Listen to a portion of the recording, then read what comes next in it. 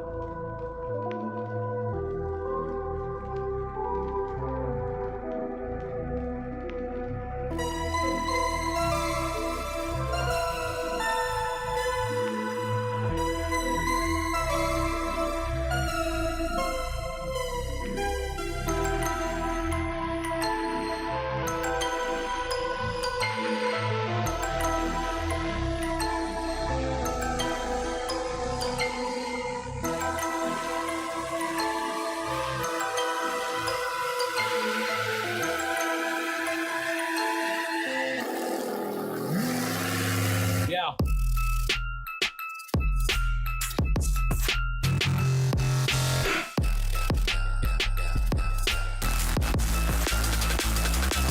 Yeah.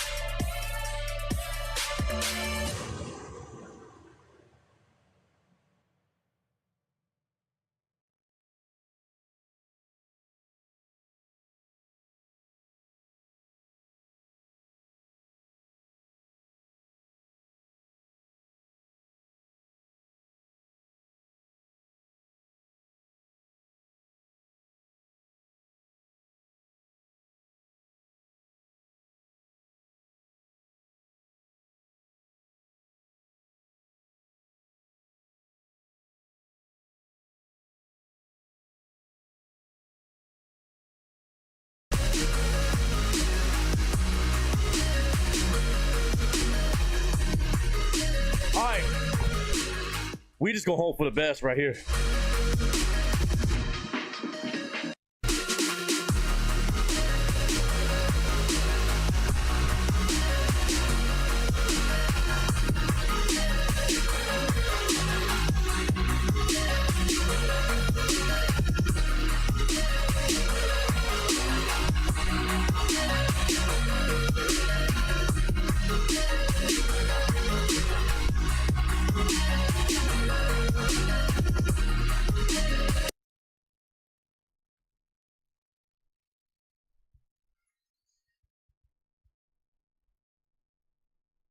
Mic check 1 2 1 2.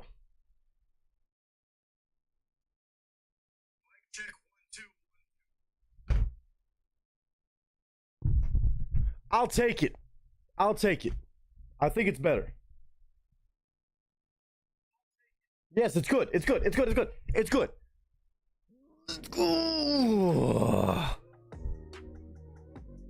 Okay, it's never been perfect.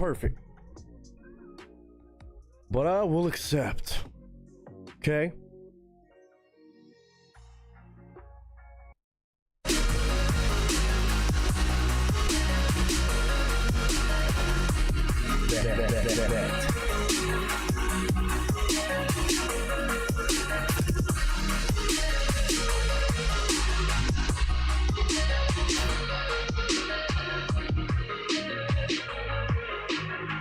I'll take it.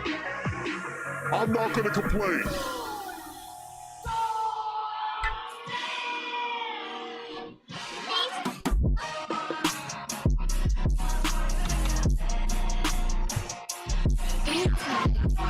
Cheers.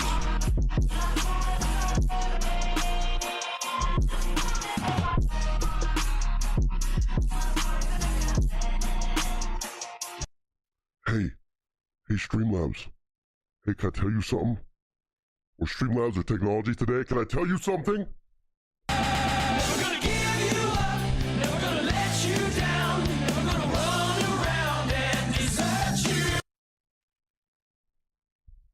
I didn't give up on you. I didn't run around and desert you, you deserted me. But we're good. It seems like everything's a lot better than it was. Because the last stream looked weird as shit. Driving me up a fucking wall, but we're good. We're good. All the hype. I will accept, Nightmare. Okay, now I can say a proper howdy to everybody. We can talk about these songs and adjust what needs to be adjusted or not. Woo! Now we're back to normal.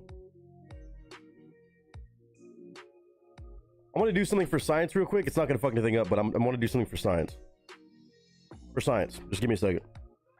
Ignore me right now. For science. I know that's my voice in the background. Hold on. If I do this.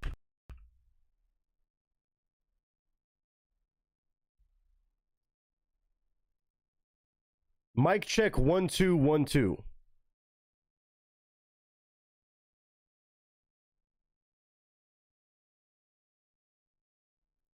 Is that better even? Why does that feel like it's even better? I don't know. I can't tell. We'll rock with it though. It might fuck up the VOD, but I don't know. I didn't break jack shit. I don't know if that's better than it just was, but we're gonna go with this. I think this is as good as it gets. Cheers. The VOD might look unhinged, but we're gonna find out. This is where we fuck around and find out. VOD gets fucked, it gets fucked. But it don't matter because today we got a good stream on the way. Happy Tuesday. 3 days in a row of streaming, baby. Who is this guy, huh? What are we doing out here? Sunday game night. Ran it back yesterday. And of course, we're back today. For some reactions, it is officially almost a week to the day of us being out there in Viva Las Vegas, baby. If you know, you know. If you're going, I hope you're excited. Even if you're not making it this year, don't worry about it. There's going to be other meetups all around the place. Even this year, I'm planning on at least a couple others. But of course, just the third year in a row. And you know we're going to party for all of you, whether you're going or not. Especially if you're not going, we're going to party extra for you. And spread that good love and positivity. And just enjoy ourselves. In the namesake of the cast and crew, it just makes sense, right? Next Wednesday through Saturday at the very least. At least those days. Vegas is calling our names. And it's calling my name for damn sure because it cannot get here soon enough. Shoot possibly some East Coast stuff. Actually, good chance probably Florida area. If I had to throw out an idea, it's either gonna be New York or Florida, maybe both. Maybe Atlanta area. I don't know. There's a good possibility of me going out to all three of those places, for one reason or another. Whether it be work, whether it just be to check out some spots and do some traveling. I don't know yet, but I'm gonna be bouncing all over. I'm getting that traveling bug, and I know Vegas is about to do it to me again. Not even really that far traveling for me, but you know.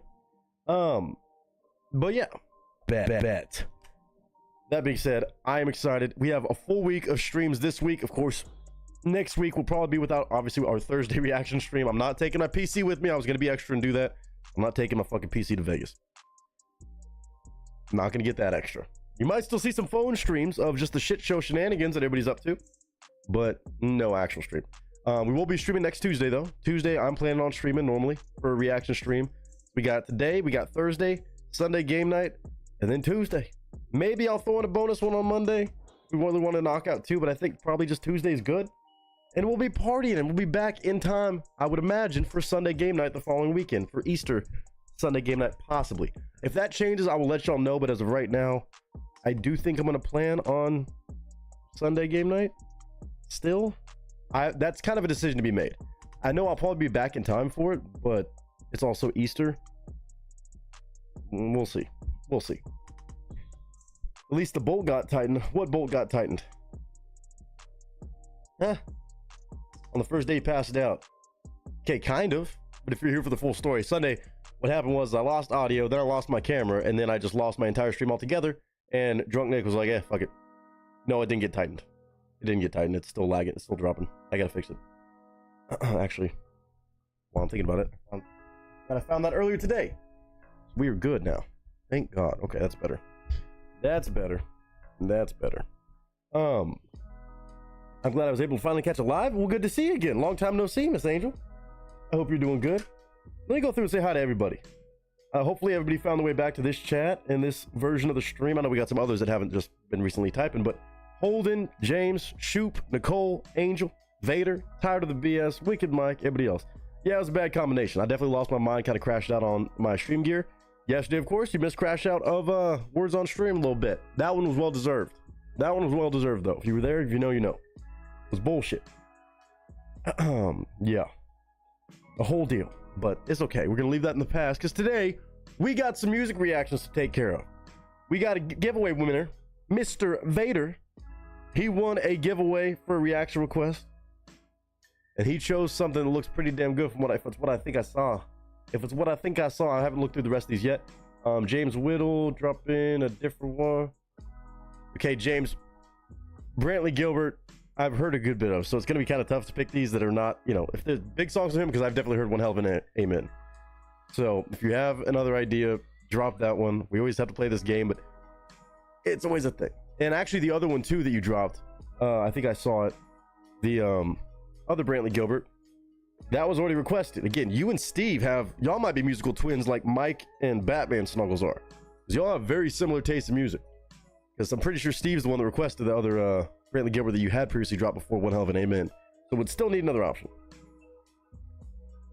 I'll take that out. Sarah Evans, I know that song a little bit stronger. That's a beautiful song. We've already done that one. Well, I've just already heard that. But we got some Macklemore and Ryan Lewis, Other Side remix. Chance is something I've heard in passing, but I don't know for sure. Like a live performance or something? I haven't really done that much of a deep dive into Macklemore and Ryan Lewis, to be fair. Could ring a bell, though. Sleep Theory, though, from Mr. Wicked Mike. That's the group we know. And he even said, clear the area, metal coming in. Sleep Theory on, is it 3 or ill? It's 3. It's just called 3, like with Roman numerals. What is it? Ill.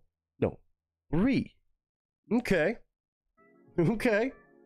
Invaders giveaway win. Or free reaction request, I should say. He won. Not giveaway, but Mini Pearl. Giddy Up Go answer. You've heard the teddy bear theory and how Giddy Up Go was part of that. Here is the other side of Giddy Up Go. Interesting. Oh, I'm excited to hear that one. Yep, that's what I was hoping for. Okay, so it's the other side of Giddy Up Go. Wow.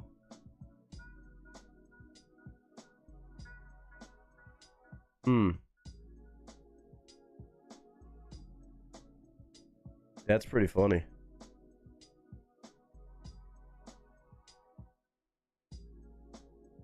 Okay. Yeah, Enemy 2 was definitely scary. What happened? I have a lot of stuff going on. I'm currently recovering from a car wreck a few days ago. Thankfully, I didn't get hurt too bad, just some bumps and bruises. My goodness. Well, I'm glad you didn't get that beat up through that. I'm sure it was some scary stuff, but I'm glad you're okay. That's the main thing. Glad you're here with us. Hopefully healing up quick. Let's see. Leanne, good to see you again. Happy birthday, apparently. Happy birthday. Batman Snuggles up in the building, too. Okay. It's just, it's called 3. Okay, it is called 3, not ill.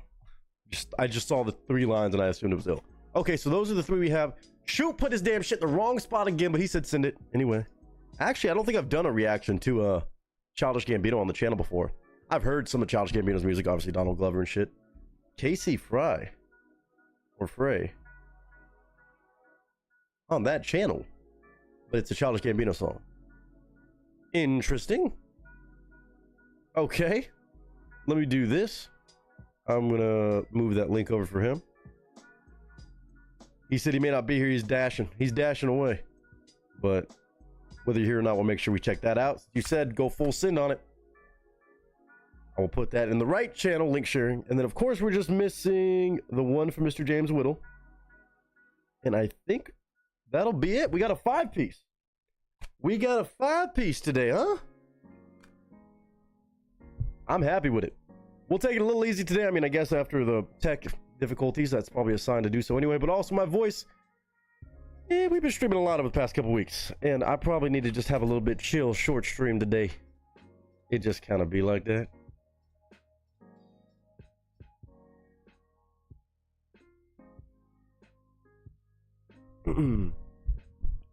Nice little 5-piece for sure. It's a slow healing process because of my anemia, but all in all, I'm very lucky. Well, I know that makes it tougher, but again, hopefully you just get that healing going as soon as possible. Keep getting that rest and just let that shit do its thing. Yeah, we got both birthday twins apparently in the building.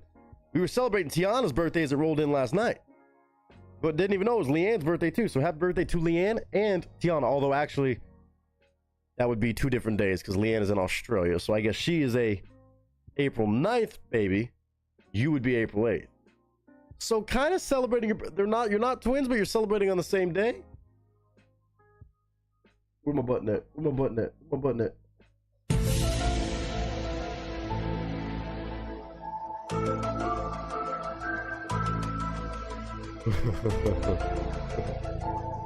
Vader's funny. 4th of July must have been very busy. Summer loving had me a blast. Oh, you just finished up dashing. Well, good deal. All right, so we got that 5-piece for today. I'm assuming Straight White Male must be able to make it by Thursday for his request. He didn't let me know, so we'll plan on that one on Thursday. Obviously, he won a giveaway that I ran because I'm just that gangster at spinning the roulette wheel on my random spins. When I feels right, it feels right. We landed on it. Straight White Male took the dub. He'll have one on Thursday. If he can make it. Nick, yup. What? Oh, yes. Yup on the birthday. Happy birthday, y'all. Both y'all. James said replacement in. What do we got? What we talking about? What we talking about? So... Wait. What does this mean? Smith and Myers. Is this two people out of Shinedown? It's on Shinedown's channel, but it says Blue on Black, a Kenny Wayne Shepherd cover. Blue on Black, man, that song really just took off for Kenny Wayne Shepherd. I fucking love that. So it's them doing a... Huh. That's just been so many amazing covers done.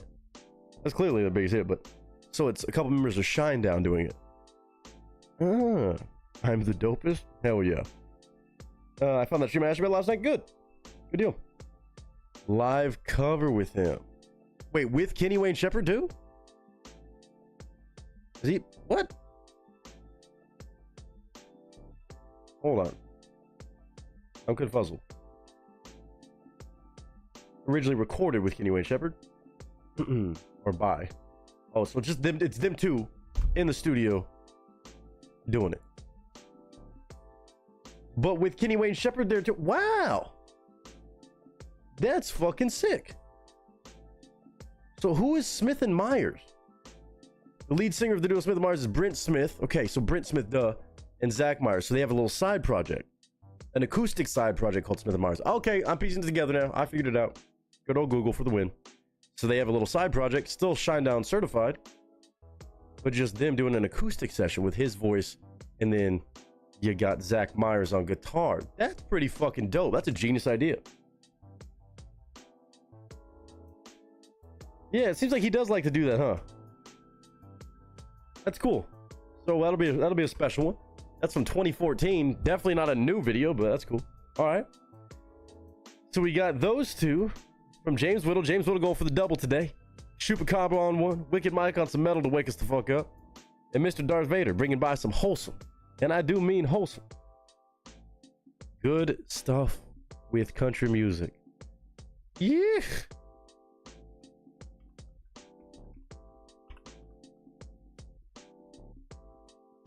That's fucking dope. Did it with 5-Finger Death Punch too? That's crazy. This one is the one that would get your knee hanging, banging your chin. I mean, probably not the country one that we start off with, but hope you got tissues ready. Okay. I'm gonna look up the lyrics again to Giddy Up Go. We're gonna do vocal warm up still, but let me just get a little reminder. Okay.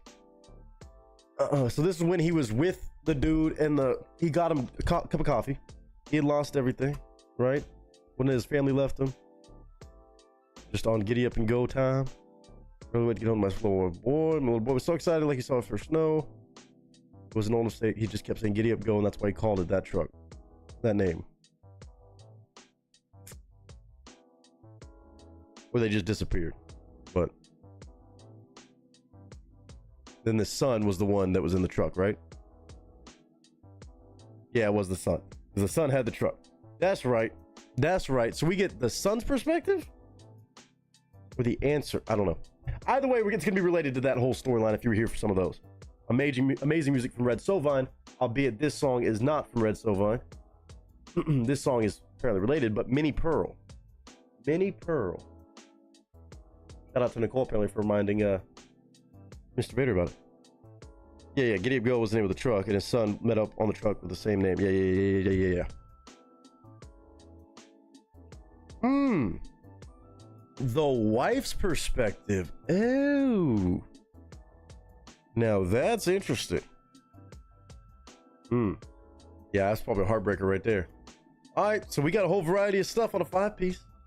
It'll be a chill out stream. Probably a short stream, but we'll see it. Take it easy. We'll see it through. I'm here with the best present for you. What? Pardon? I know like 20 BG tracks that I really like. That's awesome. I mean, I probably know a good bit of his big hits, but that's what's funny. You and Steve are both very big fans of Brantley Gilbert. I'm a fan of what I've heard. Obviously, there's always more that I can hear, but definitely a good bit that I have been familiar with. Promise you will not regret this choice. What choice are you talking about? What? Not regret what choice?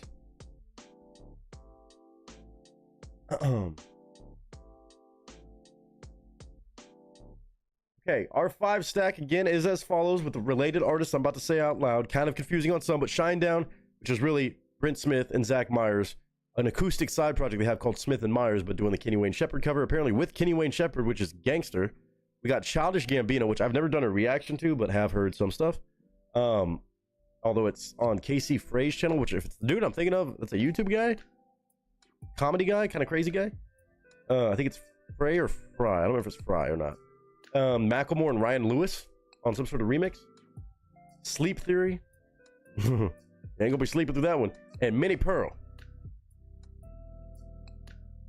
Leanne, we're already full on requests today, but I do appreciate the thought. You know that. And if it's ever just a random idea you want to throw out, you can put it in the reaction request section of Discord.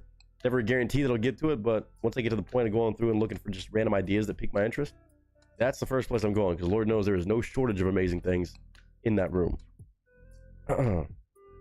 Is it Frey? F-R-E-Y? I don't know if it's Frey or Fry. I think it's Frey. I remember the name. I can't place the face to it, but we'll get there when we get there. Minnie Pearl was known for her straw hat with the price tag left on. It is Frey, okay. I think I remember something about Minnie Pearl. I don't know if I've checked out any music from her, but sounds familiar. Clearly must be a pretty legendary artist, and I remember something about a country singer who kept that tag on. All right. It's F-R-E-Y. Is the way Casey's name is spelled. But I'm assuming it's pronounced Frey.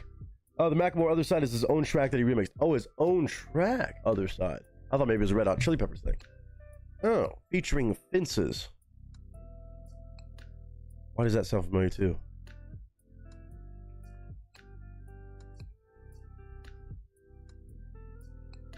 I mean, we'll approach all this when we get there, of course. We do this one step at a time, and we start off with the most important step for me. If we learned anything from Anthony Vincent last week, vocal warm-ups are important. Very importante. Also very funny lady. Fuck yeah. Gotta have a good sense of humor in music. Let's see what kind of rap beats we got going on today. She used to say a drawn-out howdy when she would come on the Grand Ole Opry stage. Fuck yeah. I mean, what other way are you supposed to greet the Opry crowd? Alright. It may be a short stream today, but there's still 5 requests. And we gotta chug our way through them and giddy up and go our way through them. Now, the order in which we do this is gonna be, of course, Vader, if he's down to go first, he's gonna kick things off. Then Mr. James Whittle, Chupacabra, Wicked Mike, and then back to Mr. James Whittle. Little short stream, but I'm not mad about it because I know we're gonna be turning up for the next several streams before Vegas. I know how it goes. We're pre-gaming this whole week and this weekend. And then Vegas, well, there's going to be pre-gaming there too, but pre-gaming during the game and post-game and pre-game again and gaming again and Super Bowl party in April. All right, let's see what random beats we got today. Which of these looks interesting? Okay. We got one with Stewie. No, that's another Ray Pandora beat. Oh, shit. Freestyle type beat. Stewie Griffin. Face tattoos and all. Got some lean in a cup. Nike tracksuit. He's got a full set of grills. I don't know what's going on, but he looks a little faded. Not gonna lie to you. That one's called With New Flow. Or you could say Stewie. The other one is just called This Flow. No, actually, no, I like this one. Inflow. Man, we're on a whole different style of these flows. Inflow is Stitch from Lilo and Stitch. And motherfucker's got a Starbucks cup with some perp drink. He's got some sort of halo over him. He's dripping perp drink from his mouth, looking rabid but with lean. A gold chain, badass hoodie, and backwards cap. Stitch looking fly these days. Stitch really be in the hood like that. I should not do that right now without warming up. So you can pick Stitch, like Lilo and Stitch or Stewie Griffin, I guess. That one's called Inflow. The other one's called With New Flow. Both from Ray Pandora Beats, we know has always fire. Always fire. Disappointed but shit happens. I appreciate that. I know, but always keep an eye out for the giveaways. You never know when you might win one. All right. Happy birthday for show. You're on your way out? Oh, you're heading out? Okay. Well, lots of love and enjoy the rest of your birthday, Miss Leanne. All right. Well, y'all are picking that. Stitch or Stewie. Crazy combo to think about. To sit in solemn silence on a dull, dark dock in a pestilential prison with a lifelong lock. What it to do to die today at a minute or two till 2, a thing distinctly hard to say, yet harder still to do. For they'll beat a tattoo at a 20 till 2 with a rat-a-tat-tat-tat-tat-tat-tattoo, and the dragon will come when he hears the drums at a minute or two till 2 today, at a minute or two till 2. At a minute or two till 2 today, at a minute or two till 2. Unique New York. Unique New York. You know you need unique New York. Unique New York, unique New York, you know you need unique New York. Red leather, yellow leather, lavender leather, lavender leather, yellow leather, red leather. Yellow leather, red leather, lavender leather, lavender leather, red leather, yellow leather. Who slit the sheets? The sheets are slit. Whoever slit the sheets is a dirty sheet slitter. The sheets are slit. Whoever slit the sheets is a dirty sheet slitter. Yeah. I feel good. I feel pretty good on that. Not gonna lie to you. What'd y'all say? That would be 2 votes for Stewie, Gangsta Stewie, to be precise, and 1 for Gangsta Stitch. Stewie Griffin it is, apparently. 4.5 minute beat. Now, Ray Pandora. This dude knows how to make some fire ass shit. Let's give it a shot. Let's see what happens. We got a chill stream on the way today. 19 people up in the building. Oh, I might have something else to shout out to. And celebrate today. It's so cool to hear how good you've gotten it. I mean, I've always been pretty good at those. Definitely on stream, I've done them a lot more than when I used to do them. I mean, I always do those anytime I'm doing acting stuff, whether it was back in the day doing stage shows. I've done those same warm-ups for 15 years. Wow, that's crazy to think about. 14 or 15 years, usually, in some combination. Damn. But yeah, it makes sense, right? Practice makes perfect. Let's see. Love Mini Pearl. If you copy this Smith & Myers acoustic cover, you will see 10 to 15 covers. I want to request the ones that interest you the most. Oh, Batman Snuggles, I think we did. There were some people trolling a little bit, but we're going to talk about it in a second. Let's do this first. Cheers, y'all.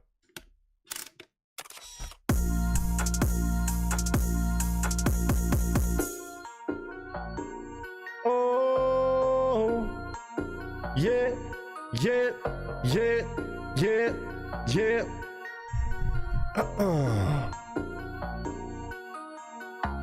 To sit in, to sit in, to sit in,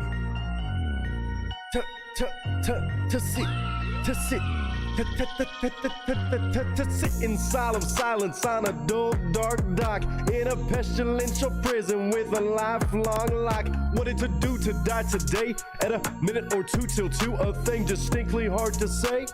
Harder still to do, for they'll beat the tattoo at a 20 till 2 with a rat-a-tat-tat-tat-tat-tattoo. Dragon will come when he hears the drums at a minute or 2 till 2 today, at a minute or 2 till 2. At a minute or 2 till 2 today, at a minute or 2 till 2. Minute or 2 till 2 till 2. Unique New York, unique New York. You know you need unique New York, unique New York, unique New York.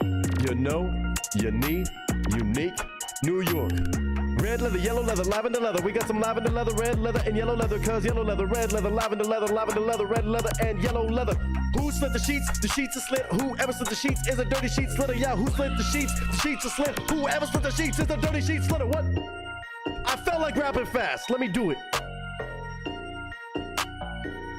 I don't know. I just felt like spitting for no reason. Yeah. Yeah. I don't know. Look, I don't know what came over me. Sorry. I don't know. I felt like I was right. I caught the beat real quick and then I was like, hold the fuck up. Hold the fuck up, man. Woo.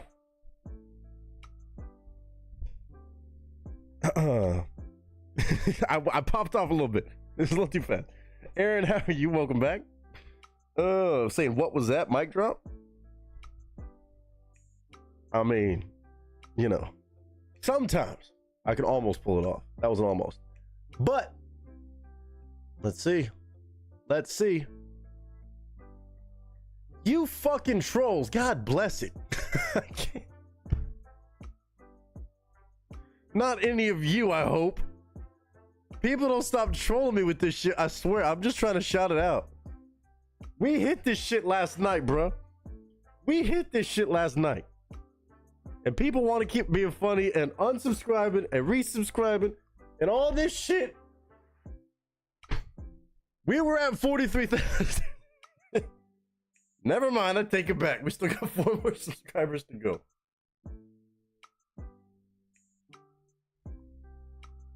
Clearly, this screenshot that I took last night was full of it. I celebrate every milestone. I don't care. I guess I just get to celebrate this one over and over again. That's just funny. So no, we have not hit 43,000 yet, technically. But we'll keep an eye on it. Costi Optimistic saying hi there, Nick and cast and crew. Howdy. Happy Tuesday to you. It could have been YouTube doing it too. Bridget, again, glad you could join us. Of course, today and also next week in Vegas. Let's see. Yeah, I don't know if it was YouTube doing that or what. They're funny though. They cracked me up. Well, I was gonna do both beats, but I'm gonna leave it at that. I feel like that kind of was a mic drop, you know what I'm saying? I gotta leave that at the mic drop. Plunk.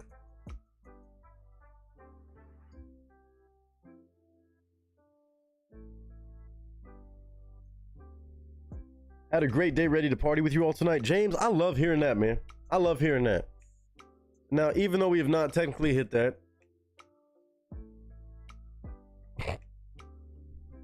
I'ma cheers y'all. Because we have a group of 17 people and we got some amazing music. We got country, we got some pop stuff, I imagine, a little bit of hip hop, maybe with Macklemore, Ryan Lewis, I don't know. We of course got Sleep Theory, if you need to get your fucking face melted a little bit. Childish Gambino, I know to be a great hip hop artist, just never did an actual reaction filmed on the channel before. And then of course, you know, we checking out some Shinedown, Kenny Wayne Shepherd cover with Smith and Myers of Shinedown, Blue on Black. I like this piece set up today. I like this. Good old 5-stack, baby. Come on. Come on. You ever sign up to be a beta tester for an app? Forget you signed up to be a beta tester? I don't think personally. Can't say that I have. I've been a beta tester before. Or like not beta on the kind of beta team. When we were trying to bring Vine back. RIP. Where is it? That happened to me. Well, that keeps it fun. Nice surprise, I guess. Hopefully something that you really wanted to be a beta tester for, so it was good news. Sorry, driving in a red light. Bridget, you better be paying attention to the road. So help me, but Jesus. I know you said you're at a red light now, but you better take it easy. There, one closer. Did we get one closer? Hey! Was that an alt account? What was that? 42,997. She better be being careful. Either way, I'm gonna cheers y'all for it now. Okay? Pretty fucking awesome. Cheers. I love y'all. And let's party it up tonight. Even on a chill stream, we can keep it nice and easy pacing, easy going. I will not be taking a 7-hour stream today, but it'll be much shorter. But a lot of great music, of course, throughout. Cheers. And let's go. Happy Tuesday, y'all.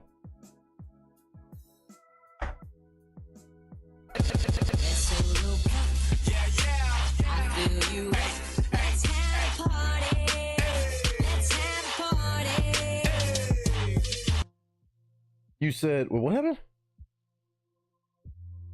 Ellie freed up because I know Snap kept updating a lot. Well, cool. Bridget said I stopped. Okay. Cheers, everybody. Subbed on my other account. What a champ. Just for the sake of the number we're on. And somebody unsubscribed again. Damn it.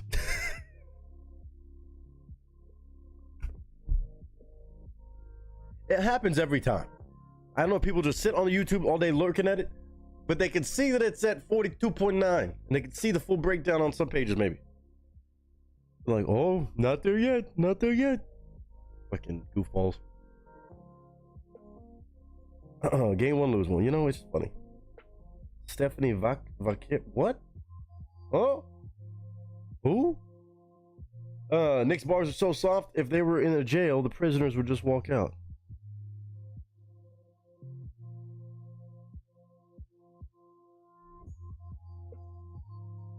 I'll take it. Oh, watching NXT. Okay. I was like, who the fuck? Like that insurance commercial. Almost had it. You gotta be quicker than that. Oh, my daughter just clicked up onto your subscription. I appreciate that. Hey, Sylvinium, how are you doing? Pleasure to meet you, and I appreciate you taking the time to do that. I promise it wasn't even that serious, but I do appreciate you very much. Back to 42,997. Let's see how long it stays, huh?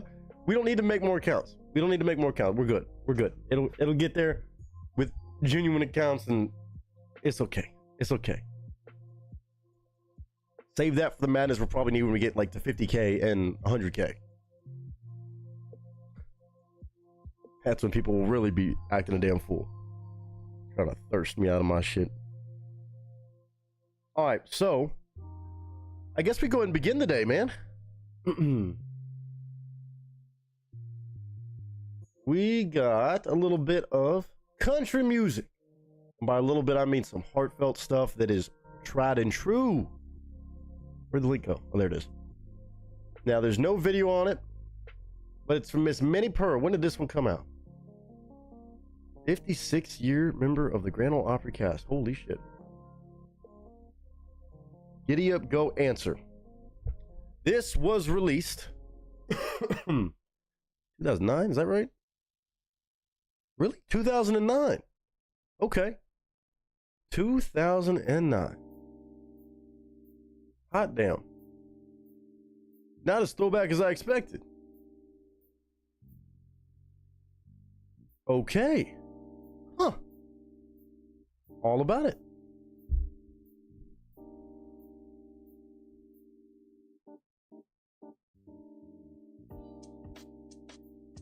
Let's see. Now, there's been a whole previous storyline. If you've not checked out Red Sovine's music, such as Giddy Up, Go, make sure you go check it out. I was going to say 2009. That doesn't seem right. But, oh, you might be right. Hold on. That was Spotify saying that. Hold on a minute. I was about to say, that would be a long time. And is Minnie Pearl still doing it? Is she around still? I hate asking that question. I wouldn't imagine she's still around. From what I imagine, what I thought she was a much more OG, like, back in the day, no longer with us artist. Oh yeah, she passed away in 1996, so that's not true. Okay, definitely not. Let's find the actual... When did this get released?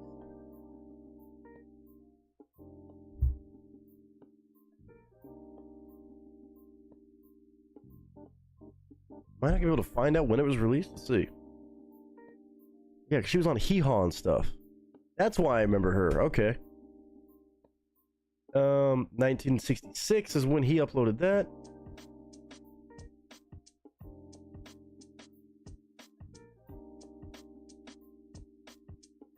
It didn't say when she... It must have been in the 60s, I would imagine.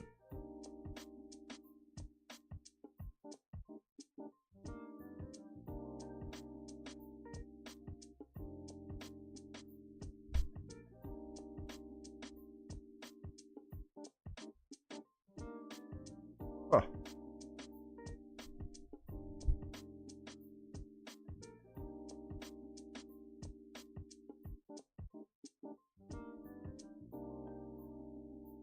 (1966) is that it? See, people saying different dates. I mean, I'll always like doing the research. That's why we're doing this. I can't seem to find a straight answer. Released October of 1960. Nope, that's his. Wait. Maybe 66. 66 seems right. Got to live a long time. I mean, 1912 to 1996. A long damn life. 83. Minnie Pearl's song "Giddy Up Go" answer reached number 1 in Billboard Hot Chart singles in March of 1996 and was her biggest hit. Okay, got you.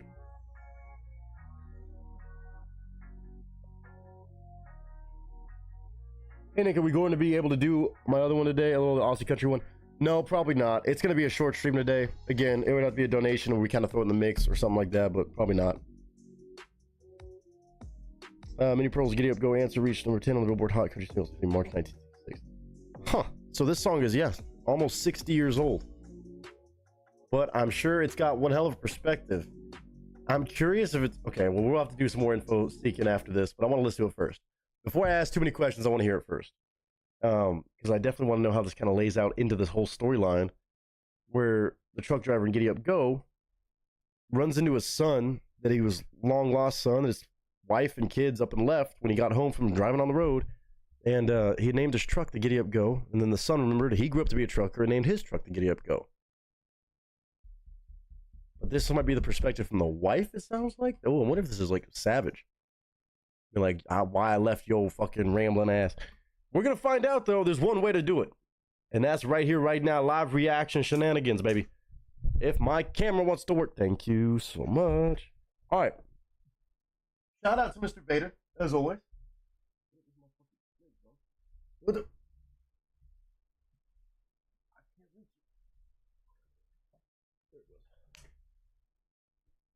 All right.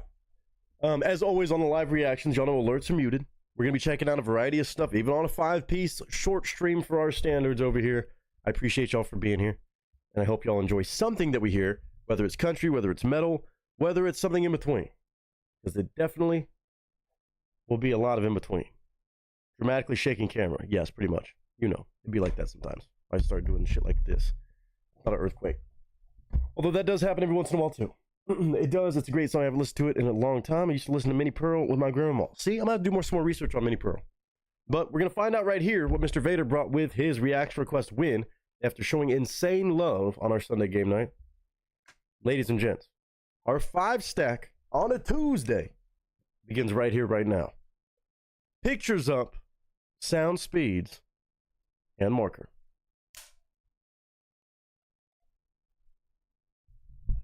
Good time, Invader. Giddy up action. What up, y'all? It's your boy Nick Nieto, aka Nick the Actor, aka Nick the Reactor, aka whatever the hell you want to call me today. Just go for it. Today, we're doing an even further deep dive into a storyline in country music that has absolutely blown me away and been something that I will never forget in my life, and I will continuously be a fan of listening to. In country music, you have iconic country songs that definitely tell a beautiful story, kind of in a way that books and movies attempt to do, but sometimes you just get in a tidbit of a song when it's done so well, especially in country music. Now, we had done a deep dive through Red Sovine and his amazing songs, such as a song called "Giddy Up Go," with a song related called "Teddy Bear," and there's a whole storyline for the trucker world out there, and a big audience of truckers definitely found this music to be extra impactful for their day-to-day listens. But we thought the stories had ended, and I guess in a sense from Red Sovine's lips, it has.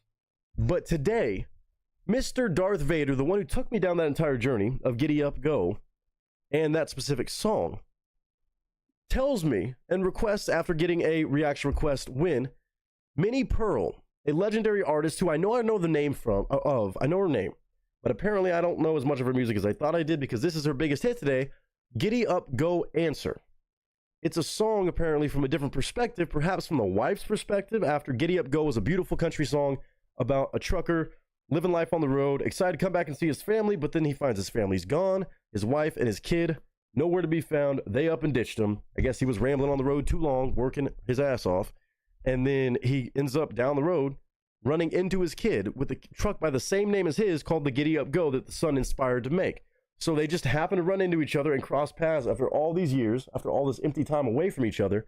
And it was kind of a beautiful story, but also left a lot of questions. So I can see why Minnie Pearl might want to provide a different perspective.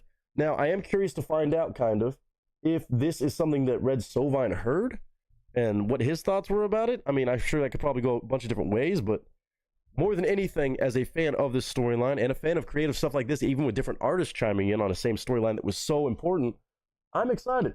I think, whoa, hold on, let me fix that. It got bumped. There we go. I'm really excited to see what she has to offer, maybe as a different version, a different parody, a different perspective, and we'll give it a shot. And again, Minnie Pearl, I probably have to do a lot more listening to. Any artist like that is as legendary of a Grand Ole Opry member like I was reading up on, a full long life, very well versed in country music, very well known for doing a lot of comedy and stuff, and of course just doing it at a very high level. I definitely have to check out more, but today it starts with this. My first reaction to Minnie Pearl. I don't know if I've heard it before, I doubt it, but now I have the context. Giddy Up Go, a different perspective, but it's called the Giddy Up Go Answer. Thanks to Vader, I'm going to pause, give my thoughts and commentary, and just enjoy this story wherever Minnie Pearl's going to add her little twists and spins, and we'll see what I think if it does it justice or not. But Vader, you know I appreciate this, proper good old country music, the real kind, right here, right now.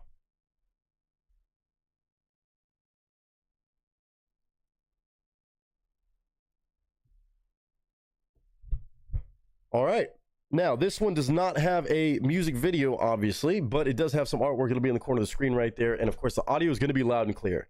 I will pause whenever I want to. It's a reaction video. It's my review, my commentary of the song. Just sharing my personal opinions. And of course, I'm going to try to pick out what I can hear on a first time listen. I know a lot of y'all probably heard this song a lot. I'll do my best to see what I'm hearing. And of course, translate it to where it fits into the story of Giddy Up Go. But this one, Giddy Up Go Answer. Minnie Pearl. Thanks to Mr. Vader as always. He always knows how to pick these. Let's do it.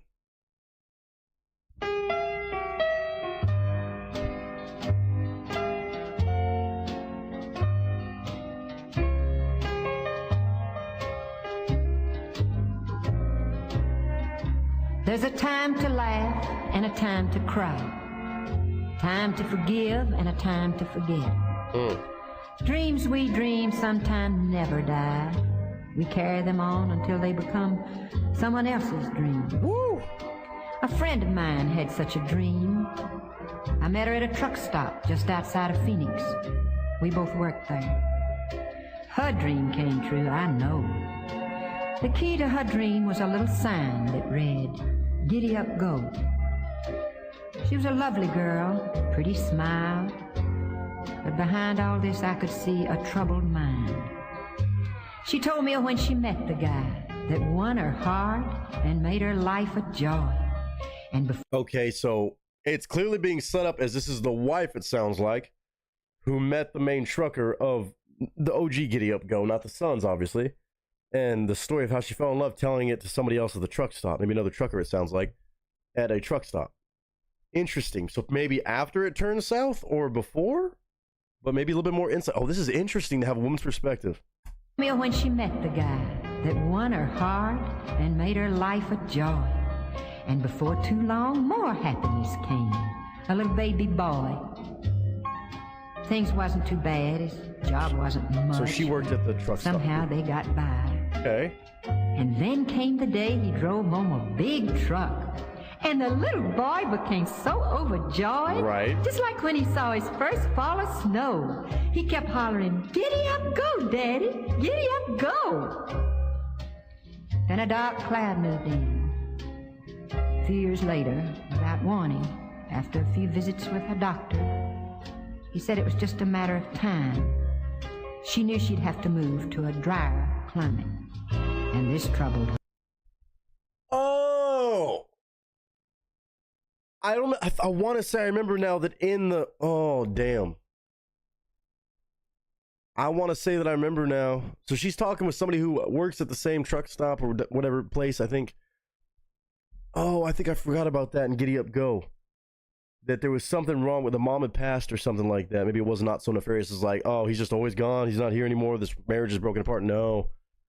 Oh, or maybe I just had that question. I don't remember if it was actually in the lyrics of the last one. Damn. Okay, so that's, she didn't want to be, damn. Knew she'd have to move to a drier climate, and this troubled her mind. So without leaving a trace, she took her son and left town one day. That's crazy, though. She settled here, and we became the closest of friends. Oh, We it's a new talked from spot she works. time to time, and she'd smile, and her eyes would glow when she'd tell me about Giddy Up Go. Each time a truck would pull in, I could see her stand and stare. Wasn't long before she had to give up being a waitress here, and she moved on out of town, not too far. We visited almost every week. God, I love these songs. The boy now's almost grown. He's the image of his dad, she'd say. The most handsomest man I've ever known. The dark cloud once more moved in. And as I stood close by, once again she told her story. I could see a tear in her eye. I know my son longs for the road. And the last request she had, let him become a truck driver, like son, like dad. The boy soon left town. I never knew for where. But I find myself watching every truck that pulled in around the curve.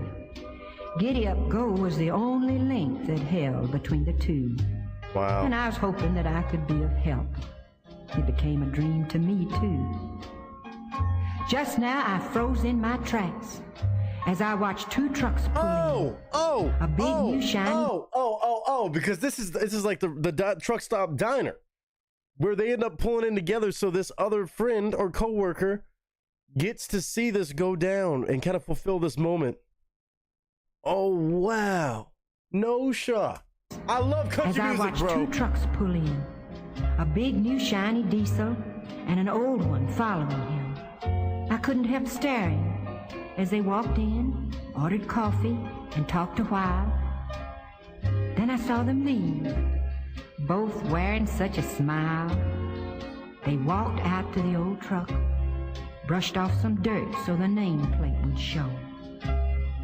He showed him. Before my eyes, a little sign that read, Giddy Up, Go.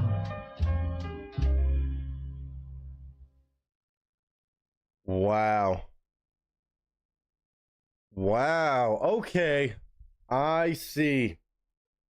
So this was from the perspective, I'm assuming after mom had passed or just stopped coming out. It sounds like she passed. So when it says Giddy Up Go answer, it's more so the answer to maybe what went down on the other side, kind of, or the other perspective, which is very, very clever. I still don't like the fact that she just said, oh, sorry, I'm getting sick, so I'm just going to leave without saying anything to my husband and my father's kid. Or what? You're not going to let the... that's crazy. There's no justifying that. I'm not going to pretend to justify that. But I do love having this perspective. And I'm so curious. I'm going to have to look it up after this reaction. Because, of course, it's just stunning country storytelling, just like Red Sovine has been throughout all the songs in this same lineup. It's such a cool thing when you can take live stories like that, as crazy as they may seem.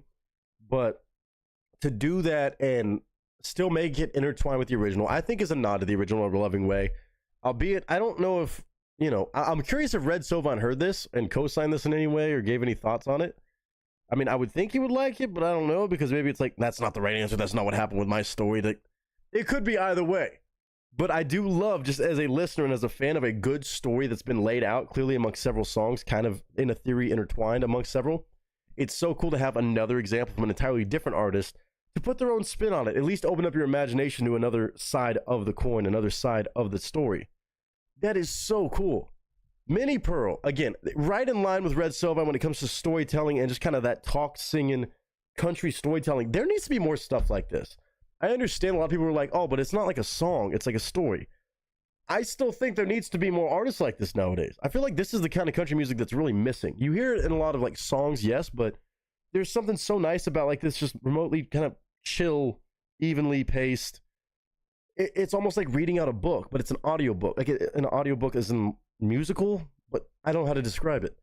I feel like there should be more stuff like this, kind of like in the Johnny Cash worlds where it's, you know, steady chugging along, but telling a very beautiful story, because we need storytelling in music, especially in country music more than ever, I think. But Minnie Pearl, my first time ever reacting to any of her music, obviously, and also maybe my first time ever hearing any of her songs. This was her biggest song. I can't say I've heard of it. I've heard of Minnie Pearl. And Vader mentioned she was well known for wearing a hat with a tag on it still. I know she did a lot of comedy from what I remember. I probably have seen her because I think I also saw something about her being on Hee Haw back in the day. And I've watched some stuff from Hee Haw definitely throughout the years. So maybe I have seen her and I just didn't really clock it. But this was a real special request.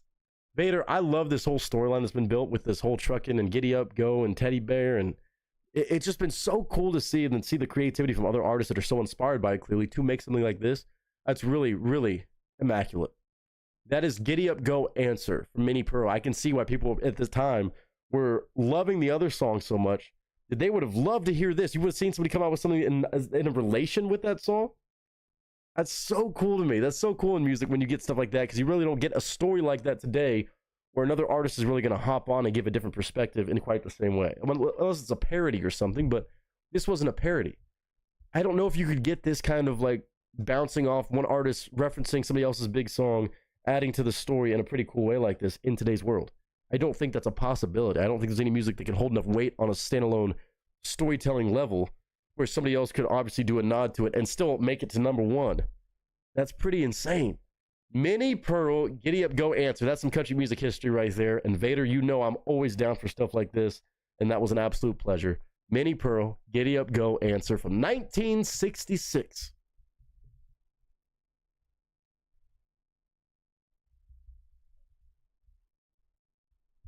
Man, it blows my mind every time I hear country music from this era, again, the 60s like this.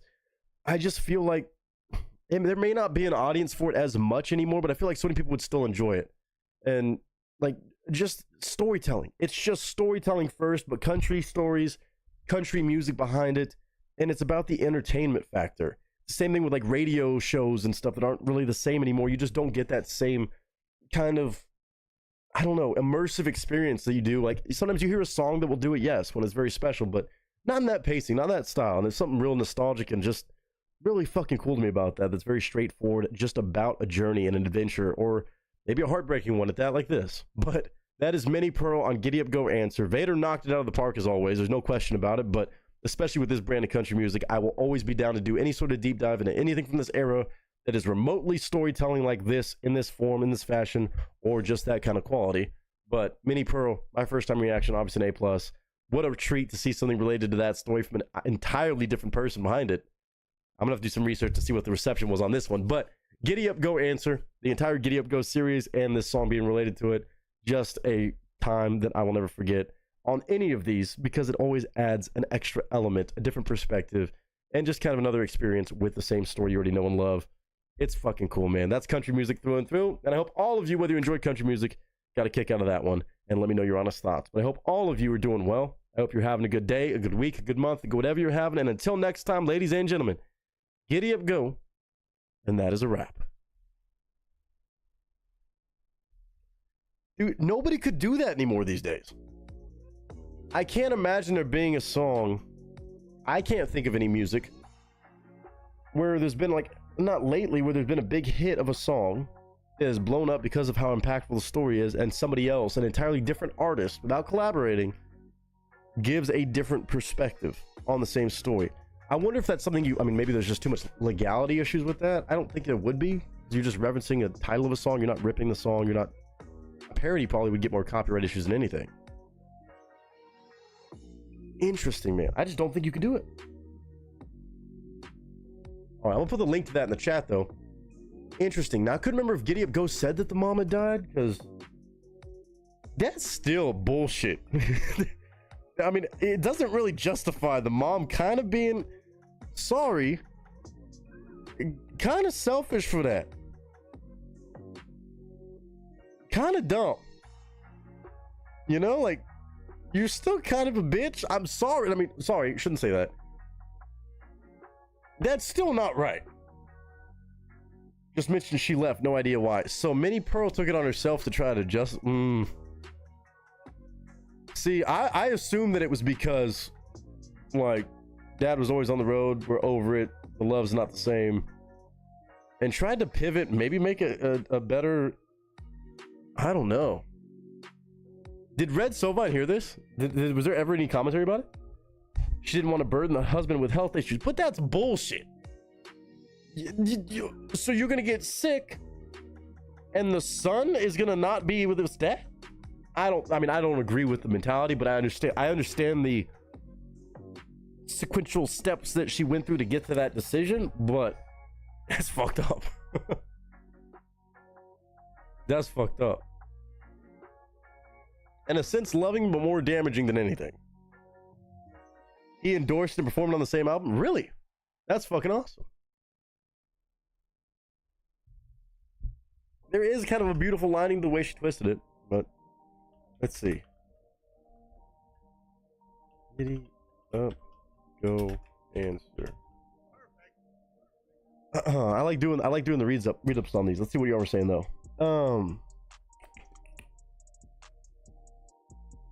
Okay. Wow, what a cool twist though. To see that play out, knowing what the story was kind of already in the past because of the wife. Thank you, Vader, for this request. This song is going to take me back to when I used to listen to it with my grandpa. Oh, he endorsed it 100%. Wow. I think I heard this before too. Also, thank you to Nicole Jewel as well. Minnie Pearl was awesome. Fire emojis. Coworker. Okay, that's what I thought. I got there. Yeah, because the diner makes sense when they stopped in for the cup of coffee. Amazing storyteller. She truly was one of the greatest. Sounds like it. She was up there, right there with Red Sovine.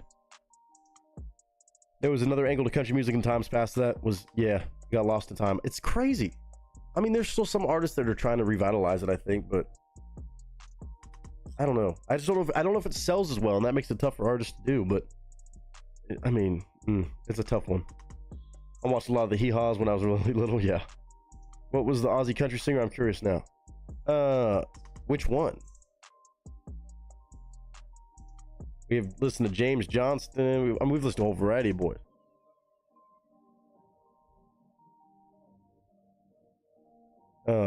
Lee Kernaghan, all of them. It really is a lost art.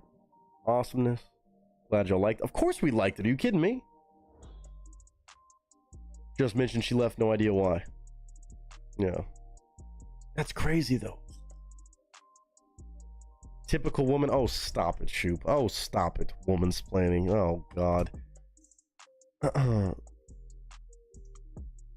Okay, James just already calling out what he wants to be his first when we get there. Okay. Let me do some reading on this real quick.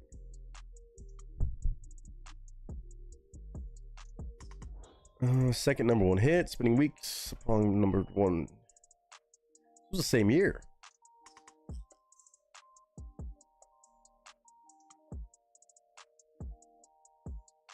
Wow.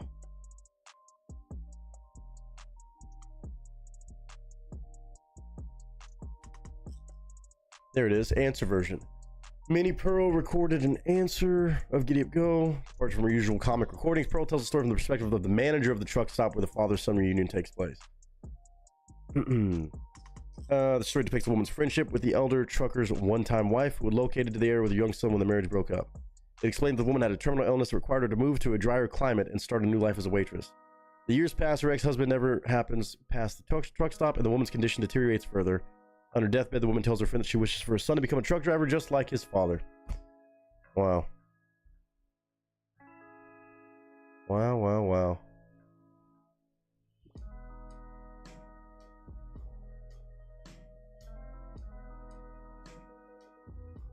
Red Sovine's Giddy Up Go got up and left after Minnie Pearl climbed aboard the bandwagon. What is this? Hold on a minute. What is this?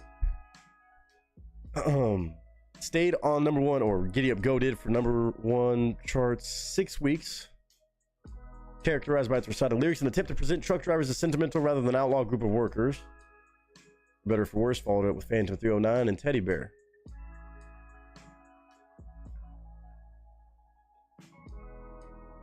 Man. Okay. The sequel never best the original is often added. Wow, this is a fucking slam piece on it, huh? Arguably the best known comedian, male or female, in country music history. Spent over 50 years on the Grand Ole Opry and 22 years as a cast member of the television show, credited with introducing country music to a national audience. Hee haw. Amen. 22 years as a cast member of Hee Haw. Trained in theater and dance. Lots of comedy albums. But she was never a singer. Then again, at least in many of his trucking songs, neither was Sylvain. Perhaps a chance to release a recited single with chart-making potential motivated Pearl. In what was clearly an attempt to capitalize on the success of Giddy Up Go, Pearl inexplicably recorded a sequel, Giddy Up Go Answer. Debuted just weeks after the original fell from the #1 spot, so it was right after the other one had #1. Wow. In Pearl's recording, only one briefly hitting #1 on the country charts itself, she retells Giddy Up Go from the perspective of a waitress. One might expect Giddy Up Go Answer. What kind of title is that? Bit extreme. To be a statement from a strong-willed wife who left a husband who cared more for spending weeks alone in his trunk than take care of his family. I thought that's where it was going. It says, but that is not the case. Instead, Pearl describes a wife who left her son without a trace or reason. In Pearl's version of the story, she does mention that the wife had developed a terminal disease, something she apparently didn't tell her husband. It says, so without leaving a trace, she took her son and left town one night. Was the lyric spoken by Pearl in response to the wife's knowing she needed to move to a dry climate. Wife soon dies. Kind of tells out the story. Giddy Up Go answers little, but it does leave a question for listeners to ponder. Why? Why did Pearl record the tune? Why did she think the original story needed an answer? I'm not that mad about it, I don't think. I mean, why did she think Sylvain fans sought an answer? Why did she not think Sylvain would have revealed an answer if it mattered? It is kind of crazy to do that with somebody else's song. It kind of is. I get it. I get what they're saying. But if Red Sylvain co-signed it, then it all is good. If it wasn't that case, then I'd be like, that's kind of rough. Completely in the artist character and well played to his audience, truck drivers. Pearl, on the other hand, stepped out of her role as beloved comedian to record what, for many, was a meaningless single. I don't know about meaningless. Country music had far less variety than future decades would offer. Giddy Up Go Answer was Pearl's first and last charting song. Really? In fact, it was the first and last song she recorded, period. Really? Over the span of 54 years, Sylvain's Giddy Up Go remains a high point of trucking music. Pearl's, quote, answer is mostly forgotten. And if Pearl ever doubted why her song lacked staying power, she might ask the truck driving father when he pulls into her truck stop. Sorry, Minnie, he'll say, Giddy Up Go heard your song, and he done got up and went? Jesus Christ. Chris Rutherford, you kind of crazy, man. Chris, calm down a little bit, you know? Was he a trucker or something? Was he buttered about? I don't know. Chris, you gotta take it easy, man. Scathing review. Jesus Christ. And the truck driver heard it and said, I had to Giddy Up Go. Chris looked like he's a hater, though. He looks like, look at Chris. That was his face when he heard the song, too. Hey, that was his face when he heard the song. There's a woman in country music. Oh, shit. He's entitled to his opinion, too. I mean, I can't talk. I give my opinion on songs all the fucking time. But, not a trucker too soft. If Red fucking co-signed, it's all good. Man, fuck that shit. 1966 was the last time he had fun. I mean, I guess so. He's just mad. He wanted a song about a fucking nasty wife leaving him because he was busting his ass too much working as a music reviewer. And he ended up getting a somewhat not justifiable, but different answer from a woman's perspective. How dare she want my son and me to make an act?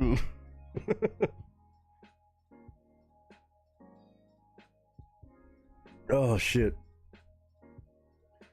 You were trying to find something for me. What you talking about? Must be a Rolling Stone piece. I don't know, man. Wasn't Rolling Stone, but Rolling Stone ain't got nothing on old Chris. Chris crazy, man. Yeah, it was definitely a different time in music. That shit was funny. Dude, that profile picture did him no justice. Fucking fantastic. What's Chris Rutherford up to these days? Let's see.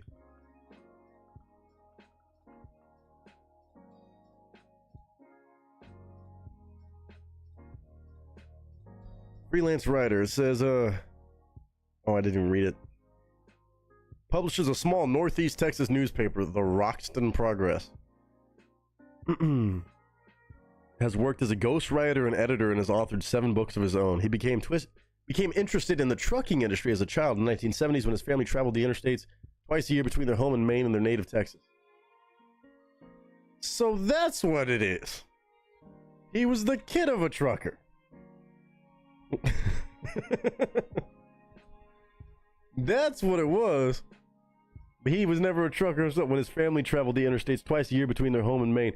Oh, he just got sick of being in a fucking truck. He had an interest in it, but only if they talk shit about it, you know? Oh, shit. Charlie Daniels, Legend of Woolly Swamp. Oh, I think I know that song. If I heard it, I'd probably recognize it. Yeah, Charlie Daniels was a great storyteller, too. I mean, obviously. There's some. But did he lie in that article? I mean, you can't lie with an opinion. He definitely laid out the storyline and how it played in, but again, he's entitled to his opinion. I thought it was a bit aggressive, I would say, but entitled to. It's his job. It's his job to do that and get clicks. He did it.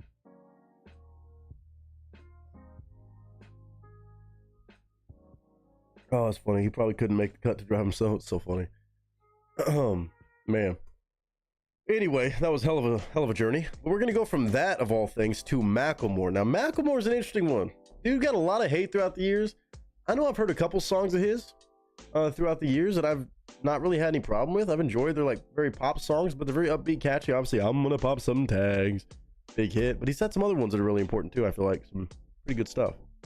A lot of very emotional ones too. I know he's had. Now, this could be a song that I've heard. I'm not so good with titles of stuff like Macklemore songs, but this is apparently some sort of live performance. Macklemore and Ryan Lewis always going together. Ryan Lewis, the producer. It's called Other Side, so it's his song, but it's a remix featuring Fences. I don't know who Fences is, unless that's maybe somebody who's featured on the original, singing or doing something part of it.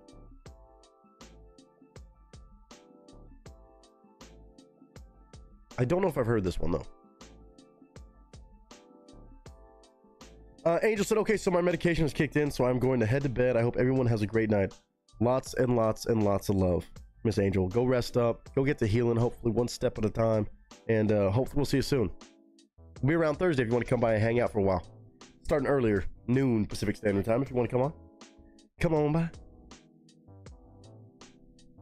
But shit, it was 99 cents.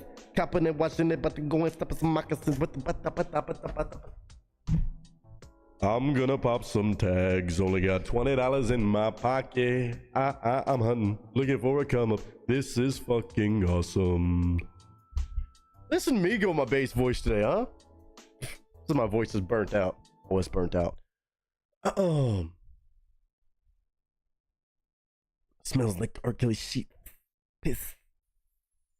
But shit, it was 99 cents. It's gonna be stuck in my head now. God bless it. Well, let's get it stuck out of my head.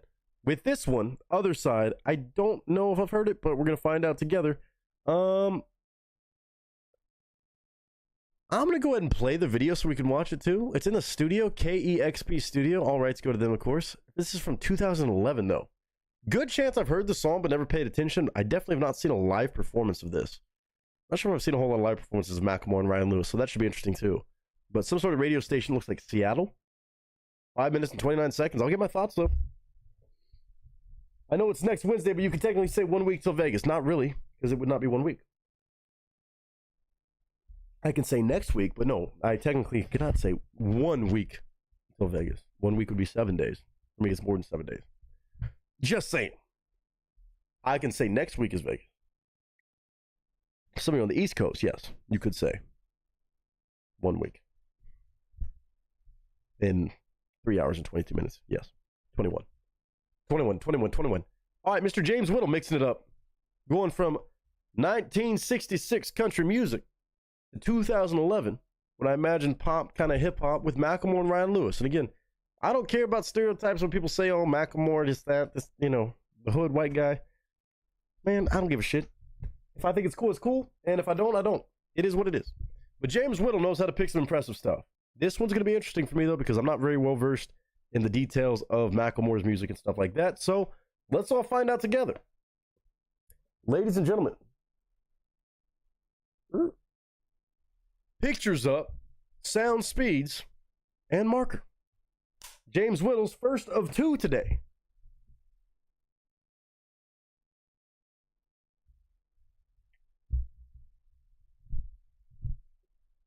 Thank you, sir. Let's do it. What up, y'all? It's your boy Nick Nieto, aka Nick the Actor, aka Nick the Reactor, aka whatever the hell you want to call me today. Just go for it. Boy, oh boy, am I a fan of thrift shops. And the song Thrift Shop, of course. The big hit from the one and only Macklemore, and I guess I should say Ryan Lewis as well. The 1-2 punch that seemed to be doing a lot of music together throughout the years. Obviously, very well known. But to me, I can't say that I know a lot of music from Macklemore and or Ryan Lewis. The big hits, yes. This one even today might be a song I've heard in passing, but I get to do a full reaction to it today. It is a song called Other Side that apparently was originally a Macklemore and Ryan Lewis song, but this is a remix featuring somebody by the name of Fences on a live performance on KEXP, some sort of radio station, looks like in Seattle perhaps. So a live performance of a song that I guess they remix in this moment. I don't know how much it's going to be different from the original because I can't say I know the original. I can't say I don't know this one. But I do know Mr. James Whittle is behind the request. And he's requesting this exact performance, this exact version, for a reason. The man always knows how to find amazing things. And this one, again, one of those amazing things that has somehow missed me for over 10 years. This was a video posted to YouTube on February 28th of 2011. It's 14 years old. Lord have mercy. Again, it's called Other Side. Apparently, it's a remix of his own song they did live for the radio station, I would guess. It recorded in February of 2011. 1.8 million views. Again, it's on a channel by the name of KEXP. Shout out to them. I am doing a video reacting and giving my review and commentary of the art and showing the video. But I hope y'all go show love to KEXP if you want to show some love on this video, no matter if it's 14 years old or not. This is going to be something different, man. A lot of pop music and stuff that I know kind of Macklemore and Ryan Lewis to be running in as of late, I think. Not always my go-to, but I can't really say everybody's the same in that world either. There's some stuff I like, some stuff I don't. But I do know Macklemore and Ryan Lewis have had some songs that have been pretty emotional, pretty intense, and really with some depth besides just the catchiness you think of when you think of Thrift Shop and all that stuff. The I'm gonna pop some tags. Like, that stuff is fun, but I know that they have a lot more core, really intense music too. So maybe this is one of those, maybe it's not, but either way, my first time reaction is right here, right now. So I'm gonna pause, give my thoughts and commentary throughout the song. Anything I'm hearing, anything I want to chime in on, or just my personal honest thoughts, which again, that's the name of the game. Y'all are all welcome to say you like it, you don't like it. Just keep it respectful. It's all about finding new stuff and experiencing new things. We don't know until we try it. And like today, I got to try this one. Thanks to Mr. James Whittle, Macklemore and Ryan Lewis, Other Side remix featuring Fences live on KEXP. Check it out.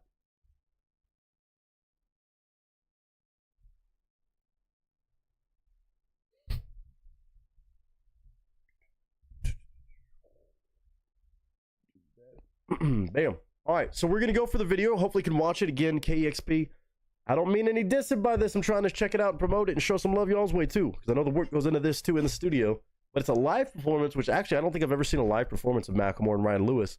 So really a pretty cool experience here. My first time I do believe ever doing a reaction to Macklemore. Maybe not. I don't know. Macklemore and Ryan Lewis though. Welcome to the channel today. And from 14 years ago, Other Side remix featuring Fences.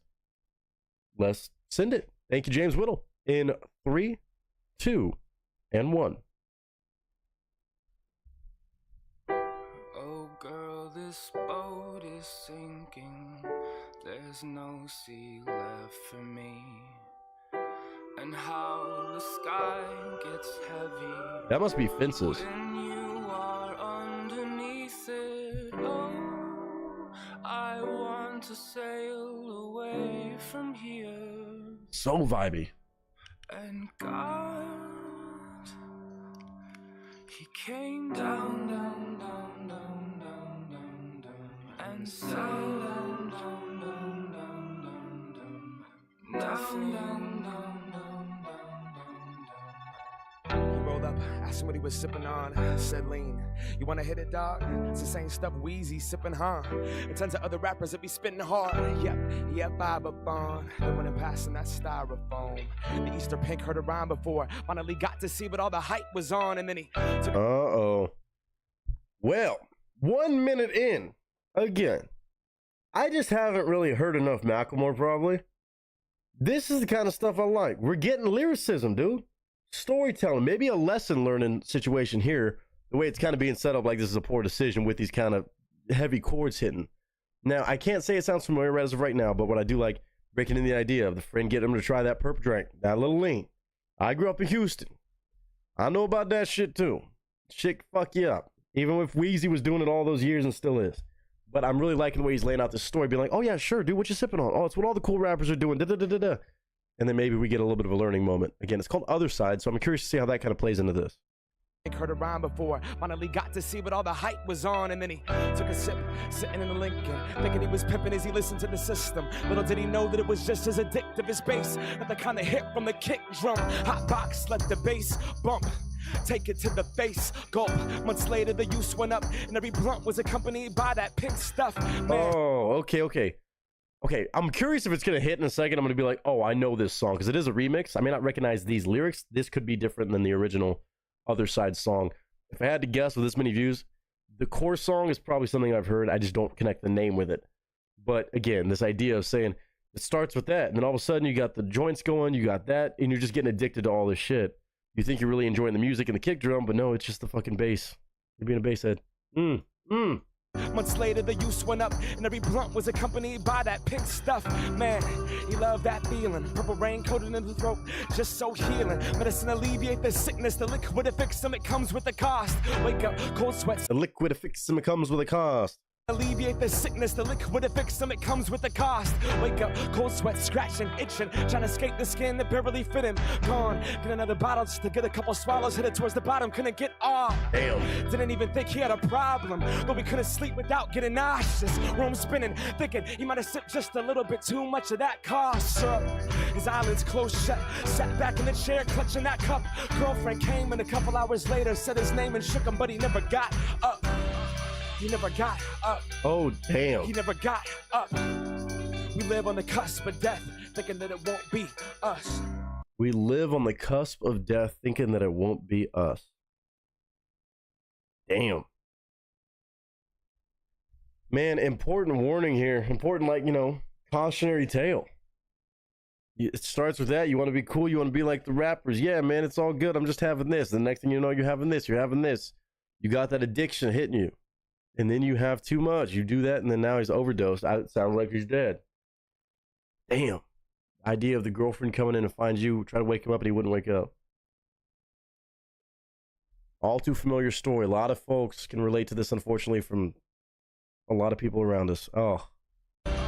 He never got up. He never got up. We live on the cusp of death, thinking that it won't be us. It won't be us. Macklemore needs some more respect for stuff like this. Us. It won't be us. Nah, it won't be us. Oh girl, this boat is sinking. There's no sea left for me. God, what a fucking hook. And how the sky gets heavy when you are underneath it. Oh, I want to sail away from And that kind of feels like what you imagine the lean it costs her. Oh. And God came down, down, down, down, down, down, down, and sailed. It sounds like you're tripping out, kind of. Wow. He just wanted to act like them. He just wanted to rap like him. Us as rappers underestimate the power and the effects that we have on these kids. Say it again. Man, shout out to Macklemore. Shout out to Macklemore real quick, bro. Man, artists of any kind, you got a responsibility to not be rapping and performing and doing shit about, hey, just do these drugs, you'll be fine. It's what all of us are doing. Molly Percocet, this, that, in the club. Dude, it ain't worth it. It ain't worth it. Like, I love Lil Wayne. I'm never going to listen to his music, like, in supports of, like, hey, promoting lean and shit like that. Again, I grew up around the shit. I'd be lying if I said I never tried it once as a stupid teenager. I realized quickly that shit's just not fun and it's not smart. Learn the hard way. But, like, obviously a lot of people can learn a lot harder ways, and it's just dumb. It happens easy when you see it in fucking music and shit, and you're like, oh, let me try it, let me rock with it. No. So shout out to Macklemore, knowing that he has a huge platform like this, where he can say, hey, artists, we got to get our shit together. Okay, we can talk about having fun, this, that, the other, but there comes a line where you're influencing. You have a lot more pull with these younger generation of kids, and you realize, don't be reckless with it. Mad respect to Macklemore for that. Very, very important here. Wanted to act like them. He just wanted to rap like him. Us as rappers underestimate the power and the effects that we have on these kids. Blunt pass, ash in a tin, pat being pushed, harassed by the feds. Fact of it is, most people that rap like this talking about some stuff they haven't lived. Yes. Surprise. You know the drill. Yes, a lot of them throw that in their raps, which people think, oh, they're doing that, I must be doing it. Most of the time, they're not even doing it. They're just repeating what they hear other rappers talk about, even though they're not doing it themselves. But everybody's like, oh, well, they're doing it. They're not even. It's not even the case. Oh, man. Macklemore, mad respect on this, dude. Fact of it is, most people that rap like this talking about some They're not stuff actually they doing haven't lived. Surprise, you know the drill. Trapped in a box, decline record sales. Follow the formula, violence, drugs, and sex sells. So we try to sound like something else. This is not Californication. No way to glorify this pavement, sir. Percocet in an eighth a day will leave you broke, depressed, and emotionally vacant. Percocet in an eighth a day will leave you emotionally depressed or emotionally vacant. It's so true. It glorifies it. And again, most of the time, that is the crazy part. The ones that are rapping about it, making music, are doing it because they think it sells. Not because they actually, A, do it, or even mean what they're saying. They're just talking about the shit because that's what everybody else is doing to get sales. Somehow it became a cool thing, which is fucked up. Good on Macklemore in 2011 for making a real conversational piece of hip-hop that is saying, hey, guys, don't fall for it. And also, some of you idiots out there making music about that shit, especially when you haven't lived it, don't. You're glorifying it. Don't do that. Despite what Lil Wayne says, it's not conducive to being creative. And I know cause he's my favorite. Yep. And I know cause I was off that same mix. Rationalize stuff that I try after I listen to dedication. But he's Yeah. And that's where you have to separate the art from the artist, and you have to do your own critical thinking on, hey, is this actually a good move? Like, Lil Wayne, I consider one of the best rappers, in my personal opinion, one of the best rappers to ever do it. He's in my top 5, probably, personally, not saying in the world for everybody, mass list, no. In my top 5 of rappers I grew up listening to and loving his wordplay, this, that, the other. But I also know how much he was caught up in, like, talking about the lean and perp drink. That shit, I mean, yes, it's catchy, it talks about it, but I realized, like, hey, that's not something you want to do. But I got to give him respect. He's calling out Lil Wayne and kind of using an example, and it's saying, hey, he's my favorite too. I get it, but there's an effect to mentioning that stuff, dude. Creative, and I know cause he's my favorite, and I know cause I was off that same mix. Rationalize stuff that I try after I listen to dedication. But he's an alien. I'd set that stuff pass out or play PlayStation. Months later, I'm in the same place. No music made, feeling like a failure. And trust me, it's not dope to be 25 and move back to your parents' basement. Oh my God, the way he's rapping this. You can tell how much this means to him. He's not just making this to have a holier than that perspective. He's not saying that. He's just like, look, I learned the hard way, so here's my story. You can see how much it hurts him, or he just feels it, I should say. Maybe not hurt in the moment, but you can see how much he's truly performing this live on a radio station setup. You can't fake that. That's a real rapper right there. That's a real artist. Talking about his life experience and hopefully getting through to people so they don't have to make the same mistake to learn that lesson. There's some things you want to learn mistakes by doing the hard way, and you're going to learn them the hard way. Some things, not worth the risk of trying to do it. You can try to help others, though, by avoiding those kind of things. Aren't things you got to do to learn. No, you can just hopefully take a cautionary tale like this and not fall victim to it. Pass out or play PlayStation. Months later, I'm in the same place. No music made, feeling like a failure. And trust me, it's not dope to be 25 and move back to your parents' basement. I've seen my people's dreams die, seen what they can be denied. And we's in a drug that's D now. Groundhog Day, life repeat each time. Seen Oxycontin take 4 lives. I grew up with them, used to cheat dimes. Seen cocaine bring out the demons inside. Cheating and lying, friendship cease, no peace in the mind. Stealing. Oh my God. Okay, I'm going to go back a little bit, but holy shit. Talking about all of it. And I know this dude used to be like a meme, right? Like everybody used to be like oh, just Macklemore, white boy that's hood and raps. The dude is actually a good rapper. He has great music. And of course, it happens to be like a poppy, goofy, lighthearted comedy song like Thrift Shop. Great commercial success. Put his name in front of a lot of new faces. Millions and millions of people. That song is a massive, massive hit to this day. But he makes real music. And it's not going to get the same push because well, doesn't sell.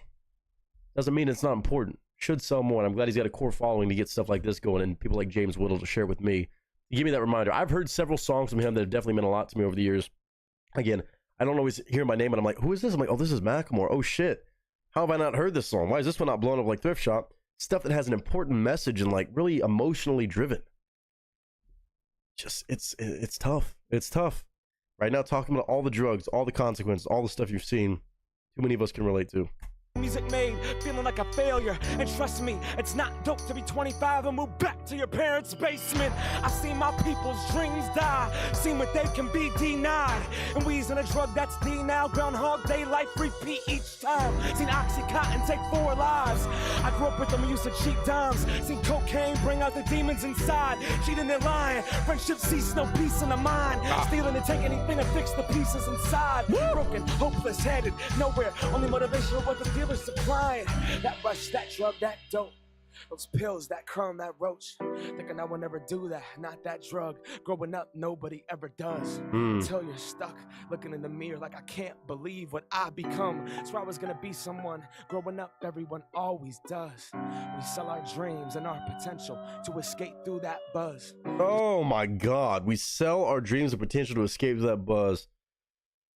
Oh man. Now look at all of this going down in one moment, in one studio. Talking real to so many people that go through it, man. So many people, like I know so many people that just got caught up in it. No matter what that looks like for them, that just turn to that instead and lose their dreams because they sacrifice all of that for a quick buzz or a high or this, that, the other.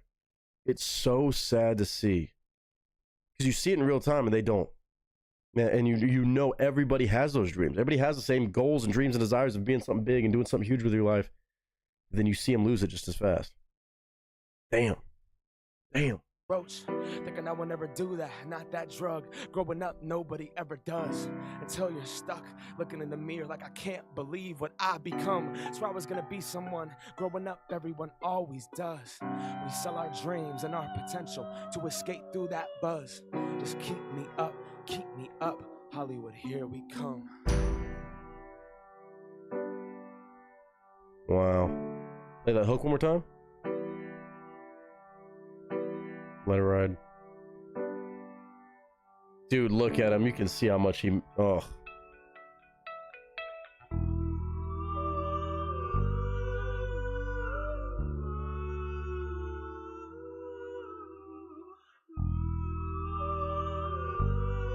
Wow.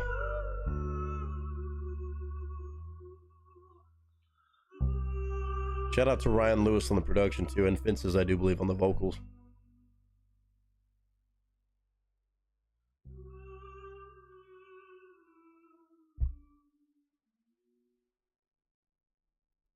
Damn. I mean, like, dude is a performer.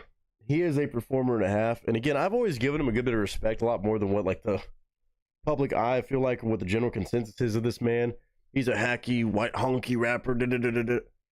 I've never gotten that vibe from him. He's never felt like that to me. I've always been like, he makes some good music. I've just never really done a deep dive. Like, a lot of the poppier stuff, I just don't really listen to that much of, like, in general as a genre. But he has a lot more stuff like this that I probably would rock with if I just deep dive into it more. I have zero doubt. If it's lyrically strong like this, it's emotionally present, and it just feels real, I'm sure he probably has a shit ton that just never got the same pop. Once you set a metric like Thrift Shop, you've hit a barrier with a song that most artists could only dream of, that 99% of artists that have ever done it will never have a song be as successful commercially as that one song was. It's hard to follow it up, because then they just use the Thrift Shop guy. When you really have all these amazing songs and so much talent and so many thoughtful things to say on a track. Man, shout out to Macklemore and Ryan Lewis. Other Side remix featuring Fences. Again, I don't know how this varies versus the original song, Other Side. I'd kind of be curious to hear that. Or unless it's just a little bit different than the live performance versus studio version. Could be entirely different, or a little bit kind of entirely different song, but with different lyrics. I don't know. But either way, James Whittle, thank you for dropping this by today. This was actually really cool to do a deep dive. Again, further deep dive, I should say. Starting a deep dive, perhaps, into Macklemore and Ryan Lewis and proper lyricism. A real hip-hop artist, no matter what you say, that's actually trying to help others. Tell a story. Give a cautionary tale. and warn people of losing everything you have because of this bullshit, drugs and fucking this, that, the other. You don't want to do that, man. It's just not worth it. It's not worth it. You have too much to fucking fight for, too many dreams to accomplish. That shit is fun in the short term, I guess, for some, but it's not worth even the gamble. Because then, next thing you know, that short term becomes your whole life. And then you lose everything. Macklemore and Ryan Lewis. Other Side remix featuring Fences. Live on KEXP. Shout out to KEXP too.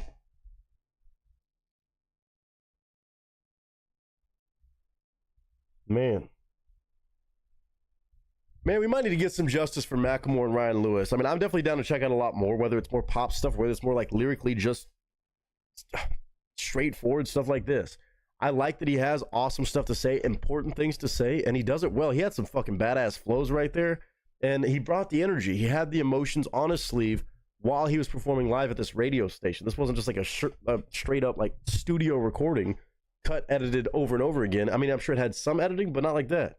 He was just there feeling that, and you can see the emotion on his face, how personal of a story that is for him to share it. And again, I think him doing that makes it even more relatable for everybody else who's ever encountered friends, family, or themselves who have gotten stuck seeing it firsthand, secondhand, or whatever way, where somebody's life gets ruined because of stuff like this. They're trying to be cool. They fall for the peer pressure. They do this one thing one time. It'll be okay. It makes me cool. That's what they're doing. And the next thing you know, their life is just kind of wasted away. Whew, some heavy stuff, but man, it's important. It's really, really important. So Macklemore and Ryan Lewis, lots of love y'all's way. Y'all better stop trolling about Macklemore. Same thing as like Nickelback and all these other artists that have somehow just become memes. Man, they're more than memes. They're talented artists, and if you can't appreciate it, well, then it is what it is. Other Side remix featuring Fences. That's a 10 out of 10, obviously, from Mr. James Whittle. Didn't know what to expect on this one. I'm not going to lie. Again, I think a lot of people always just see Macklemore as the thrift shop guy, the big goofy guy in the funny suits and fur coat and shit and this, that, the other. But man, he's got more talent than that. He's not. And it's tough to kind of make that different perspective a possibility after you have such a big milestone like thrift shop. But I hope they find it. I hope they're still making music. I think they are. I think I've seen their name pop up lately, but hopefully they're still growing and learning and developing and still have a core fan base that's there for their actual pure blown talent. Macklemore and Ryan Lewis, Fences, Other Side remix. Shout out to all of them. Shout out to all of you who took the time to watch, whether you maybe came in with that perception of Macklemore or not. Let me know your honest thoughts about this. I think this is important music. It's hip hop. It's lyricism. It's music that matters. But as always, I just hope you're doing well. I hope you're having a good day, a good week, a good month, a good whatever you're having. And until next time, ladies and gentlemen, that is a wrap.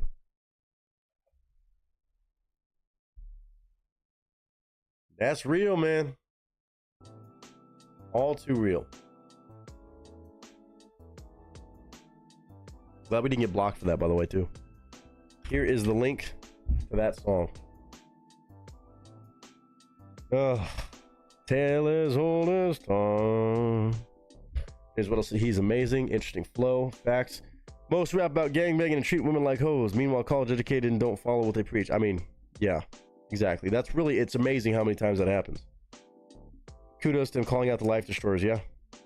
Coming from the heart. Yeah, you can tell that was not some just, let me say a bunch of shit to sound like I'm preaching to everybody. It's like, I've been through it. Like, that's how you know somebody's not trying to preach it down. It's like, no, I say this from firsthand knowledge. I did it. I was there. And I pulled myself out, but I've also seen everybody else lose their whole lives due to it too. The industry talks bad about Macklemore, but he makes great songs.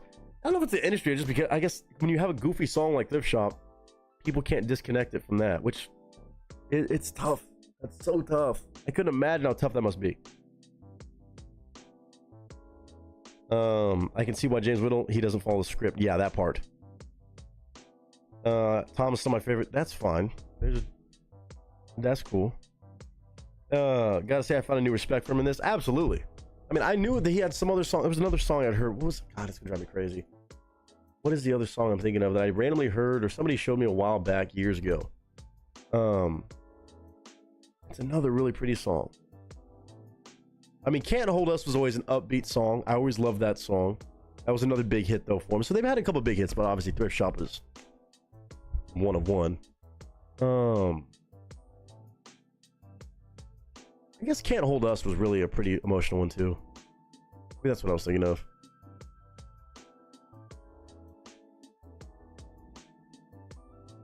There's another one that I heard at some point, but definitely enjoyed that one too. Over 13 billion streams for Macklemore. That's what I'm saying. That's insane. He's 1% of 1% about success. Like, you know, it is what it is. Mac seems like he's due to drop some more like this. I think Macklemore probably is. I think he's probably still dropping music. I mean, it's 2024. Looks like some new music dropped. I'm sure he's not slowing down. Seems like he's an artist.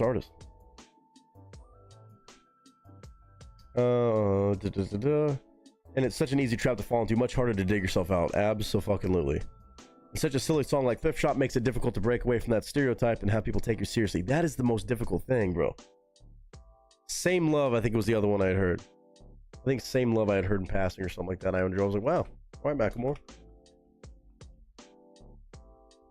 I remember that was like a big LGBTQ thing, but I like respected the angle on it at least, you know, I kind of. I mean, he takes a stand on what he believes in. 265 million on Same Love. Damn. I mean, how much does Thrift Shop have on YouTube? Fucking A. Yeah, it's one of the most viewed videos in YouTube history. 1.9 billion views. Billion. Almost 2 billion views in 12 years. That is fucking insane. I know it's high. God, that's fucking nuts. That's fucking nuts.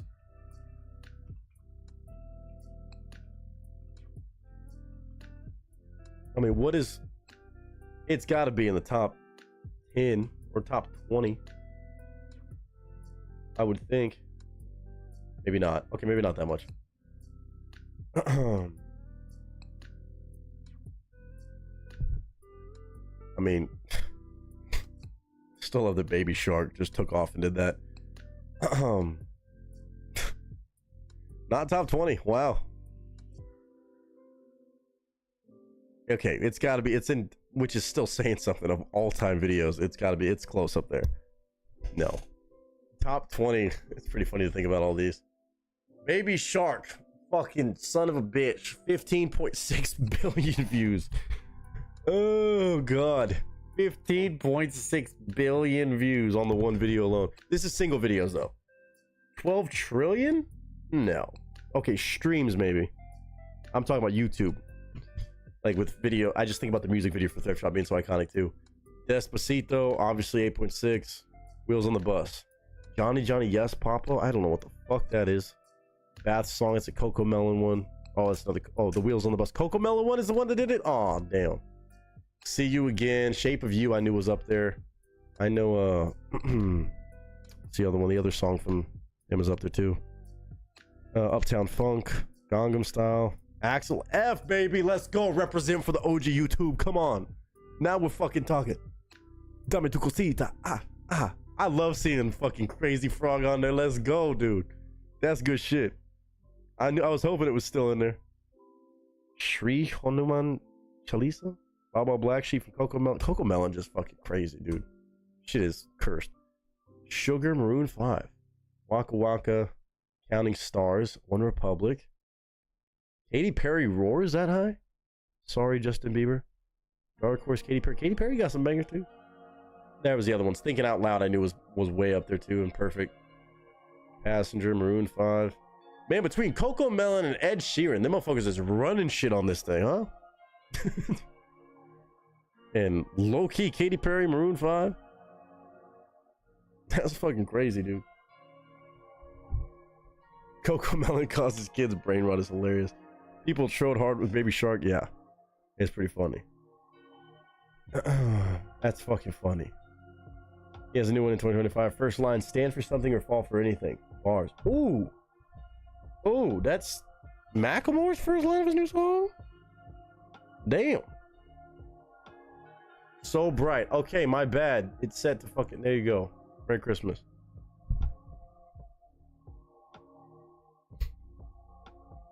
I still listen to Waka Waka. Hold on, let me listen. I'm gonna get in trouble for it, but man, there's... Oh, I gotta do it. I played it just the other day for some reason. I don't remember why I played it. This video will always just bring back the weirdest memories. It's such a creepy video.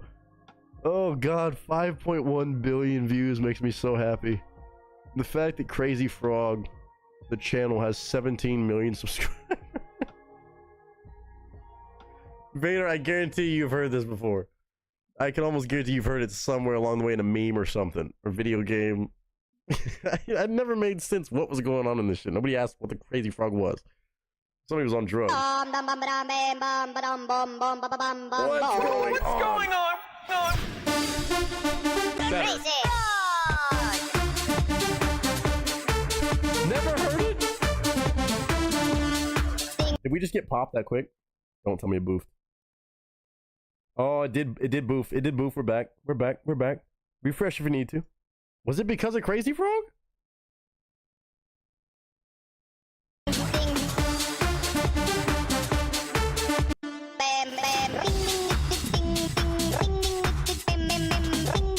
Like, what the fuck is going on with this frog? I don't want to show too much of video, but that shit is just amazing. No, it's called Axel F. Axel F is the name of the song, but it was always called Crazy Frog. It was always called usually Crazy Frog or Axel F.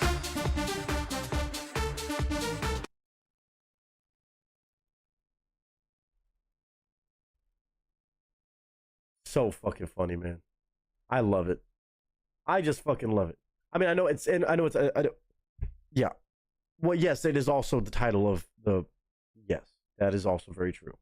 It is the title of the Beverly Hills, I think, Axel F. Yeah, it's a more technical, that's what I remember there was an original. Who did the original of Axel F? It's a very famous melody. Beverly Hills Cop. Yeah, the OG Beverly Hills Cop, because they called it Axel F because they rebooted it. It just was like, why did the Crazy Frog feel so crazy doing it?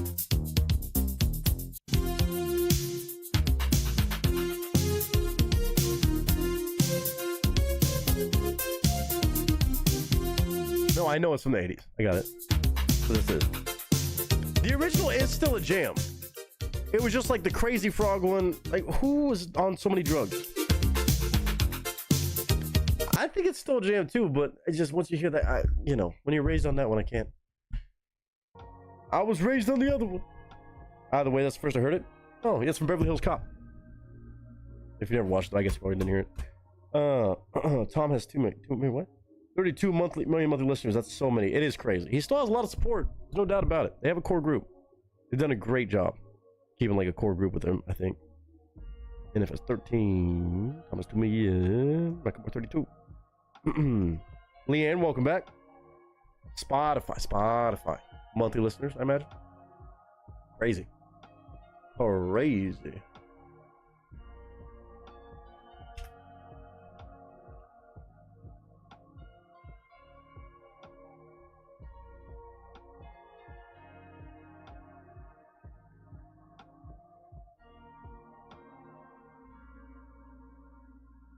Wow, the top streamed artist is kind of surprising.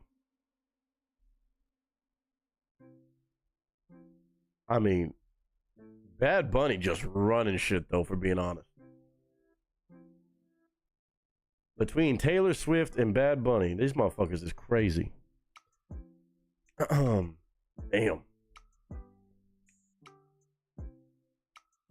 Wow. I like both of them for different reasons. Fair. The Fook is the hamster dance? Oh man, come on.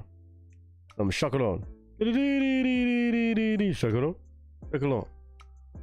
Don't make me do the Dame Tu Cosita one. Am I gonna get blocked for it again? Wait, did we get in trouble? El Chambo? ¡Ja! ¡Bienvenidos a la cripta! Dame tu cosita, dame tu cosita, ay, dame tu cosita, dame tu cosita, ay, dame tu cosita, Oh, we're not. Sorry. ay. I stopped myself. Hamster dance? Here, I'll play hamster dance. I'm gonna go grab another beer. We're gonna have hamster dance. Do you like the hamster dance? There you go. I'll be right back.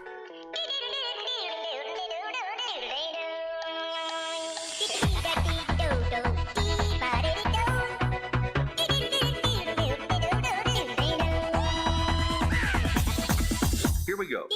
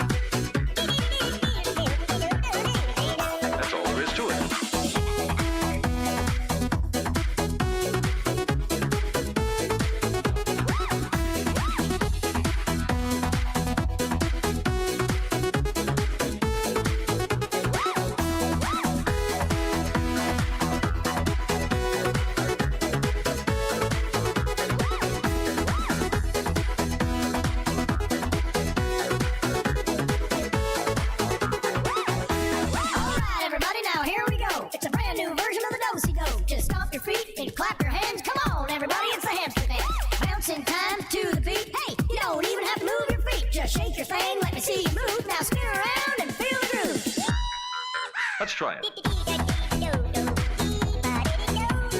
Shut your hamster bitch ass up. That's all about the Alvin dance. Sorry, I was aggressive. Hopefully you enjoyed. Y'all wanted Blast in the Past. There you go. I mean, do we need to do the whole fucking... This is what we can do about short streams. This is the fun part. We can do shit like this. I love this version. Oh, yeah. This is the best version because I remember getting the fucking text messages with this shit embedded with this exact damn video. This shit is funny as fuck. This exact 30-second clip. That's not our drink kind of, by the way. Oh, yeah. Yeah. Some macaron. Oh. It's so weird. Chacarrón. Chacarrón. Macaron, macaron, macaron.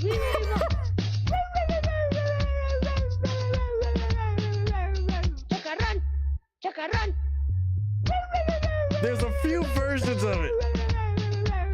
Man. That one just made so much sense because it was just like, it was perfect for whatever the fuck he was doing in that song. We know that shit is fucked up. Oh my god, I love the internet so much. Oh, and the banana one too? Oh my god. I mean, that man just, Yal Chombo, just one of the greatest to ever do it, you know? One of the greatest to ever do it. The fact he got 60 million views on this song and made that much money is hilarious to me. Oh god, just great moments in life. The Badger song? Oh, the Peanut Butter Jelly Time.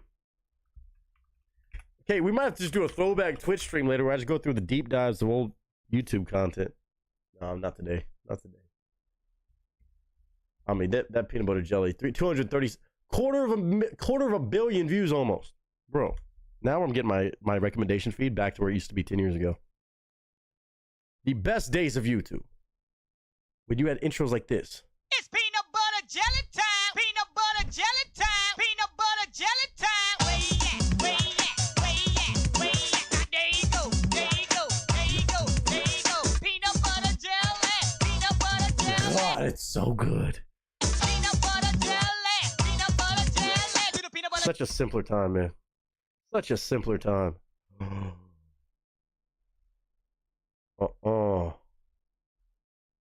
I don't got to do this to you.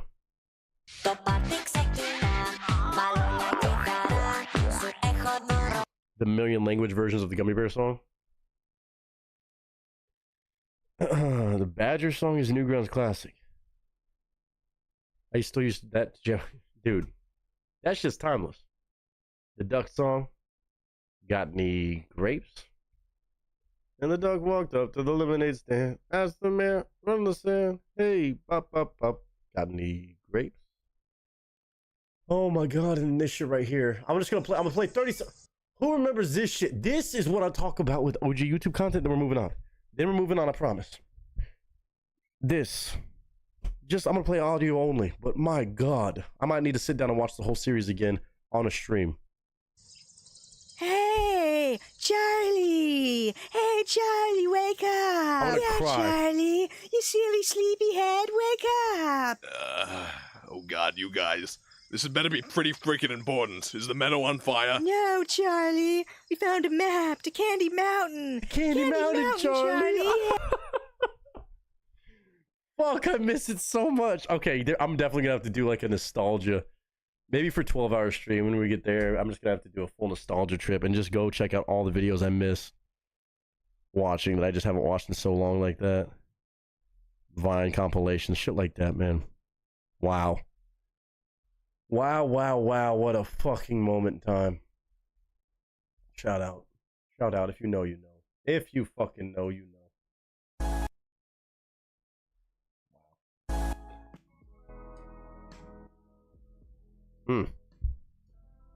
Oh, we're back. Candy Mountain, Charlie. Oh my god, what a time. I have seen all 3 episodes of the Duck song. Is this Meat Canyon? Yeah, I don't remember. I think it was Meat Canyon.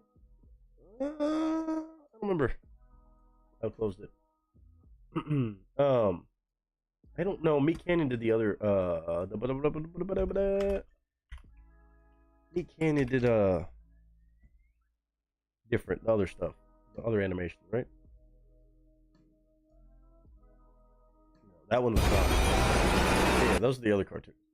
That one was not Meat Canyon. I remember Meat Canyon though. No. Another great channel.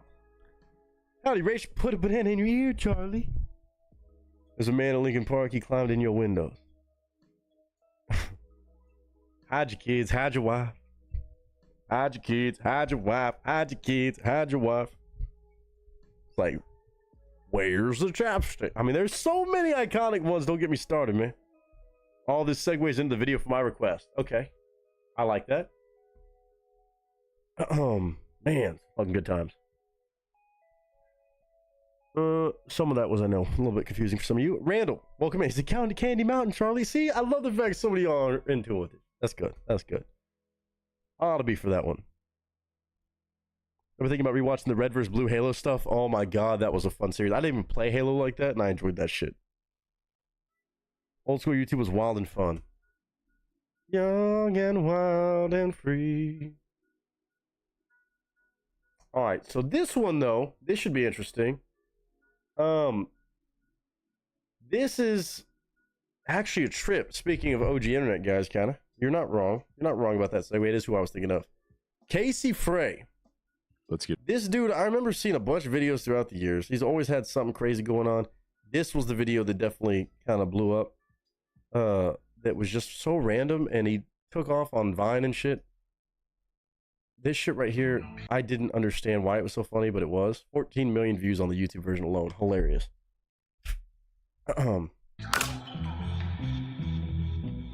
So you wanna live long, so you wanna be free. It's pretty vibey, but it's funny as shit. Running out of time, that's a really bad beat. Cheers, by the way. On me, she wanna play hard to get this from me. By me, but I never wait long, I move on to what I need. I get my way, get out my way. Like, why? Switch my place, I'm on my way. I guess it was Instagram or so. Mistakes, I know the stakes, yeah. Dude's just a fucking nut job. I don't show face, I keep my pace, yeah. Like, you talk about, I think I have multiple personalities sometimes, like, straight up got problems in my head. But this dude, he's always been a character. Haven't seen a whole lot of his content as of late. I mean, that's right there is from years ago.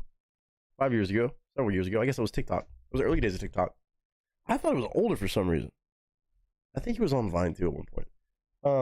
But yeah, leave Britney alone. Yeah. He's got a bunch of big time videos. Legendary stuff. I know he's got a lot. Oh, what's poppin'? I remember some of these now. I remember some of these. Yes. He been well known. He was Leave Britney Alone, wasn't he? Was that him? Was that him? No, that was.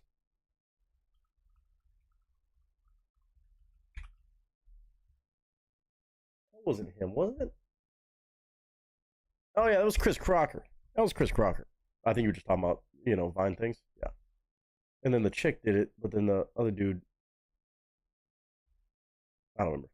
Either way, I love OG content, but this one I'm very confused by what's going on here. What we're reacting to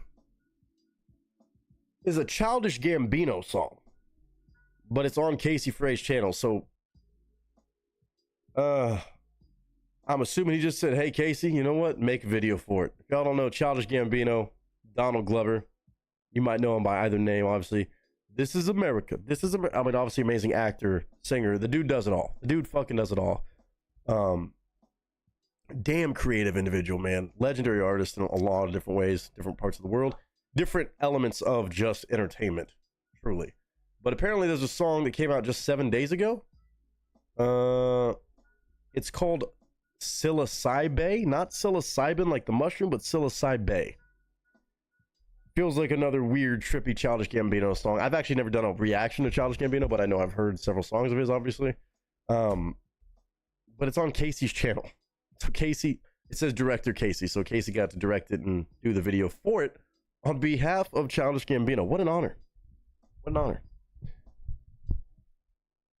Gambino did give him the green light to post. Well, I figured as much. Pretty funny.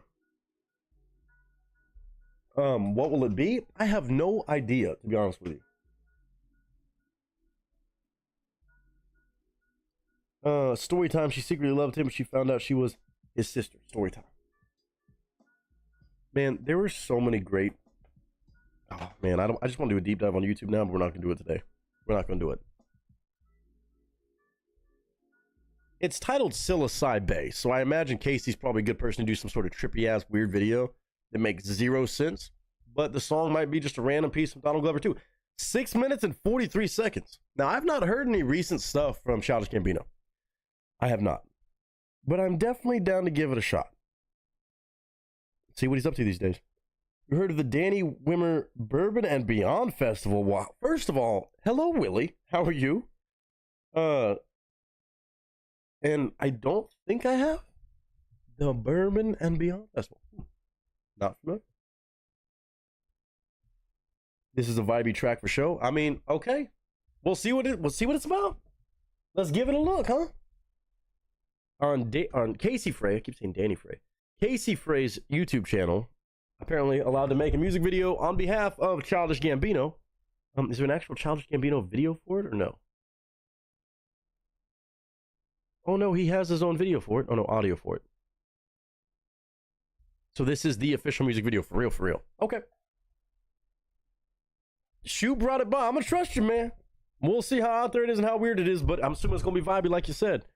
Pictures up, sound speeds, and marker. See what Childish Gambino. I know he can rap with the best of them too.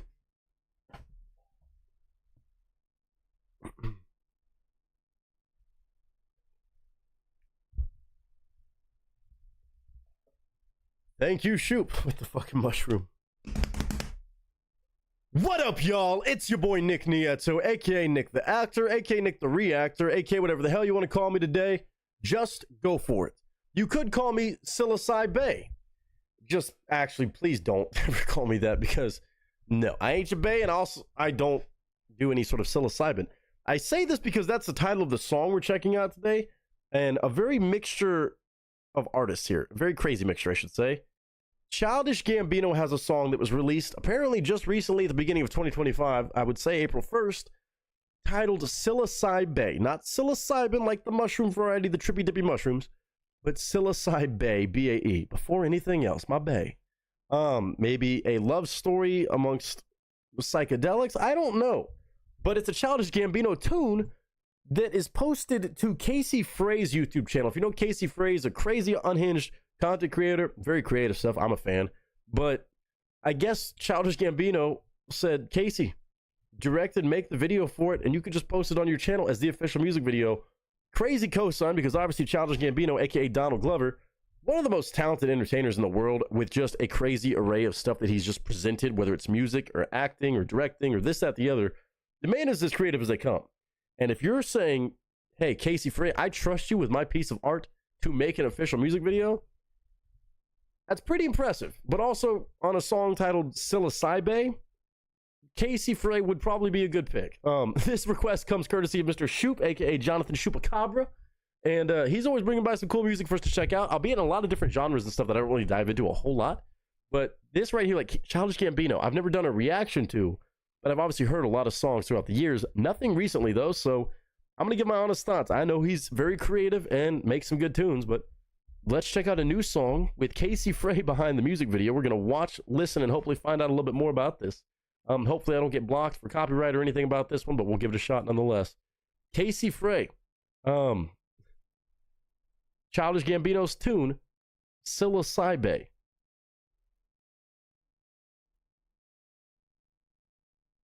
A lot going in on this one. A lot going on. But again, it's not Casey Frey rapping or making the music. He's just doing the video for Childish Gambino's new release, the official music video. Wild setup. Shoop, thank you very much. I'm intrigued. Of course, I'm here to give my honest thoughts and commentary, and in no way am I trying to pretend like this is my piece of content. All rights go to Casey Frey on his channel, and of course, Childish Gambino for the song. If you enjoy what you hear, go show love to both those artists and creative masterminds. And of course, go support it in any way you see fit. But I'm here to give my honest thoughts, review, and commentary. YouTube, it's transformative in use. Don't get pissed off at me. I'm trying to appreciate a Childish Gambino song. And of course, Casey Frey's insane mind at work.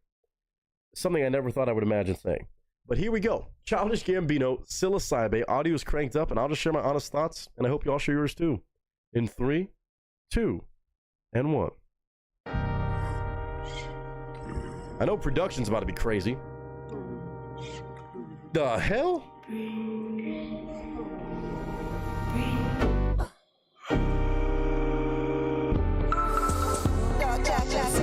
Someone made a mess of my clothes. Sound like me, yes. Someone bought a paddock in a panic, yes. Yes. 40 Bentley attic, I go manic. Hit the uchi till it's slanted.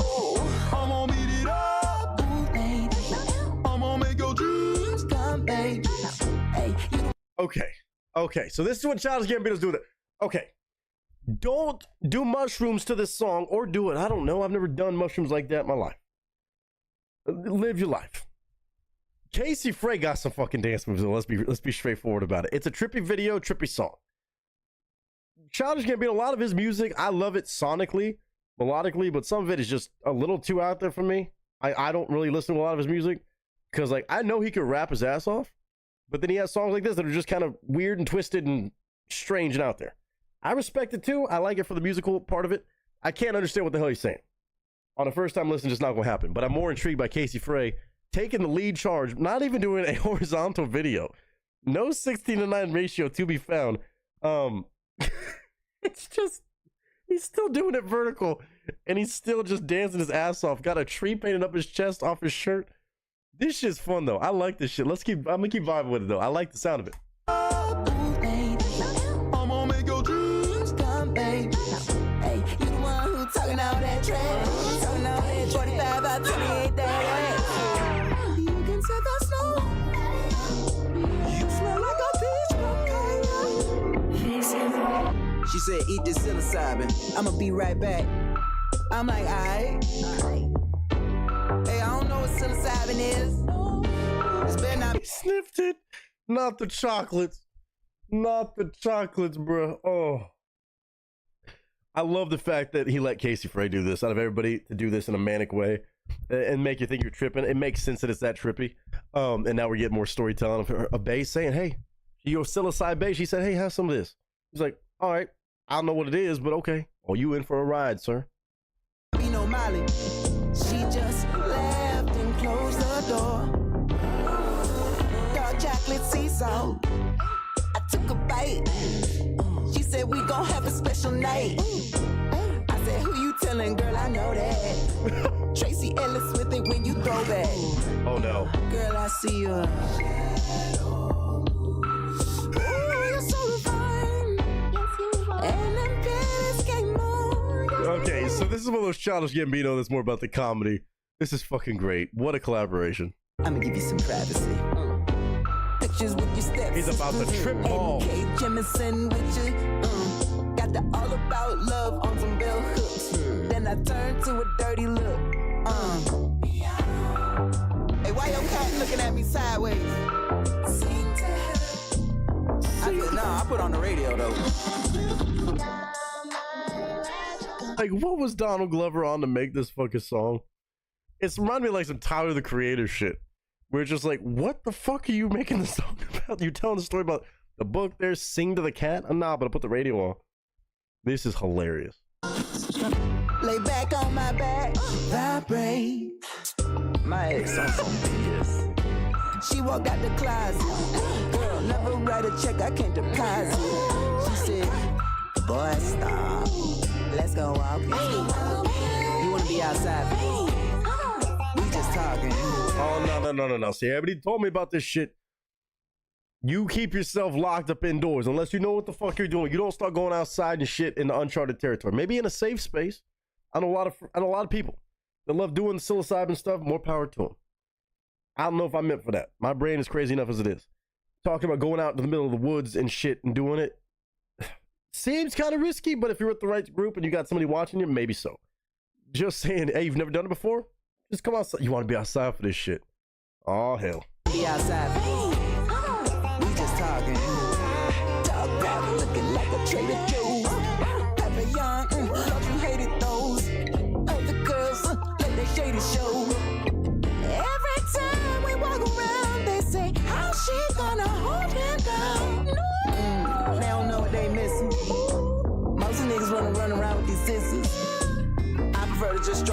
the shocker. Baby girl was just digging all in my pocket. I was going hard by the magic hour. We were holding hands, tried to make me understand. Niggas fall in love, that's my magic power. Yes. Everybody's jealous, I'm on easy with these colors. I thought it was a full moon tonight. I'm not a tourist, nigga. This is not vacation. Goddamn, man. Yeah, this just feels like I'm on a mushroom trip, and I've never even once taken a psilocybin mushroom. Never done acid. This is yeah. I'm sorry you got mad that I cheated on you, but I forgive you. Just come over. So pure chaos and shenanigans. I'm just here for the Casey Frey video at this point. Donald Glover lost his damn mind on this one. This is not vacation. This is the way I've heard it described though about what would happen. Going crazy on my Motorola. He said, let me answer it. Then you'll know it's over. Girl, you cancerous. You gon' rule my life. Let me get this paperweight. Then come be my wife. She just laughed and touched my face. You don't understand what this is. Wait. I ain't looking for another lifetime. Let's just stay here and enjoy the greatest. Had the iceberg tucked in my waist. Fuck an omelet, you can eat off my face. I just thought that we were vibing. You don't love her, then you learn. Come and go and you get two lips. Put a finger to my tulips. Ooh, you got it bad. Just remember what we had. You can set the snow on fire. The reason that you're sober is desire. The reason. As I said, Casey Frey was the perfect person to make this music video. Shout out to him. He put in a lot of work on this. A whole team of people went into making this crazy video to let you have the example of what it feels like to trip out of mushrooms without doing it. As any of my friends have described what it's like, this seems to be pretty accurate from the descriptions I've been told. In some instances. Maybe not just mushrooms. The reason that I'm moving with this ooh-wee. I was loving life, I got too deep, was too deep. Woke up in my room, she was long gone. Okay. Tony singing me another sad song. Ooh, eternity. On till we 21 Savage.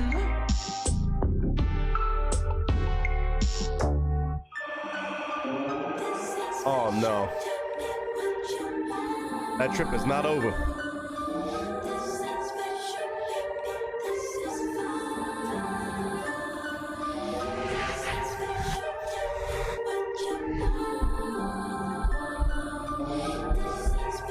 Yeah, don't listen to...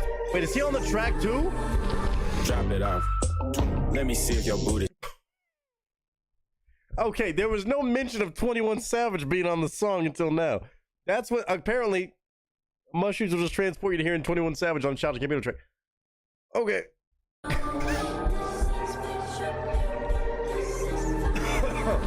Drop it off. Let me see if your booty's soft. Gold mouth. Hold up. Yes, I'm from the dirty south. Lights out. Straight up. Summertime, I brought the ice out. What is Donald Glover doing? Is he just doing... Is that him rapping like 21 Savage? Is that 21 Savage? I'm losing my mind over here and I'm not even... I'm having a beer, yes, and I'm like trying to check, make sure nothing else is in there. South, gold mouth, hold up. Yes, I'm from the dirty south, lights out, straight up. Summertime, I brought the ice out, pipes out.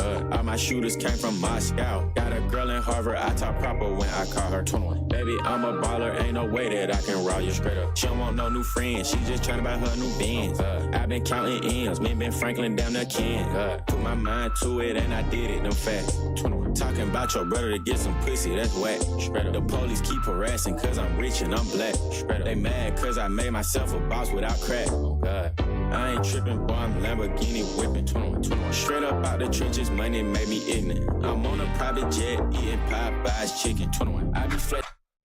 I'm on a private jet eating Popeye's chicken. 21. Is this... Dude, 21 was in on the joke like this for real? She went to Harvard, so I talked to her proper? Just money made me ignorant. I'm on a private jet eating Popeye's chicken. 21. I be flexing like I'm eating Popeye's chicken. 21.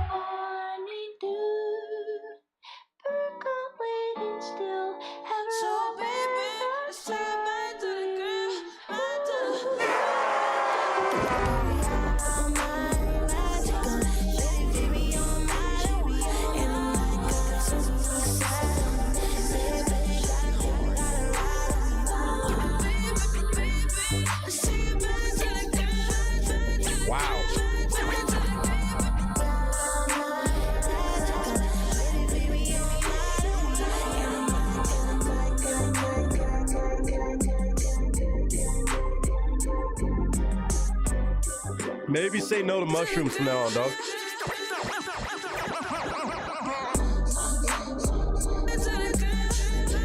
Holy production.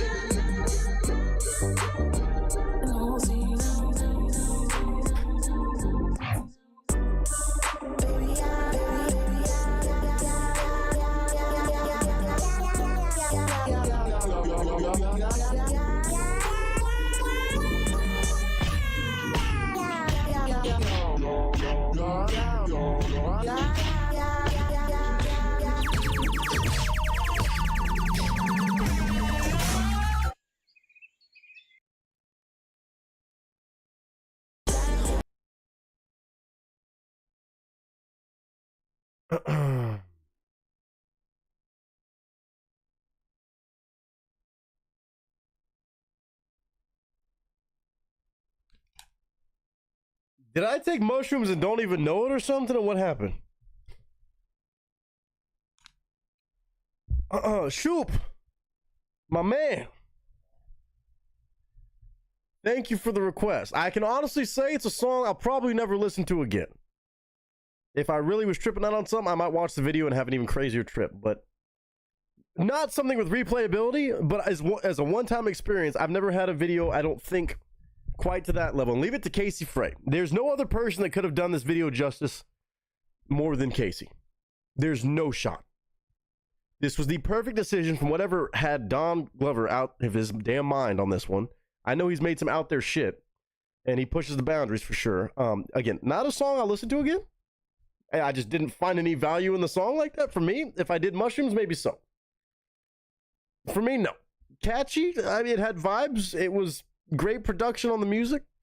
The video is what stole the show, though. I'm not gonna lie. Casey stole the show. The amount of work put into that video to have you tripping balls to even come up with the concepts, the sheer ideas of certain shots like that, insane. Again, I've seen Casey all over the internet for years. I'm not new to Casey and what his kind of style is. It's weird, it's wild, it's unhinged, but it's damn creative. That's one thing you cannot argue.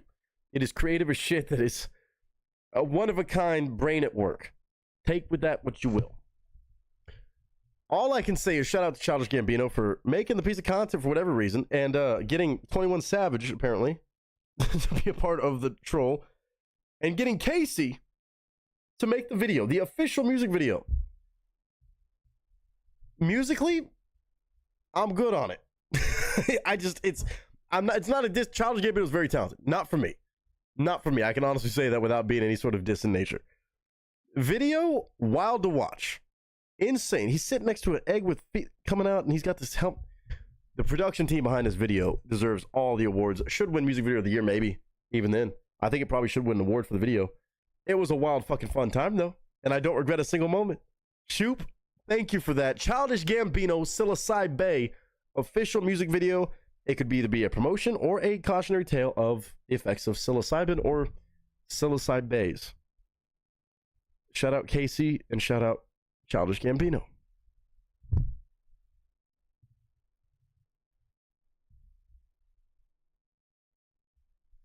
Honestly, in the sense of the effort and creative things, that's a one-of-one video. I'm never going to see another music video like that in my life, unless maybe Casey Frey one-ups himself, but that is one of the most insane yet most impressive music videos I have seen in a long damn time. Where you just get zoned in, you get pulled in, and you feel like you got a contact high from whatever the hell variety of stuff that Casey's on in this video. I want to hear all y'all's thoughts, especially any of you that do partake in the psychedelics, I suppose, or anything like this, that you're like, oh shit, hopefully you didn't have those while you were watching this. And if you did, my goodness, I'm going to pray for you. Because I know I didn't have any of that in my system, and I still feel like I did. I hope all of you can chime in on this one, tell me your honest thoughts, and show love to Casey Frey, man. The dude has wild content. He's one of those artists and creative minds you're like, I never know what I'm going to get. Watching one of his videos, clicking anything that he posts. He's one of those. But it does make it fun for the internet. I am a huge fan. Shout out to Casey Frey. Shout out to Childish Gambino again on the song. Again, even as much as I say I'm not going to listen to the song over and over again, I still thought it was cool and just a wild fucking project to make just for the goofiness. Can't go wrong with that. Childish Gambino, Casey Frey, Psilocybe Bay. Shoop. One hell of a request, sir, as always. Thank you for that wild time. And I hope all of you are doing well, especially after that, collecting your minds and your brains and your well, conscience in the right place. I hope all of you are having a good day, a good week, a good month, a good whatever you're having. And until next time, ladies and gentlemen, that is a wrap. Who put psilocybin in my beer?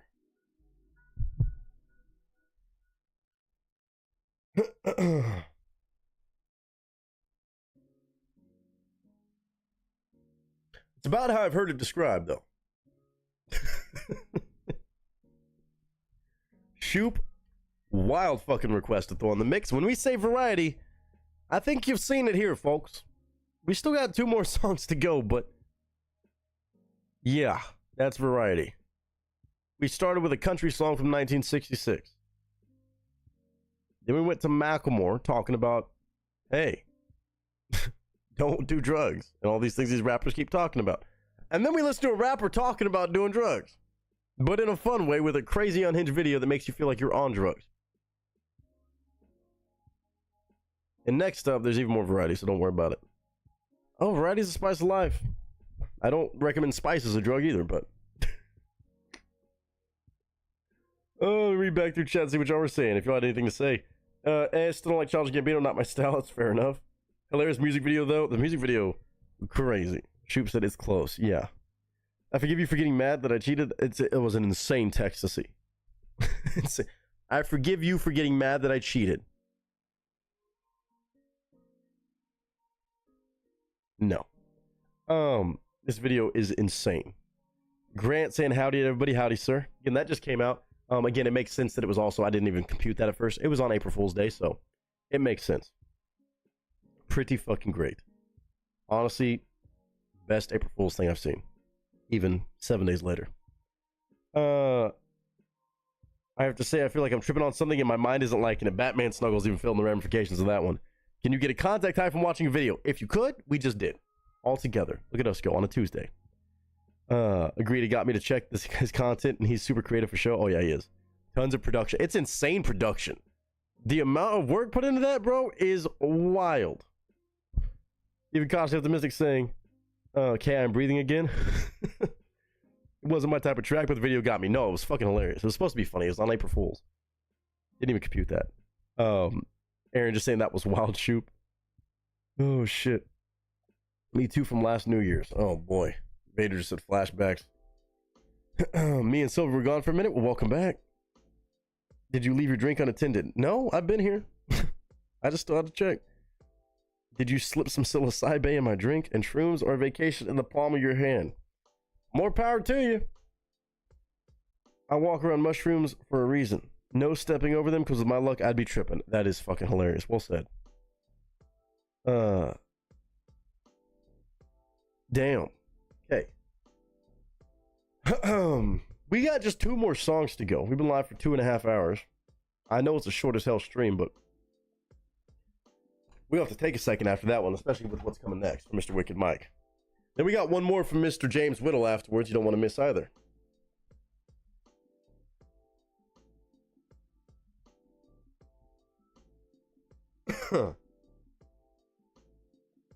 I know I need to take the breather because we're going to be hopping over to Sleep Theory.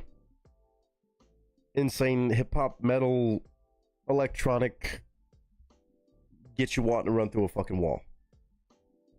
No club banger in this one. So just straight metal on this one? Don't play it. There we go. Oh, man, it's a 3-minute song for them, and it's called 3. 303 is the actual length of the song. Probably a little nod there.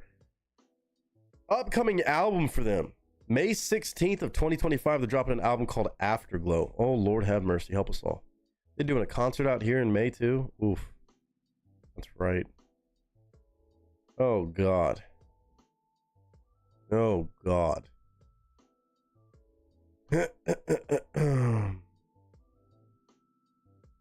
Love the viewership on this. Almost 200,000 views since April 3rd. 5 days, and they got almost 200,000 views. They still have 128,000 for subscribers. Oh, shit. Oh, shit.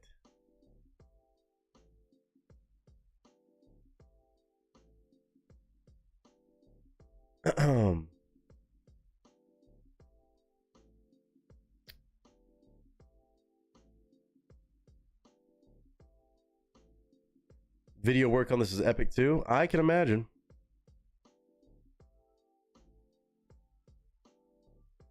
Y'all gotta give me a second though. I'm not going from that unhinged confusion to have my brain fried even more. Well, on that note, I'm gonna go out in a puff of smoke. LOL. Have a great night and all the love to you. Nick Koshi Optimistic. All the love right back to you. Without a doubt, as always. Glad you could join us. And Miss Sylvie, pardon me. Absolute pleasure. Oh, okay. All right. Yeah. They are with Epitaph Records. We should be fine showing it.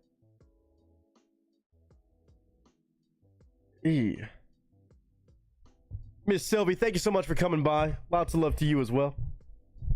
If you're heading out too.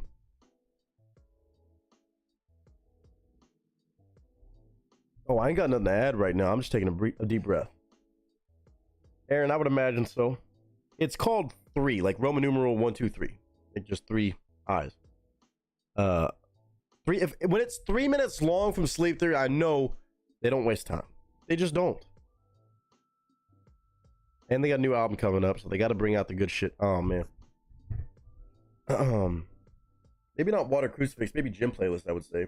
They usually don't get that crazy, but I wouldn't say Holy Water Crucifix heavy. It's gonna be you want to go to the gym. Let me go fill up my water again.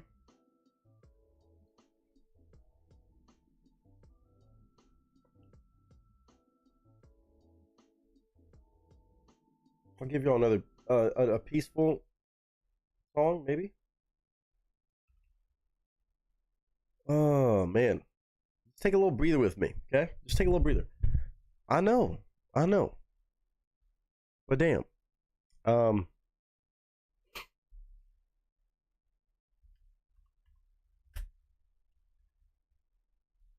might get popped for so many things today, and at this point, just let it ride. Tell me the duck I don't know the story. Badger song, I don't think. You get this. A duck walked up to a lemonade stand and he said to the man, run in the stand, hey, bum, bum, bum, got any grapes? The man said, no, we just sell lemonade, but it's cold and it's fresh and it's all homemade. Can I get you a glass? The duck said, I'll pass. Then he waddled away, waddle, waddle, till the very next day, bum, bum, bum, bum, bum, ba-dum. When the duck walked up to the lemonade stand and he said to the man, run in the stand, hey, bum, bum, bum, got any grapes? The man said, no, like I said yesterday, we just sell lemonade, okay? Why not give it a try? The duck said, goodbye. Then he waddled away, waddle, waddle. Then he waddled away, waddle, waddle. Then he waddled away, waddle, waddle, till the very next day, bum, bum, bum, bum, bum, ba-dum. When the duck walked up to the lemonade stand and he said to the man, run in the stand, hey, bum, bum, bum, got any grapes? The man said, look, this is getting old. I mean, lemonade's all we've ever sold. Why not give it a go? The duck said, how about no? Then he waddled away, waddle, waddle. Then he waddled away, waddle, waddle, waddle. Then he waddled away, waddle, waddle, till the very next day, bum, bum, bum, bum, bum, ba-dum. When the duck walked up to the lemonade stand and he said to the man, run in the stand, hey, bum, bum, bum, got any grapes? The man said, that's it, if you don't stay away, duck, I'll glue you to a tree and leave you there all day stuck. So don't get too close, the duck said, adios. Then he waddled away, waddle, waddle. Then he waddled away, waddle, waddle, waddle. Then he waddled away, waddle, waddle, till the very next day, bum, bum, bum, bum, bum, ba-dum. When the duck walked up to the lemonade stand and he said to the man, run in the stand, hey, bum, bum, bum, got any glue? What? Got any glue? No, why would I? Oh, then one more question for you. Got any grapes? Bum, bum, bum, bum, bum, bum. And the man just stopped. Then he started to smile. He started to laugh. He laughed for a while. He said, "Come on, Doc, let's walk to the store. I'll buy you some grapes so you won't have to ask anymore." So they walked to the store, and the man bought some grapes. He gave one to the duck, and the duck said, "No thanks. But you know what sounds good? It would make my day. Do you think this store? Do you think this store? Do you think this store has any lemonade?" Then he waddled away, waddle, waddle. Then he waddled away, waddle, waddle, waddle. Then he waddled away.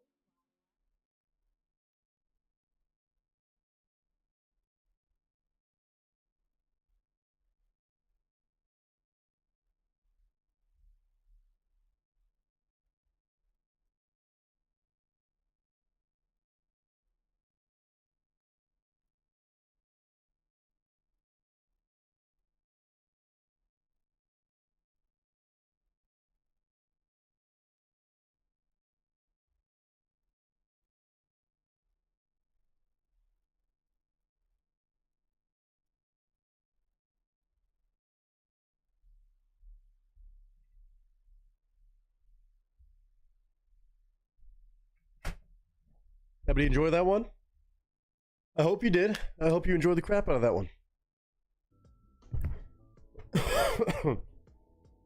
Oh man. Waddle Waddle. I love that song so much, bro. That's when the guy buys some orange sauce. Oh, dude, the whole series of those is so fantastic. An amazing set of songs as well. Definitely one of the all-time greats. That duck, man. A little savage. Nah, no thanks. All right. Okay, hopefully everybody's got their deep breaths. I got some water too. I know what I'm going to need before this. Check this, make sure nothing's on fire. We're good. That would be awesome. A movie.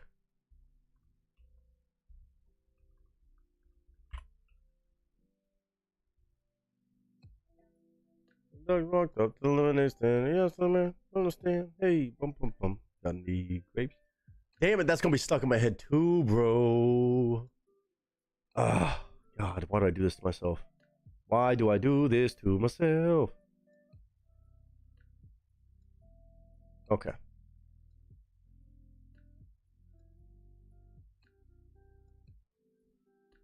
Let's do this. Oh, what's next? Chicken Brown Cow. Yeah. There's no shortage of songs like that, but, you know, we don't need to take up the whole thing with this, you know? I don't think we do. We got Sleep Theory up next. So, everybody, whether you're hanging out for this and then bouncing off to somebody else after a while, part of me is so tempted to just go hang out and play Rocket League and watch old YouTube videos on Twitch. I don't know why I'm yearning for it today. I kind of want to. Cat Dog. Oh, Coconut Song. Oh, I think I remember that one. Oh, I haven't thought about that one in a minute. That's the one I'm thinking of. Oh, man. See, now y'all are doing this to me. Y'all bringing back YouTube nostalgia. Oh, man. I'm kind of tempted to hop on Twitch after a while. Lord knows I shouldn't. Doesn't mean I won't. Doesn't mean I will. Cheers to all y'all. With your YouTube OGs like myself and aficionados in the internet and all of its amazing creations, or not, you might be looking at us like we're absolutely crazy and saying, what is wrong with you people? Hey, you put the lime in the coconut and mix it up. Oh, I think it's a different one too. Cheers to all of you. Thank y'all for hanging out here today. We got 2 more songs. If I do play Rocket League, it'll probably just be me hanging out playing solo 3s, honestly. Probably no community games tonight if I do hop on. I know when I do that, well, stream tends to be hours and hours long. Could be a little bit of this, that, the other, though. I might be a late night thing. You can't guarantee it's going to be anytime early, but if I end up hopping on, you'll see it. So, cheers to everybody who's here for a couple more songs. Albeit a short Tuesday stream, but holy shit. Buckle up for this next one. You're going to want to. Cheers. Welcome back to Sleep Theory. Wicked Mike, thank you for this in advance. I've cleared as many breakables as I possibly could, really. So, we'll see.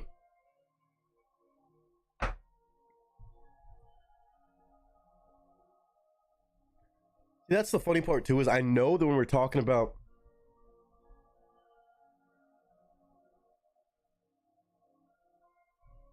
Batman logos.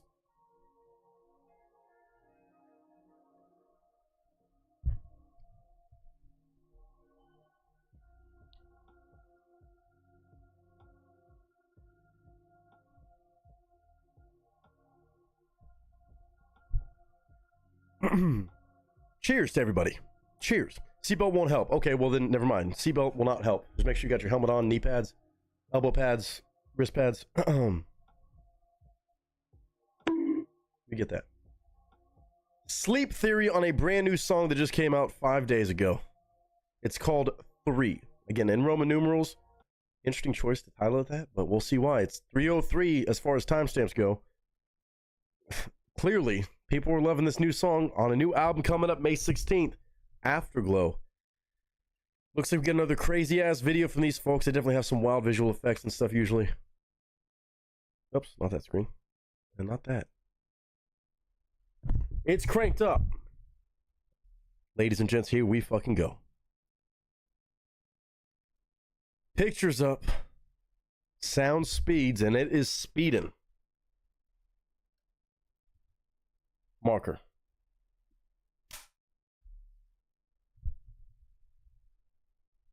All right. We're good. These are all fucking good. Before I fucking lose them or break them. Okay. Thank you, Mike.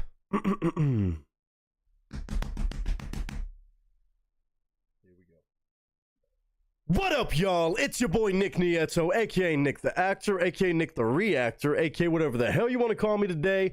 Just go for it. I know I just came in a little bit aggressive, a little bit hot, because I know this song is going to make me even more aggressive and amped up. Now, luckily, I had the warning today that, hey, move all breakables away from the desk, because it's one of those. It's a group we know and love around here, but they got a new song that just got dropped at the beginning of April of 2025. We're talking about Sleep Theory. Insane rock band, almost metal, I would say, in some songs. A whole variety of elements. Sometimes electronic, sometimes club banger, sometimes just heavy as shit. Apparently this one's not a club banger. It's just heavy as hell. 3 minutes and 3 seconds long on the song on YouTube. Full music video and all we're going to watch today on a song called 3, as in 3 Roman numerals. 3 is the name of the song. Now, Sleep Theory, again, posted this on April 3rd. I'm watching it 5 days later, and it's almost at 200,000 views, which gives me a lot of hope, obviously, as if I didn't already have enough, because it's a request from Mr. Wicked Mike. Thank you, sir, as always, for bringing by stuff like this. But 195,000 views. Sleep Theory has 128,000 subscribers for some reason. That's great. I'm not saying that they have way more than they deserve. I'm saying they should have a lot more. They've been consistent, they've been blowing up, and they have a new album on the way, May 16th of 2025. So if you enjoy anything about this, be ready for a new album. And of course, go do a deep dive into other songs from them. Some of y'all might be your first time hearing them. Boy, oh boy, if you like rock and metal music and shit to get you amped up, every song I've heard has ended up on my gym playlist at one point or another, or still to this day. Sleep Theory is that damn good. And again, they have not been making music that long compared to a lot of bands that I check out. So keep in tune with them. They're blowing up, literally. Songs like this give me so much hope and faith. Almost 200,000 views in 5 days, considering you have 128,000 subs. That's a damn good sign. And I don't expect anything less from this or a Wicked Mike request. But again, the song's called 3. The timestamp says 3:03, 3 minutes and 3 seconds long. Something about the number 3 here just seems right. I don't know where they're going to take that, but ladies and gentlemen, you better buckle up as much as you can. Wicked Mike said a seatbelt's not going to even help you. So we're just going to hope for the best. I'm already sweating because I know what happens next. 3 minutes on a Sleep Theory song means they didn't waste any time. No time wasted. Straight to the point and straight to the music. So let's be the same way. I'm going to give my honest thoughts and commentary and review of the song, even though I love this group. And you can tell me what you think. But if you enjoyed, go show love to Sleep Theory, Epitaph Records, shout out. And all of you who have never listened to Sleep Theory, be prepared.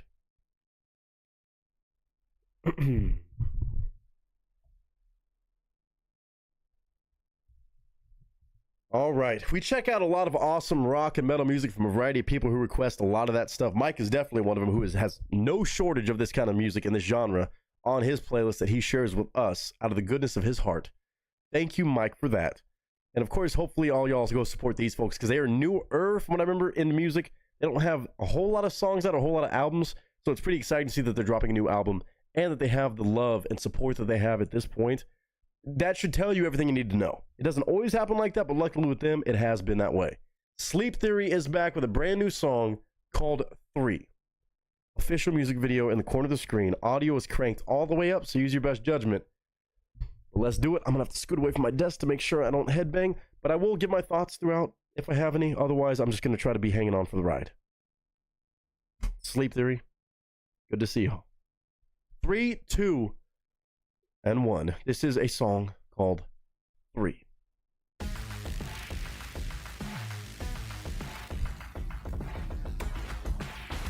It's gonna smash.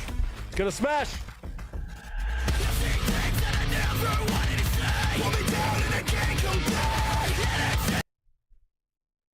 What in the twisters is going on?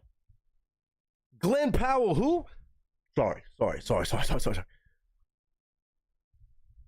I said things I didn't want to say. That's how we're starting out with aggressive shit like that. Okay. Okay, camera, let's get to work, huh?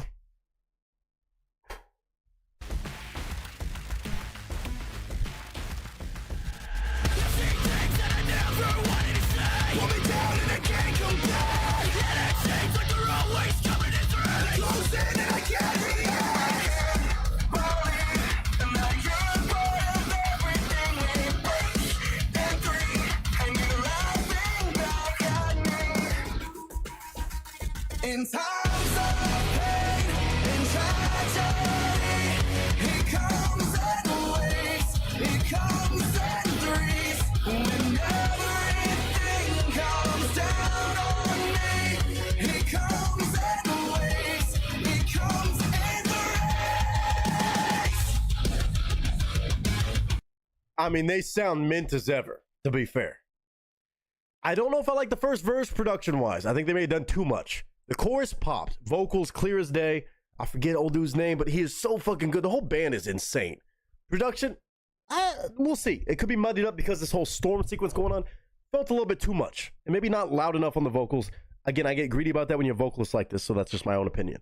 But we're talking about it comes in waves, it comes in threes. Classic saying, now I understand where we're going to take this. I'm curious to see what exactly it is that comes in threes, unless it's kind of saying when it rains, it pours, one of those similar situations, which, of course, will bring about some aggression if you can attribute that to your own day-to-day life.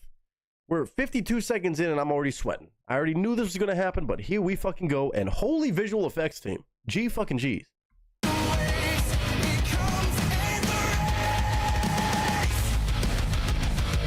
This drummer too.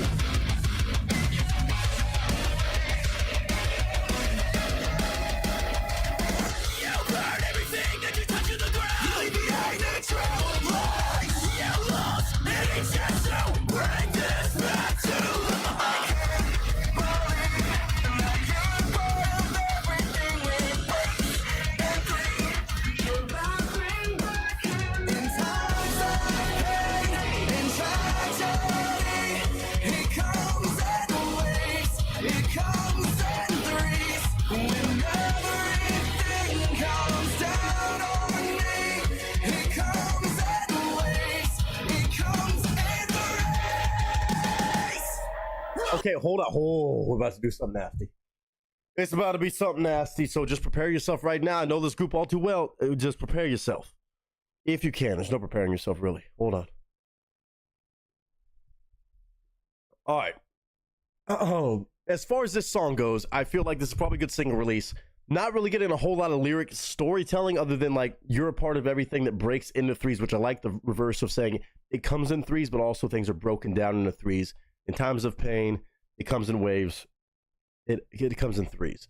I still have not gotten a dedicated point, but this may be more one of those banger tracks. It's just supposed to be a fucking catchy song where they're shredding and showing off what they can do with a good melody.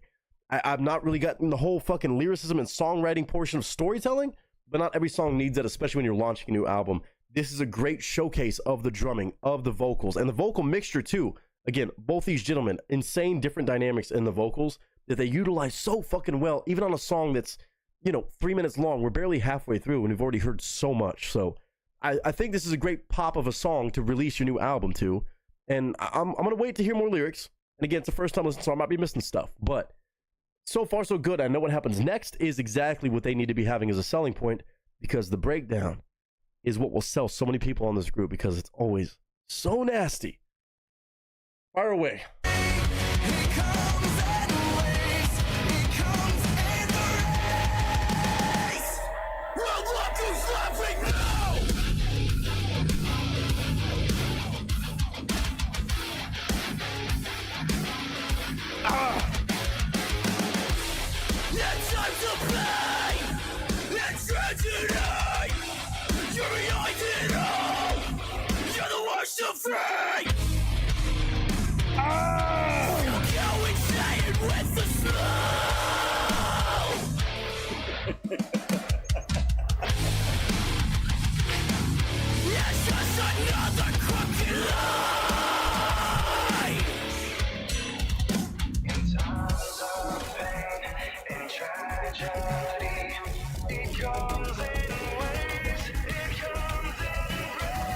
When everything comes down on me, he comes in waves, he comes in the race. He comes in the race, he comes in the race, he comes in the race. So good vocally, bro.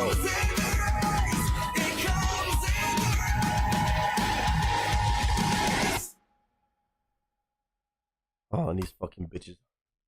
Yeah, I'm not calling y'all bitches, but you know what I'm talking about when you do that fucking heart out like that. Okay. All right. So this right here is what you call a little sampler, right? This is your starting point with Sleep Theory. Now, I've heard a lot from them, or a decent bit from them thus far. And they don't even have, I don't think, albums and albums and albums out. This might be their first album. I'm not sure. It might be their second. This group, what they did here, it's not the most intense lyrically. I should say, as far as building a full storyline, it's one of those about the emotion. About a storm crashing down on you, shit coming down in threes, and enough kind of like vague key point words where you can take it and apply it to whatever you're going through, somebody who's pissed you off, done you dirty, or just when it feels like it rains, it pours. That's what I'm catching from it more than anything. Again, I know I've heard other songs that are lyrically a lot stronger, but this one was more about the melody and showcasing that they can pack a fucking punch in 3 minutes and 3 seconds, where this is ready to go package for radio, for main hits, main charts, so that they can get eyes on their album. I always respect it. I don't call it hacky. This is the way you have to play the game these days. And again, there's nothing hacky about this song. That breakdown and the transition in mid-breakdown to kind of have it slam a little bit more, even dropping in vocals only solo and then bringing it back around again. They're showcasing what good music sounds like in this genre right now, especially from a younger group like them. You have to do this. You have to make a little 3-minute track where you show, pound for pound, that you can play with all the other people who've been doing it a lot longer. Sleep Theory is on the fucking move. They're doing this shit. That's on my gym playlist. That is absolutely on my gym playlist. Again, they're still pretty new, unless I'm tripping. I want to say they didn't have that many crazy amount of projects with that many years consistently putting out music. That's what's exciting. They're this good right now. I'm wrong. Y'all can tell me I'm wrong and I can just be tripping out and just maybe, okay, that's fine. But Sleep Theory, nothing about this group makes you want to sleep. It makes you want to fucking run through a wall, as they always do. That's why it's added to my gym playlist immediately. Wicked Mike with another banger request. 3, it's catchy, melodically strong, showcases the range in the vocals, showcases the range in the music. That's what you want when you're dropping an album. When you choose what songs you're releasing as singles pre-album release, this is the way you do it. That is the perfect song choice. I'm sure they probably have more deep cuts with more like storytelling stuff on their album. There's no doubt about it. They might release those even beforehand too. When you're trying to get everybody hype, that's the song you drop. There's no doubt about it. That's well picked. Wicked Mike with this one, knocking it out of the park and getting me fucking concussed as always. Sleep Theory 3 just dropped 5 days ago, April 3rd of 2025. Already almost 200,000 views, and I think you know why. Go check them out.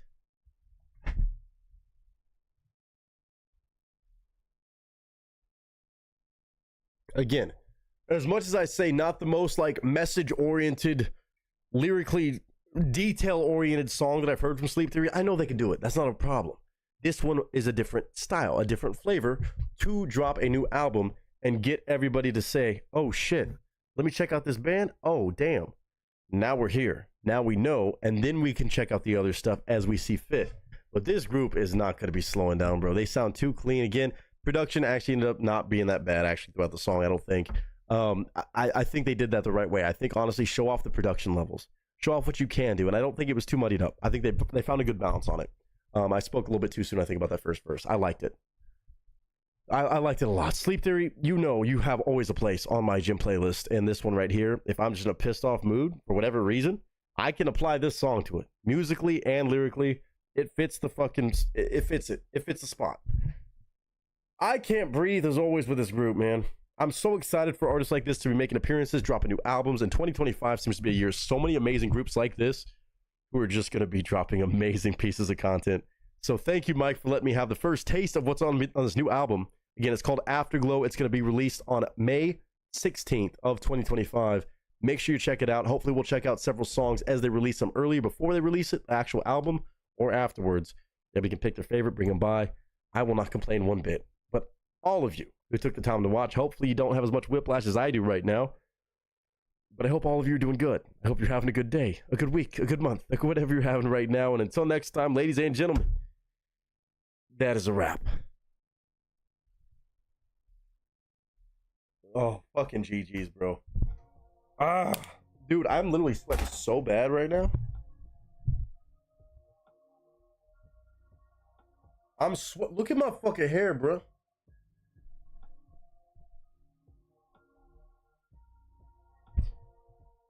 We doing the damn music whiplash shit tonight again. I'm glad I took that breather before that, but damn, it didn't help.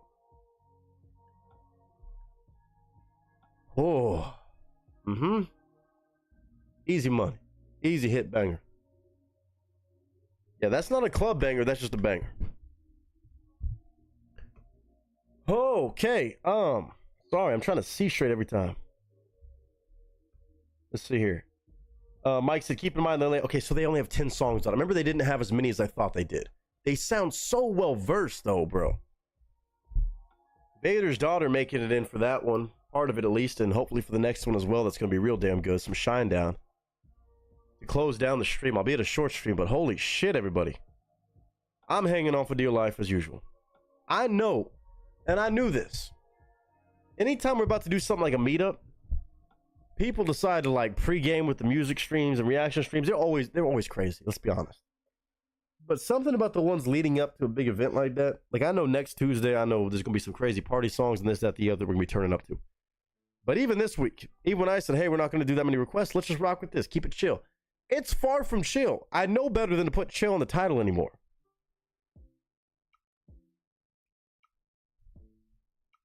Between heartbreaking and still wholesome country music about truck driving and this, that, the other. To Macklemore advising against drugs in a wholesome way, to an insane mushroom trip that I didn't even experience firsthand by actually taking mushroom, into that. You don't want to listen to that on mushrooms, to tell you that much.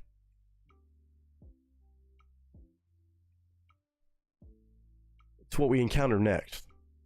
Shine Down, acoustic side project. Covering some Kenny Wayne Shepherd. Y'all done did it. I don't know anybody else that could do this. 5 different songs, and they're all insane. Oh, you're good, Vader's Daughter. I'm glad you got to go make it. And I'm glad you got to make it by here, too. We got another song still. Y'all just got to give me another breather second, man. I can't do it. I can't fucking do it. James, I hope you understand. James going to close this down. I know it's going to be gangster. It's Shine Down-ish. And apparently Kenny Wayne Shepherd's on the track, too.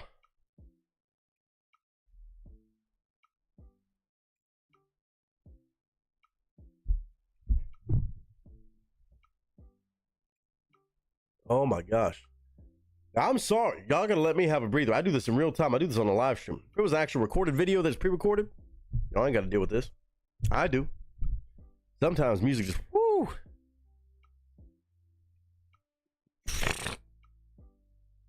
Anybody else add that to the gym playlist already? Buddy's apparently adding it. We gotta shake those off. It's snowing here. Woke up to snow on the ground this morning. Well, that's a beautiful thing, unless you're just sick and tired of it because it's April. One of those, maybe, perhaps. Oh, man.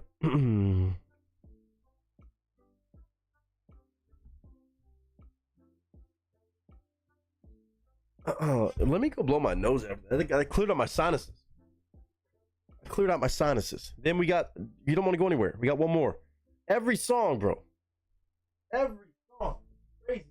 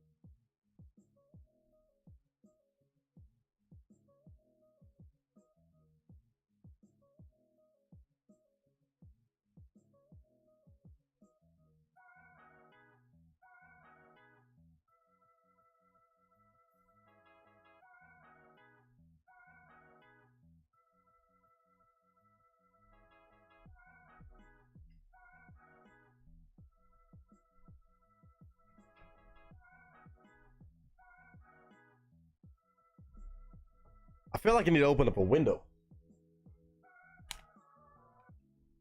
I mean, these lights don't help a shit, but damn. We're gonna get through this. It didn't even take a marathon today to do this to me.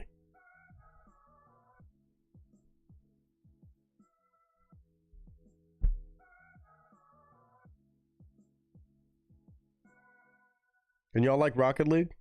Y'all like watching me goof off on Rocket League? Keep it on Twitch in about an hour, probably. I'm gonna hop on for at least an hour or so. Not community games, not gonna be doing a big shenanigans, I don't think, of any sort of custom games, invite anybody in, to be honest, tonight. But for some reason, I feel like watching a couple maybe random YouTube videos. Might have a couple things I want to react to actually on Twitch in a selfish fashion. Might even do one right, I don't know. But if you want to come catch a late night game night of me gaming mainly, feel free to check it out. I will be live for at least a little bit. If I'm going to play, I'm not going to do it off camera. Not today. But before we do that, put GG's in the chat, please. I hope y'all know, like, people think I'm acting my way through all this shit when I have these emotions and things. I know I'm not the only one. Y'all, I know y'all are watching it, but even me reacting to this shit for the first time ever. When we do these back-to-back-to-backs, it is not draining. That's the wrong word for it. It's crazy. Like, wrapping my brain around everything we've watched tonight thus far, knowing we still have one more amazing piece of content to check out. It's so fun. It's so crazy. GG's, again, to Vader using the most out of his giveaway win. His request, I should say, he won. Obviously, James Whittle about to close it down and getting a 2 for 2. Shoop and Wicked Mike bringing on the goods. What was a chill little stream. Still absolutely gangster, man. Turn that up a little bit. Why is that so low? Whew. Y'all got me on this one. I can't lie to you.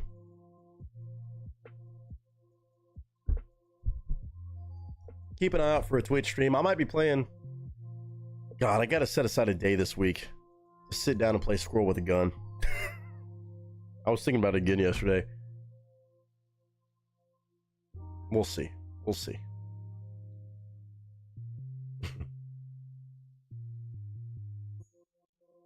It's so much fun on the way. I can't wait to share. All right. Okay, hold on. Speedrun, grab another beer.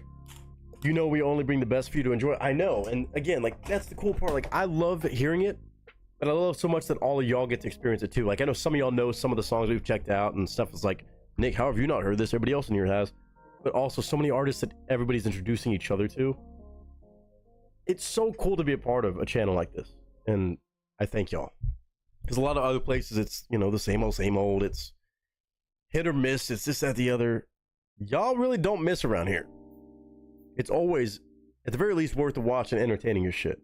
There's never anything that feels like a waste of time or just whack or, you know. I'd be the first person to tell you something's whack. You know this.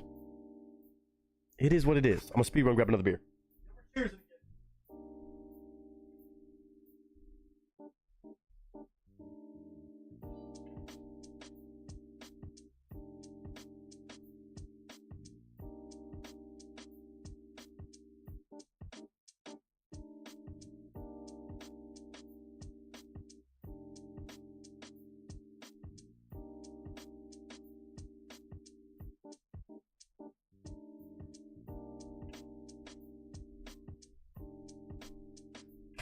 Do not mess around with the idea of Turn Up Tuesday, do you?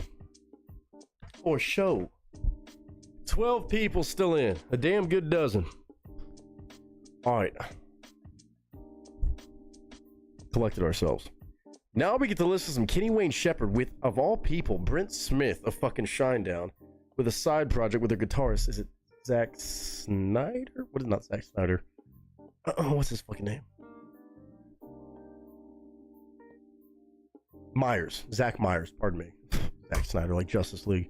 Blue on Black, a very well-known song originally by Kenny Wayne Shepherd, but an acoustic cover, again, Shinedown, a couple of their members, obviously, Brent Smith and Zach Myers, the guitarist, have a little side project where they just do acoustic cover sets and shit like that, or acoustic songs, and they decide apparently to get Kenny Wayne Shepherd in on the mix. It's amazing. You're going to love Smith and Myers. I co-sign anything by them. I didn't know it was a thing, but it makes sense because Brent Smith is so fucking awesome to me. That man's voice is just one of the top of the top. Like, the more we've done more deep dives into Shinedown, again, thanks to like James Whittle and stuff, like, the man's vocals are just unreal. And then you make it acoustic. Y'all know how much I'm a sucker for acoustic shit. This feels like, I'm not going to say I'm going to love it more than Shinedown, but it's going to be a whole different level of impressive. And really highlight how good this fucking group has always been at their core, whether it's Shinedown or not, when they can do this with just two members of the band. You're gonna, I love the variety here. I hear music I never would have listened to if not hearing it here first. Aaron, that's the best thing ever. That means so much. Again, I can't take credit. I can't do it. Uh-oh, Batman Song, let's put this in the chat. Okay, first of all, Willie dropped this. Let me take a look at this real quick.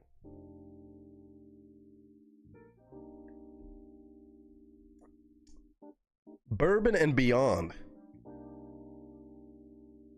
Hold on. This is, how many do I recognize? How many of the names? Holy shit. Is this one day? Some sort of music festival? Where is this? Before I get excited. Louisville, Kentucky. Well, I know definitely a bunch of these. So your top names, so it's 4 days. Okay, I was about to say that's a lot of names. And some of these names I see down low in small letters that are not deserving of being small. Okay. Noah Kahan, been killing it. Sturgill Simpson, big fan. The Lumineers, Jack White. So we got some like indie and country and folk. The world's largest music, food, and bourbon festival. I mean, I love the sound of that. Benson Boone, he been killing it. Alabama Shakes, Cage the Elephant, I know. Megan Maroney, Goo Goo Dolls, Vance Joy, Third Eye Blind, I've heard before.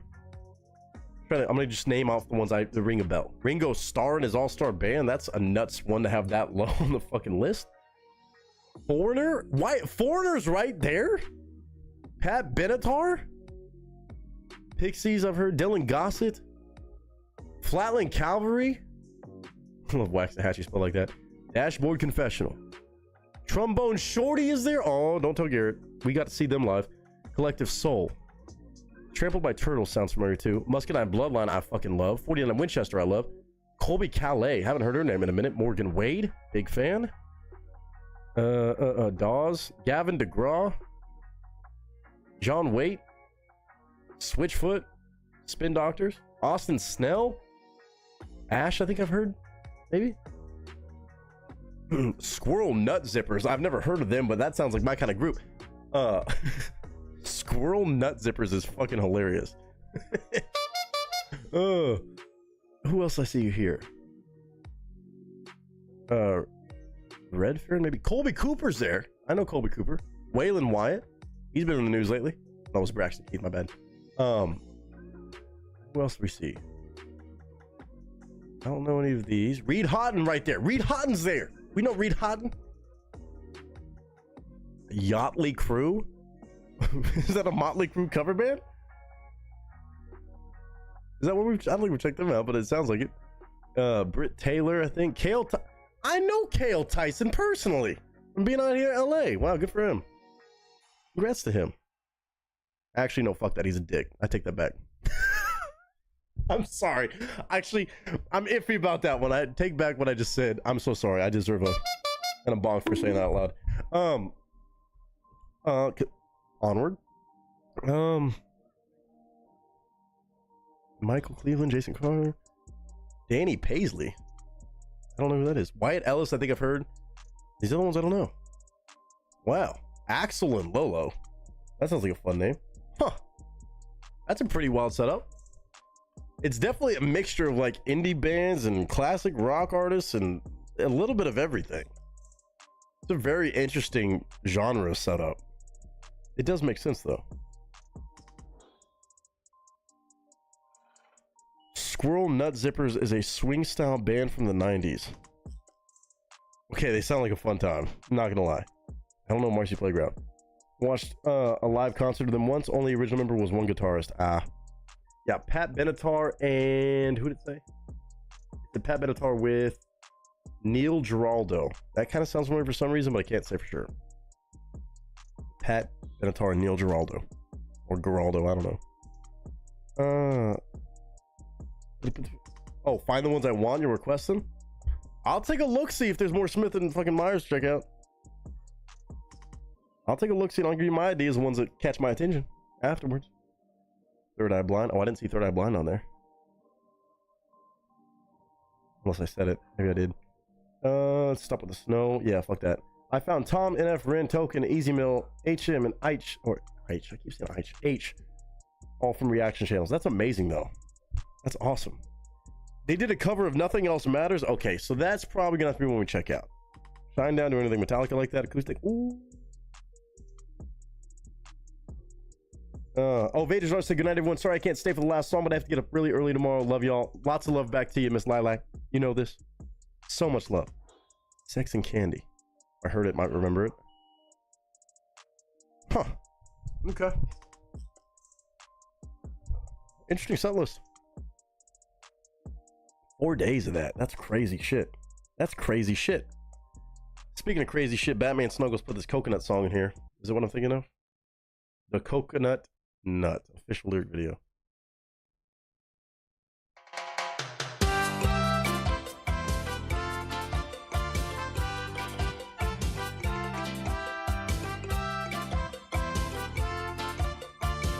I don't know if I've heard.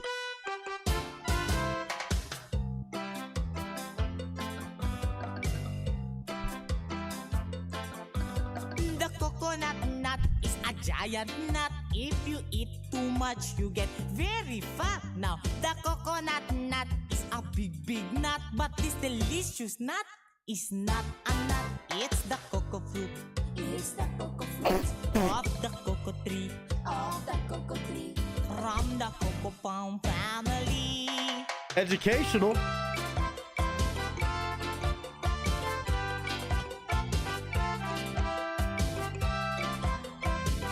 See, I was thinking of something else. And I may have gotten twisted with coconut. This is not some viral song, but it's pretty fucking amazing from 2 years ago. Smoky Mountain, the coconut nut. Batman Snuggles, I don't know how you found this one, but GG's.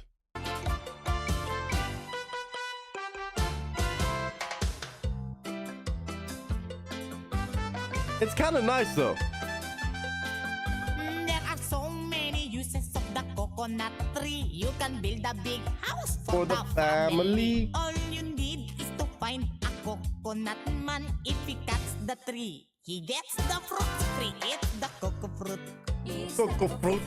Of the cocoa tree. Of the cocoa tree.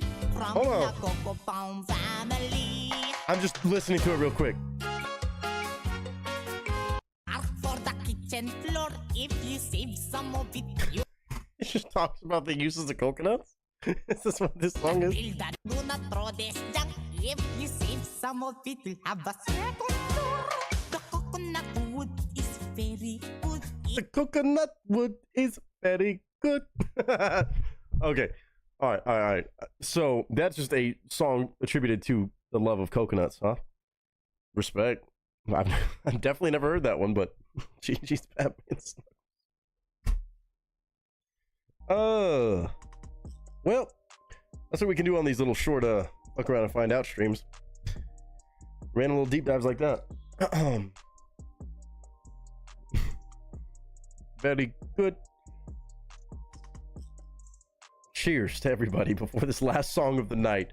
Again, lots of love to everybody who's dropped donations and all the insane support with amazing music, amazing good vibes, whether you dropped a request tonight or you just hung out with us. Thank you. And of course, this last one is a no-brainer. It's about to be a 10 out of 10. I already know this. Kenny Wayne Shepherd apparently joining Brent and Myers, or Smith and Myers, pardon me. Should be fun. Let's go. And I will be hopping over to Twitch. If anybody just wants to watch me play Rocket League, come on by. Yeah, not doing community games tonight, I don't think. But goofing off on that, maybe another game. I have a couple other games I could try, but we'll see. Maybe we try some marbles on stream finally. Everybody keeps talking about it. Batman Snuggles was telling me about it. So many people talk about that game. I am definitely a newbie in it. I've only seen a little bit of snips and clips from it, but we might try that. That might be the time to try it tonight. Real quick before Rocket League Madness. But before we do that, we have this. From a side group I didn't even know existed, but is so fucking exciting to even hear about the setup here. An acoustic cover. Brent Smith and Zach Myers. Zach Myers, the guitarist of Shinedown, and of course Brent Smith, lead vocalist, iconic vocalist. Somebody who I've really found a lot of love for throughout a lot of these reactions. Waddle, waddle. And he waddle no way. Waddle, waddle. And the duck walked up to the lemonade stand. He asked the man running the stand, hey, got any grapes? Never gonna give you up, never gonna let you down, never gonna run around and desert you. My bad. Just felt like the right moment. Also the right moment for this. An acoustic cover of Blue on Black, featuring Kenny Wayne Shepherd apparently as well, but Smith and Myers taking the charge. From 11 years ago, this is not something new. Apparently there's a lot of music like this. I am going to have to blur out the video, unfortunately, because it is Shinedown, and I have gotten big time in trouble with them before. Unfortunately, I'm still going to watch the video. On my side, it'll be normal. On y'all's, it'll be blurred out, but not as bad as it used to be. So, Smith and Myers, welcome to the channel, my first time reaction. 4.7 million views. That does not surprise me. Blue on Black, acoustic cover. Pictures up, sound speeds, and marker. After this, I got to show y'all what's on my side tab for recommended now. It's hilarious. We'll get there when we get there, though. This first.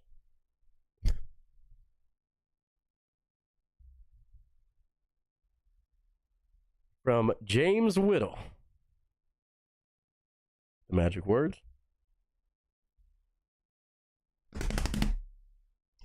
What up, y'all? It's your boy Nick Nieto, aka Nick the Actor, aka Nick the Reactor, aka whatever the hell you want to call me today.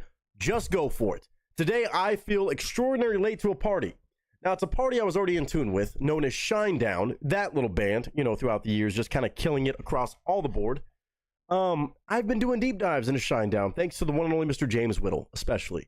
He has made sure that I've gotten correct and actually listened and paid attention to Shinedown songs that I missed from throughout the years and gained a whole new appreciation of that level of songwriting, which is truly insanely up there for considering how long I went without it. It's kind of embarrassing. But little did I know, Shinedown on their channel also has a side group known as Smith and Myers, which is Brent Smith and the guitarist Zach Myers, vocals and guitar with an acoustic side kind of group.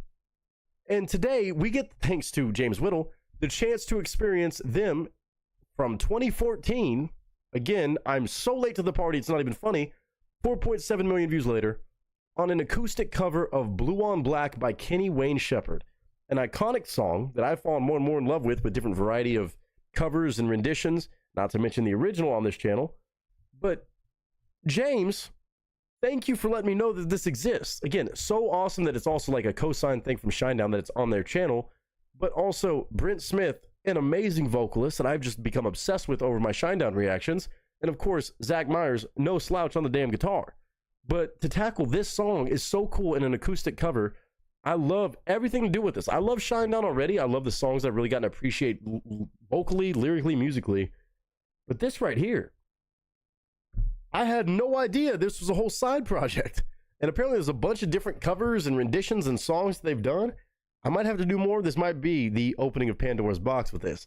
But Smith and Myers, technically my first time reaction is going to be today. On Blue on Black, apparently Kenny Wayne Shepherd is in the video. Wild, which apparently he has a knack for doing that through a lot of different covers of this very, very famous song. But I'm all about it. Any sort of bluesy stuff like this, you know I'm game for, not to mention when you have Brent Smith and Zach Myers in on it. Oh, we have to check this out. So James Whittle, thank you very, very much for this.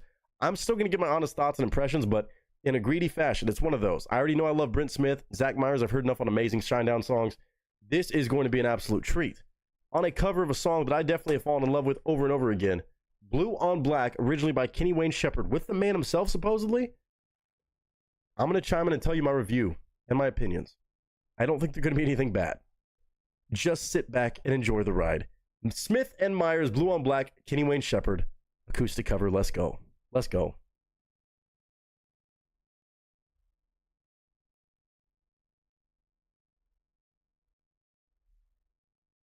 Hold on.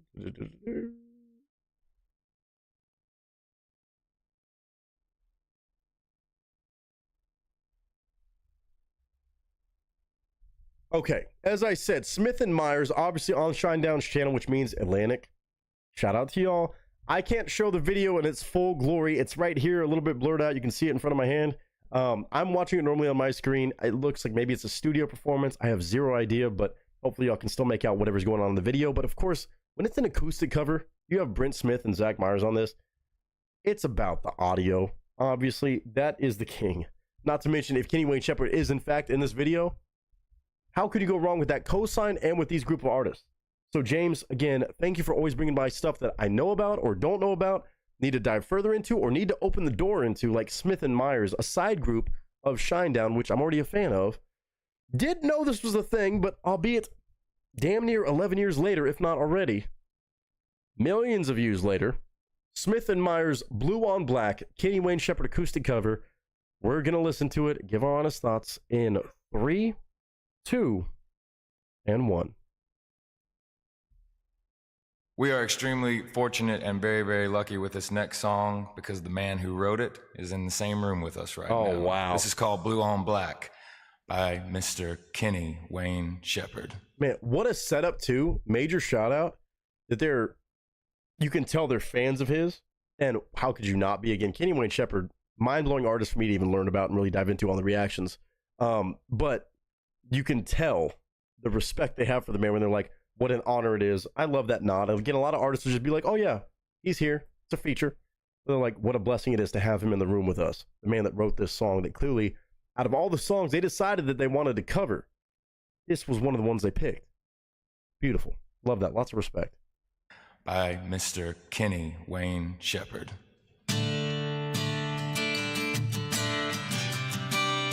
Keep playing the jumbo. Okay.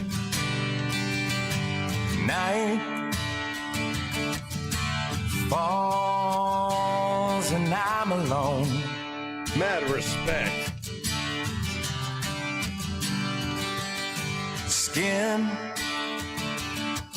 it chilled me to the bone.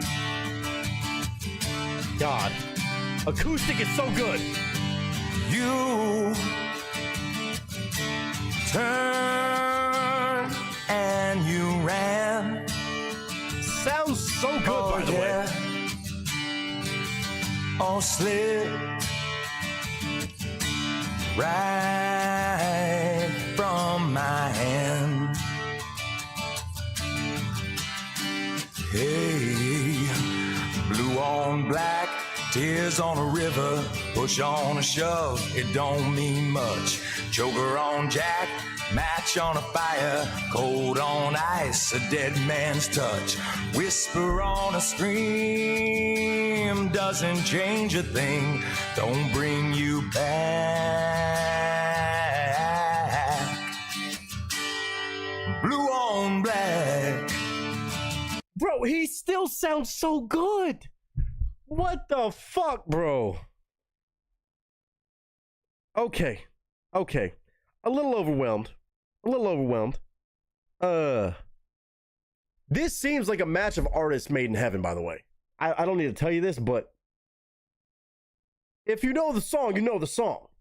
This is an extraordinary group of artists to be in one room together. My God, if I could just be a fly on the wall with this much talent, I would just, even sitting here watching the video feels like, oh my God, I'm lucky enough to watch this. It's one of those things. But just imagine being in the room. This is so clean. Not doing too much, just making a fucking good cover. Yes. Yes. Go, sir. Go.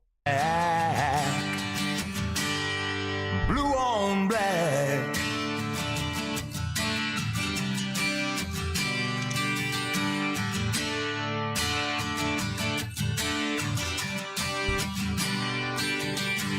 Blind.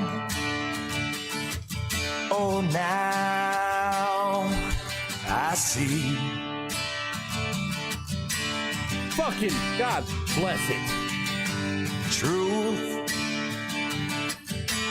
lies and in between. I already love Shinedown, but the fact that they're doing all this, it's so nice on the ears. But the guitar work, obviously from Legend. This is insane. Wrong can't be undone.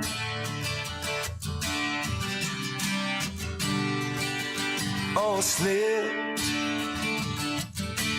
from the tip of your tongue. Stop it, Doc. Hey, blue on black, tears on a river, push on a shove, it don't mean much. Joker on Jack, match on a fire, cold on ice, a dead man's touch. Whisper on a scream, doesn't change a thing, doesn't bring you back. Blue on black. God, that voice works so well. Oh, here we fucking go. And here we fucking go. And there's a guitar picking. Oh my God. I knew we were in for a treat.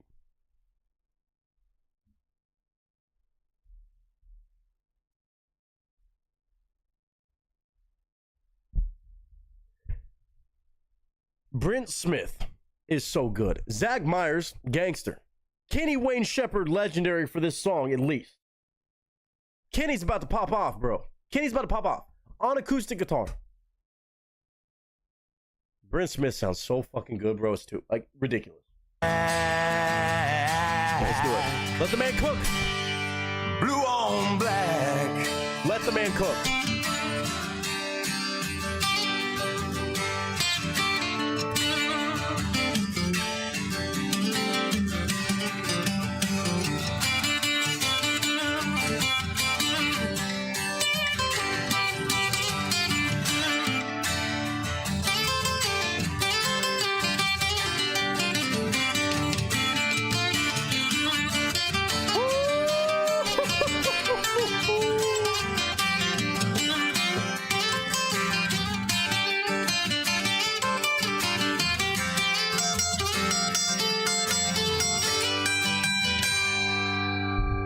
Blue on black.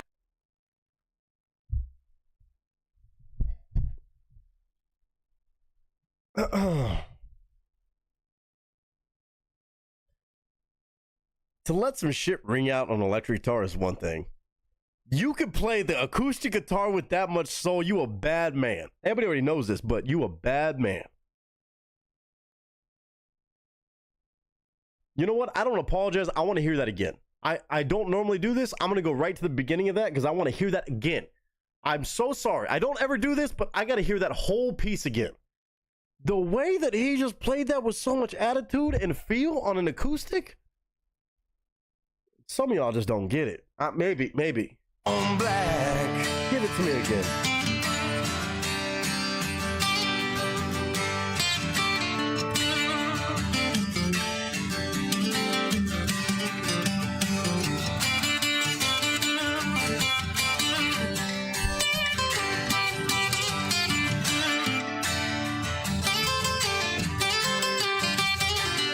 Kenny.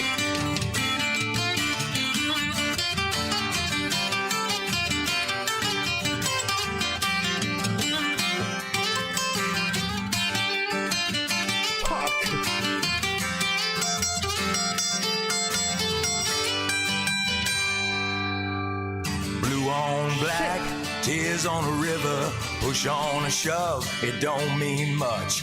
Joker on Jack, match on a fire, gold on ice, a dead man's touch.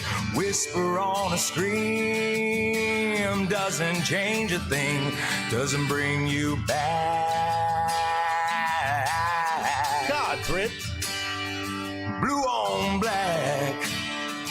He sounds so good on this vocally. Whoa, blue on black. Whoa, blue on black.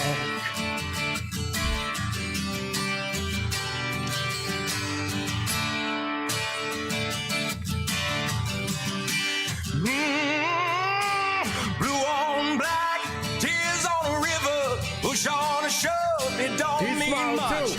Joker on Jack, match on a fire, cold on ice, a dead man's touch, a whisper on a scream, it doesn't change a thing, it doesn't bring you back.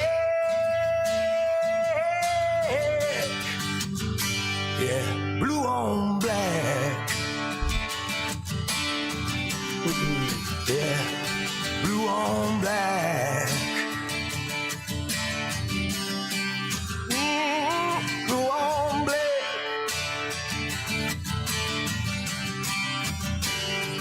Blue on black.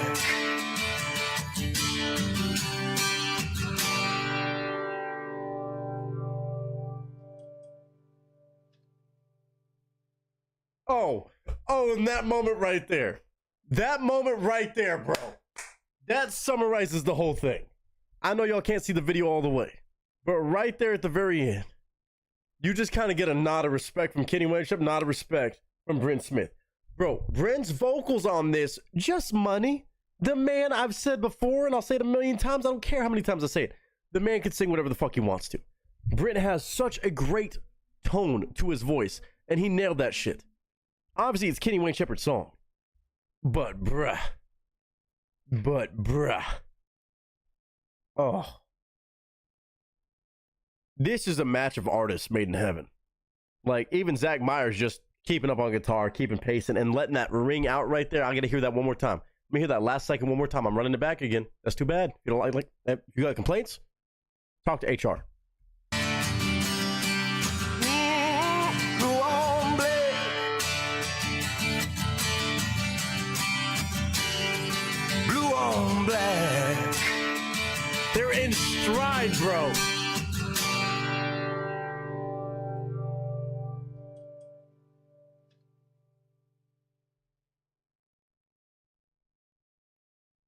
And he just gives him a point and shouts out the man, Kenny Wayne Shepherd. Bro, I still feel like Kenny Wayne Shepherd, maybe he's not as well known. Maybe I'm tripping, maybe just because I have not done enough of a deep dive into a lot of his music. I feel like that man does not have enough respect put on his name. When you have Shinedown, you got Brent Smith and these other gangsters with very huge A-name, mainstream household names. Giving flowers to this man, Kenny Wayne Shepherd, who just shredded on the acoustic guitar. When I say shredded, I don't mean speed. I mean emotion and feel, unlike you can find today.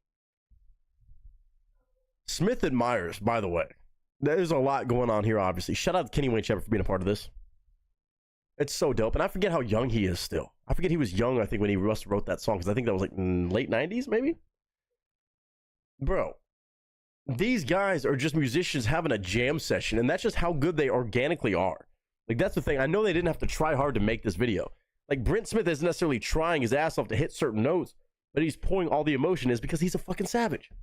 You got Zach Myers playing, holding strong. With Kenny Wayne Shepherd next to you, you're not folding. I love this. Oh, Smith and Myers. We might have to check out every song they've ever done. I'm not going to lie to you. I'm going to go through and I'm going to look. And James Whittle told me to pick some and you might bring them by. The ones that immediately grabbed my attention. Apparently there's a cover of Nothing Else Matters floating out around there. Yeah, I might have to have them with Brent Smith singing and Zach Myers playing guitar. But this one right here, how cool is it to have Kenny Wayne Shepherd in the building? Have all of them just having a jam session right there. And Kenny Wayne Shepherd just doing his thing. Rocking and rolling. Knowing Brent's singing the song. Doing it like that. But God, his voice is so good on this. Of course, Kenny Wayne Shepherd, the original, is one of one. But Brent Smith sounds damn good on this too. I love having this version as well. It doesn't have to be one is better than the other, this, that, the other. Apparently, there's several different renditions with Kenny Wayne Shepherd participating. This one right here, though. Oh, this has opened up a whole new can of worms with Smith and Myers. Blue on Black, Kenny Wayne Shepherd acoustic cover. That's an easy 10 out of 10 A+. Of course, for Mr. James Whittle, nothing surprised me with that. But, man, if y'all have not heard of Smith and Myers and you're like me, either buckle up with me for this ride we're about to do through a lot of their versions and covers and this, that, the other, or just go show them love. This is wild. Smith and Myers, Blue on Black, Kenny Wayne Shepherd, a song that I only found in the original version because of these reaction videos. And now I get to experience shit like this, combining Shinedown, who I got a better example of throughout more reactions, thanks to James Whittle, and getting to hear a different rendition of the original song that I only found because of the same kind of content. Thank y'all for being here for this. Smith and Myers, welcome to the channel, and I can't wait to check out more. Smith and Myers, Blue on Black, Kenny Wayne Shepherd, let's go.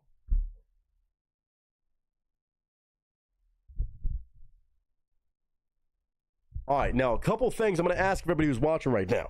A, put some love in chat or anywhere else for Mr. James Whittle, always bringing by some amazing stuff. Whether it's artists I know a little bit about but need to learn more about, or it's brand new stuff. This one's kind of a little bit of both. It's technically still Shinedown, but not really. Different sound, different tonality, and of course acoustic. Just pure, beautiful music. Not to mention, let me know if there's any other versions of Blue on Black I need to check out. I've been hearing murmurings of a 5-finger Death Punch version, which would be rather interesting. Now, I imagine that being a little bit heavier, obviously, than an acoustic cover, but I think Kenny Wayne Shepherd supposedly was a part of that one too. Also, very intriguing. Obviously, I love Kenny Wayne Shepherd's song, his original version of Blue on Black, but I love hearing different renditions. Y'all can tell me what you think about this one, whether you're a fan of the original or not. If you're not a fan of the original, well, go listen to the original, and that'll probably change your mind. Again, when you have Shinedown musicians like Brent Smith and Zach Myers in the room with somebody like Kenny Wayne Shepherd, magic is going to happen. And that's exactly what that was. That was magic, pure bliss, pure easy listening, smooth as can be, but also full of all the emotional music and just great execution from you expect from these guys, but they still find a way to one-up themselves. And that combo, it doesn't get much better than that. Real musicians collaborating, making awesome stuff for the benefit of people like me. And there's a reason, obviously, that this has almost 5 million views since 2014. Well, I have to do more deep dives into this, but I hope all of you show some love to the one and only Mr. James Whittle, and of course to Kenny Wayne Shepherd, Smith and Myers. And I hope all of you chime in with your honest thoughts about this, and I hope all of you are doing well. I hope you're having a good day, a good week, a good month, whatever you're having right now. And until next time, ladies and gentlemen, that is a wrap. I can't believe it. I don't remember if I did the 5-Finger Death Punch version. Unless it was a mellow version, I'm just tripping out. Somebody tell me. Did it may have been a while ago. I know Mike is the one that brought by Kenny Wayne Shepherd in the first place. Oh my god, Batman's uncle's dropping shit. Did I do the 5? Hold on. Let me put the link in chat first. Part of it, as soon as I said that, it rang a bell. The more I'm thinking about it, but I can't remember if it was like a very slow version or...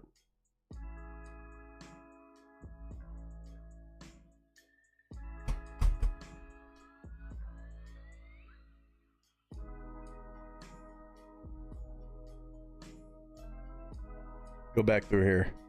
See what y'all were saying. Hold on right quick. I'll start at the top of chat and I'll read back down. Let's see. Yeah, what were y'all saying about that one? Surely nothing bad.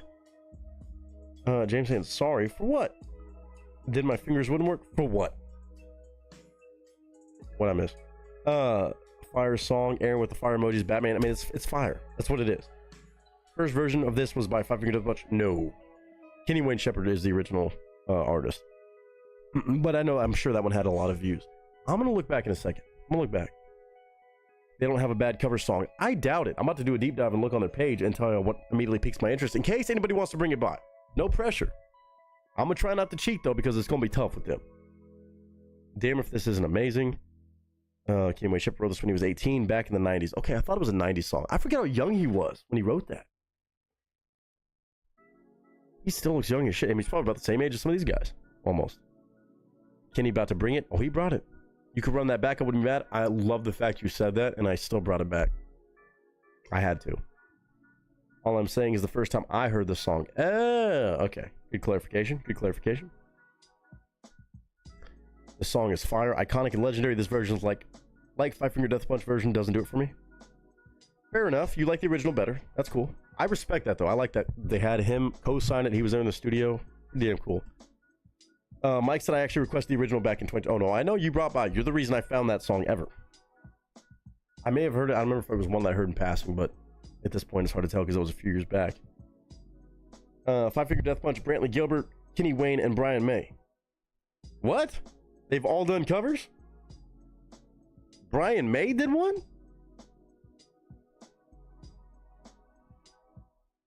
You reacted to that one Steve requested. I believe it brought the stream down. It was on 6/3/23. Together they did? It was all of them? Really? The one that I checked out was 5-Finger Death Punch, Brantley Gilbert, Kenny Wayne, and Brian May. Together.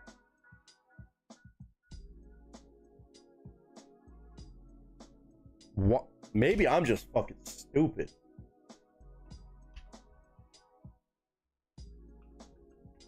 I see the video, I'll remember it.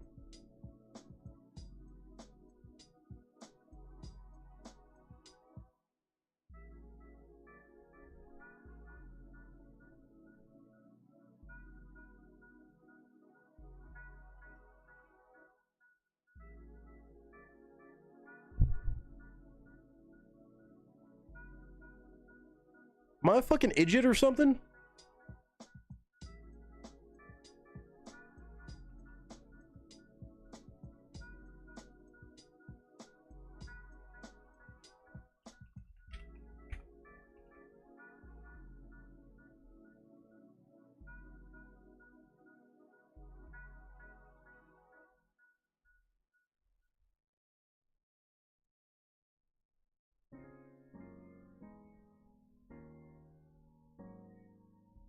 Hold on. I'm gonna find out. Maybe if I watch the video, maybe I just want to see. June 3rd? No, I got the strike because I did the other Five Finger Death Punch song. It wasn't that one though. No, I did another one from them that did get a block, but I don't remember doing that one. Hold on, let's see. June 3rd of 2023. Hold on, we're gonna do this. I'm gonna find out right now.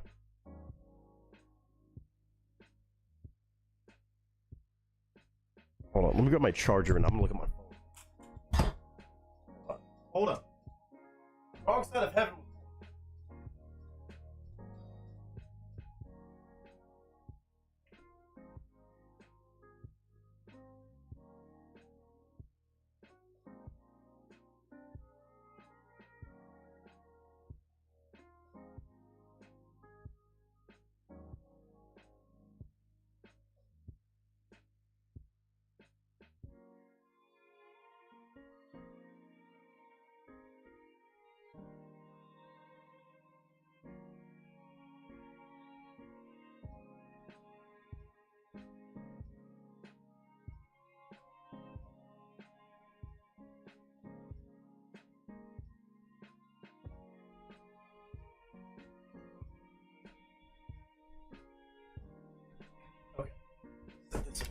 Hold on.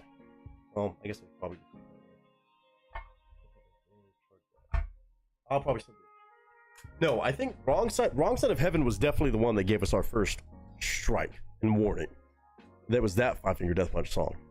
This one may have brought stream down, but I don't remember it unless I stopped myself because it pulled stream down. Hold on. Let's see. I'm going back. Was Saturday, so a Twitch stream? But on that same day,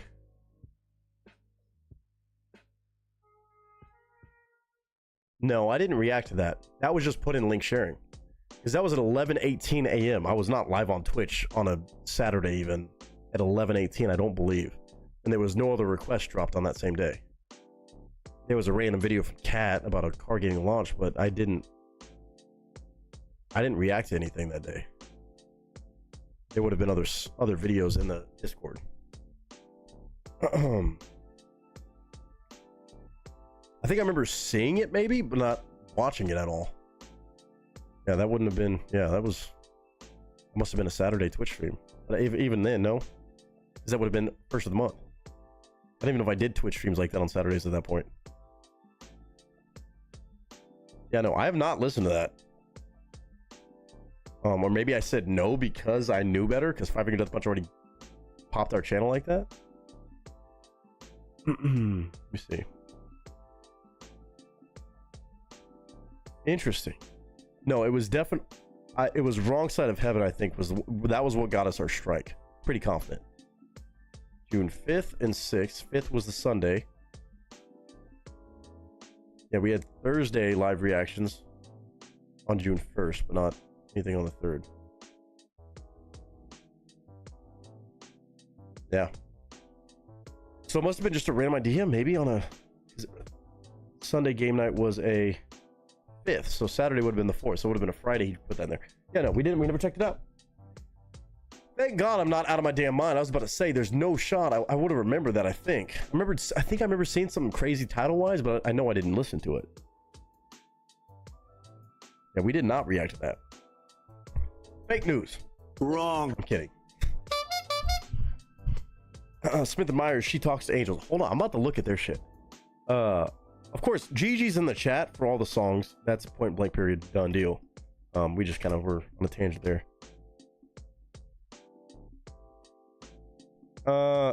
Probably a Twitch stream request. If I had to guess. That would probably have to be a Twitch stream request. I hate saying it, but yeah. Yeah, I've never listened to that one. It'd be fucking nuts, though. Yeah, no, I don't remember anything about this video, nothing. They have a couple different videos. Yeah, it must have just gotten dropped on link sharing on accident, or at least maybe shouting out to somebody else.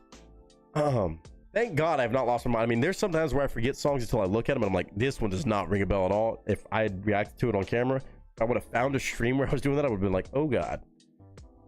I would have been worried. Yes, the sign of getting old, right? We ain't gonna like exactly the same songs. No hate, disrespect. No, nobody got that. Nobody took it that way. Okay, let's go Smith and Myers.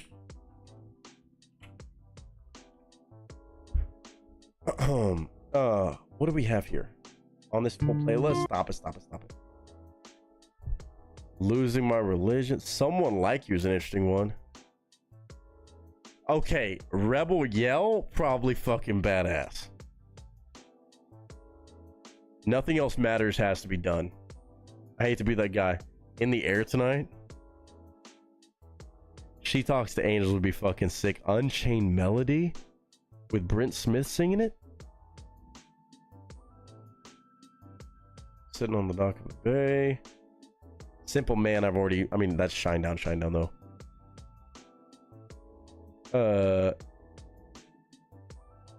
Yeah. In the Air Tonight, Nothing Else Matters might be the one that most intrigues me, because I know how much they could probably shred some Metallica, obviously. And an acoustic version. Ooh. And Nothing Else Matters. Rebel Yell. If that's acoustic, would be really interesting. Someone Like You as well. Those are the ones that immediately grab my attention. I'm sure you can't go wrong. Or She Talks to Angels too. I would love to hear that fucking song done by Brent. I mean, the man can sing whatever the fuck he wants. Let's be honest. We talk about this. We know this. There's no surprise there. Damn. They didn't with B.O.B. and they do that not to get songs banned. What? My issue with Five Finger Death Punch covers is they tend to change the lyrics a bit. Oh, well, you know. Some artistic license, I suppose. Warranted. A little bit warranted. Yet still pay homage. That's good, though. It's good. Ivan Moody does a good job. I mean, that dude's a fucking gangster, too. That dude's got all the power in the world, but I know he can also lean back on it. Black Pearl Jam. I'm sure I probably heard the song. I just can't think of it right now. Maybe.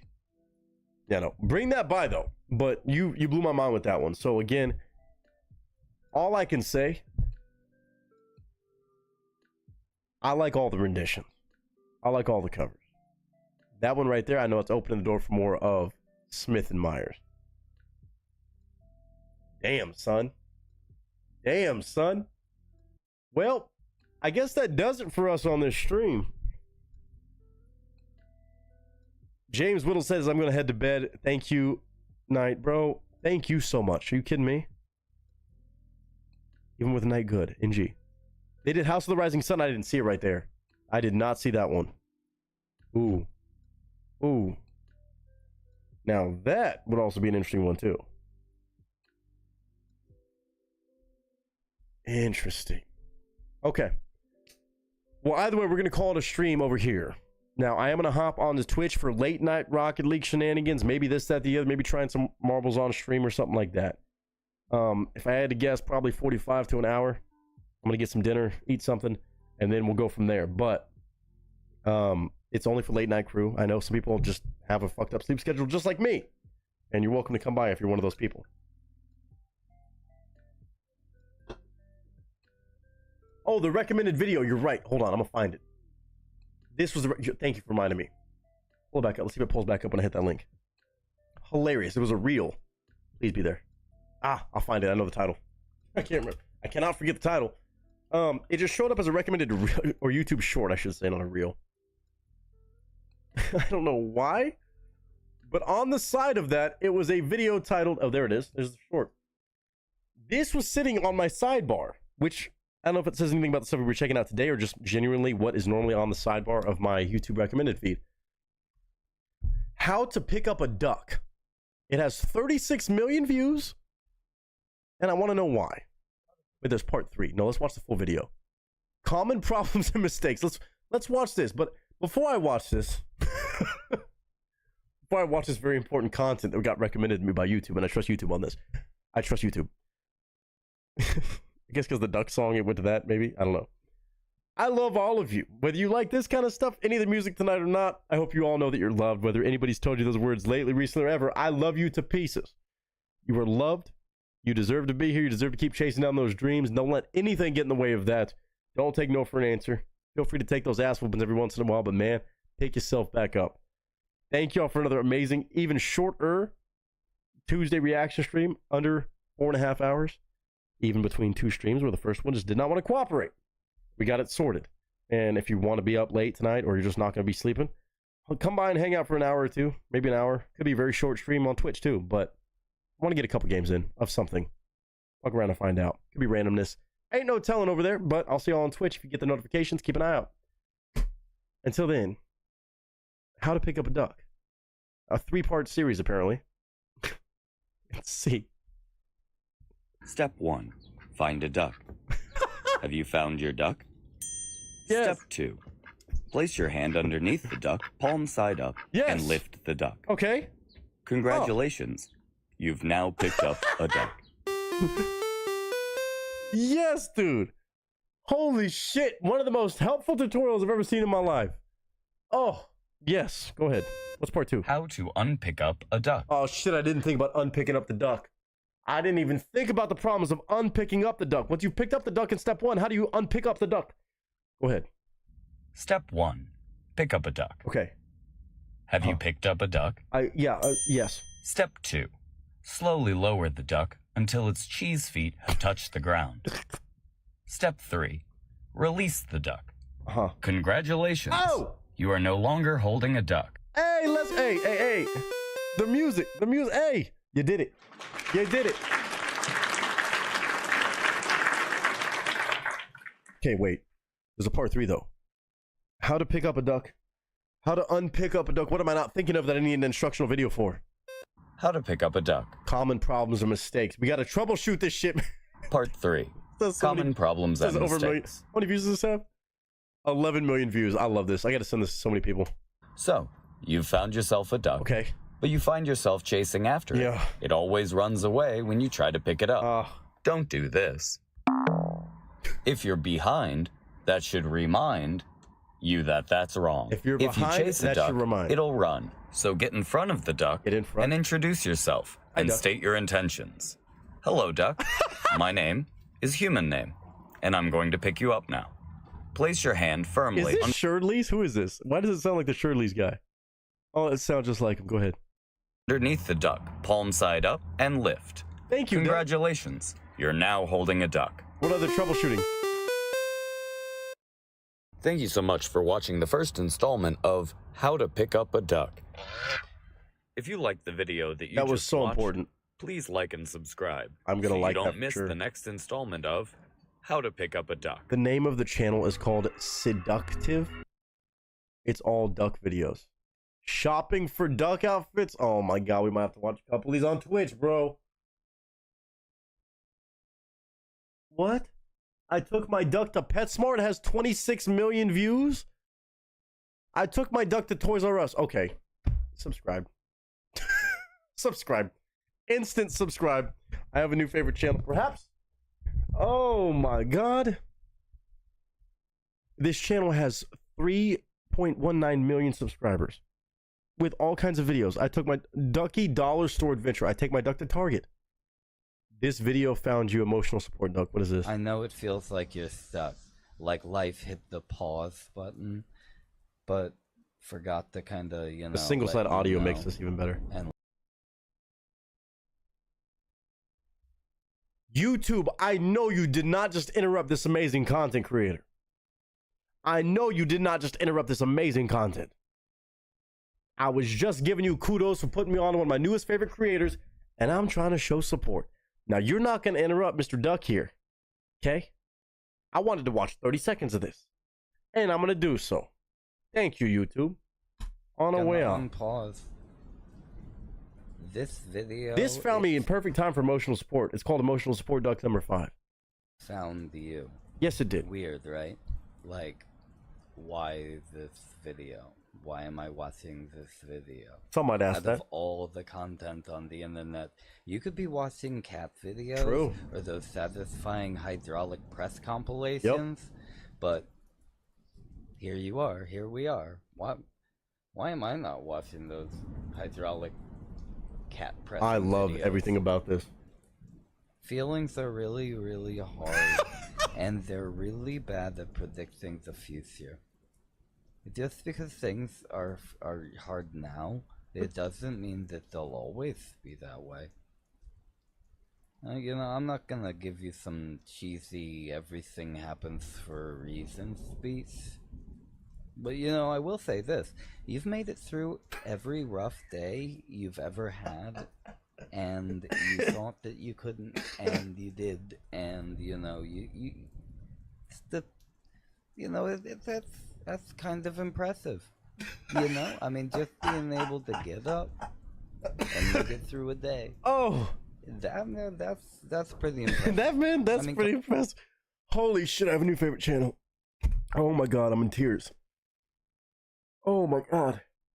Holy shit, just when I thought there was not really that many good new, like, content creators on the internet. Oh my shit. Their oldest video is 4 years ago. This is fucking... Oh. The journey of this duck's life being broadcast on the internet. Wrinkle the Duck. Oh my god, I'm obsessed. They have merch? I'm gonna have to buy merch. Is there merch? Let me see the merch. Shop. All products. Seductive. I'm just giving random shouts out to this channel right now. You can get a calendar. You can get a Wrinkle the Duck calendar, bro. Oh my god, I might need it. Genius. Fucking genius.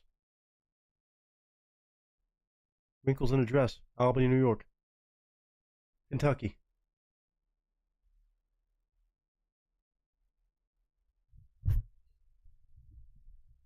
You're welcome.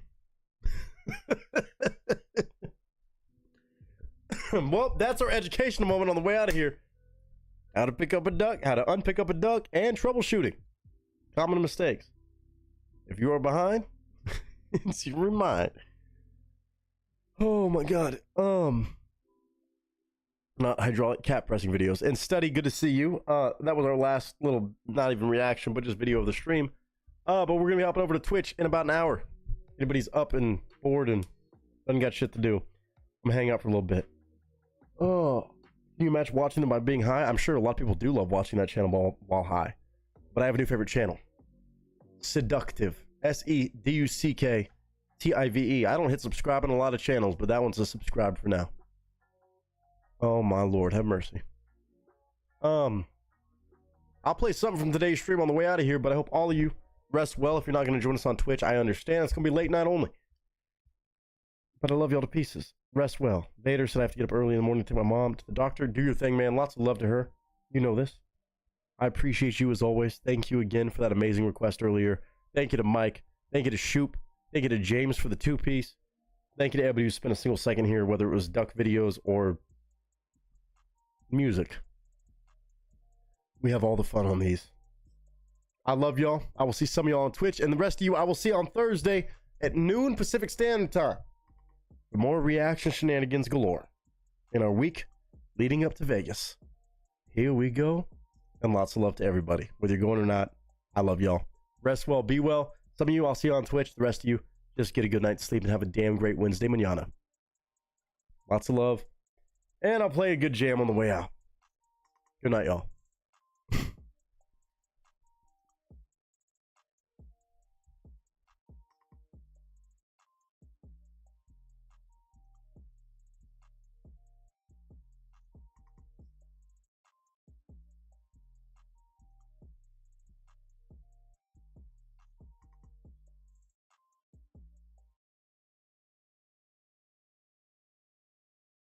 Tell me the duck story. Bum bum bum, ba-dum ba-dum. A duck walked up to a lemonade stand and he said to the man, run in the stand, hey, bum bum bum, got any grapes? The man said, no, we just sell lemonade, but it's cold and it's fresh and it's all homemade. Can I get you a glass? The duck said, I'll pass. Then he waddled away, waddle waddle, till the very next day, bum bum bum bum bum ba-dum. When the duck walked up to the lemonade stand and he said to the man, run in the stand, hey, bum bum bum, got any grapes? The man said, no, like I said yesterday, we just sell lemonade, okay? Why not give it a try? The duck said, goodbye. Then he waddled away, waddle waddle. Then he waddled away, waddle waddle. Then he waddled away, waddle waddle, till the very next day, bum bum bum bum bum ba-dum. When the duck walked up to the lemonade stand and he said to the man running the stand, "Hey, bump, bump, bump, got any grapes?" The man said, "Look, this is getting old." Tell me the duck story. Bum, bum, bum, ba-dum, ba-dum. A duck walked up to a lemonade stand and he said to the man running the stand,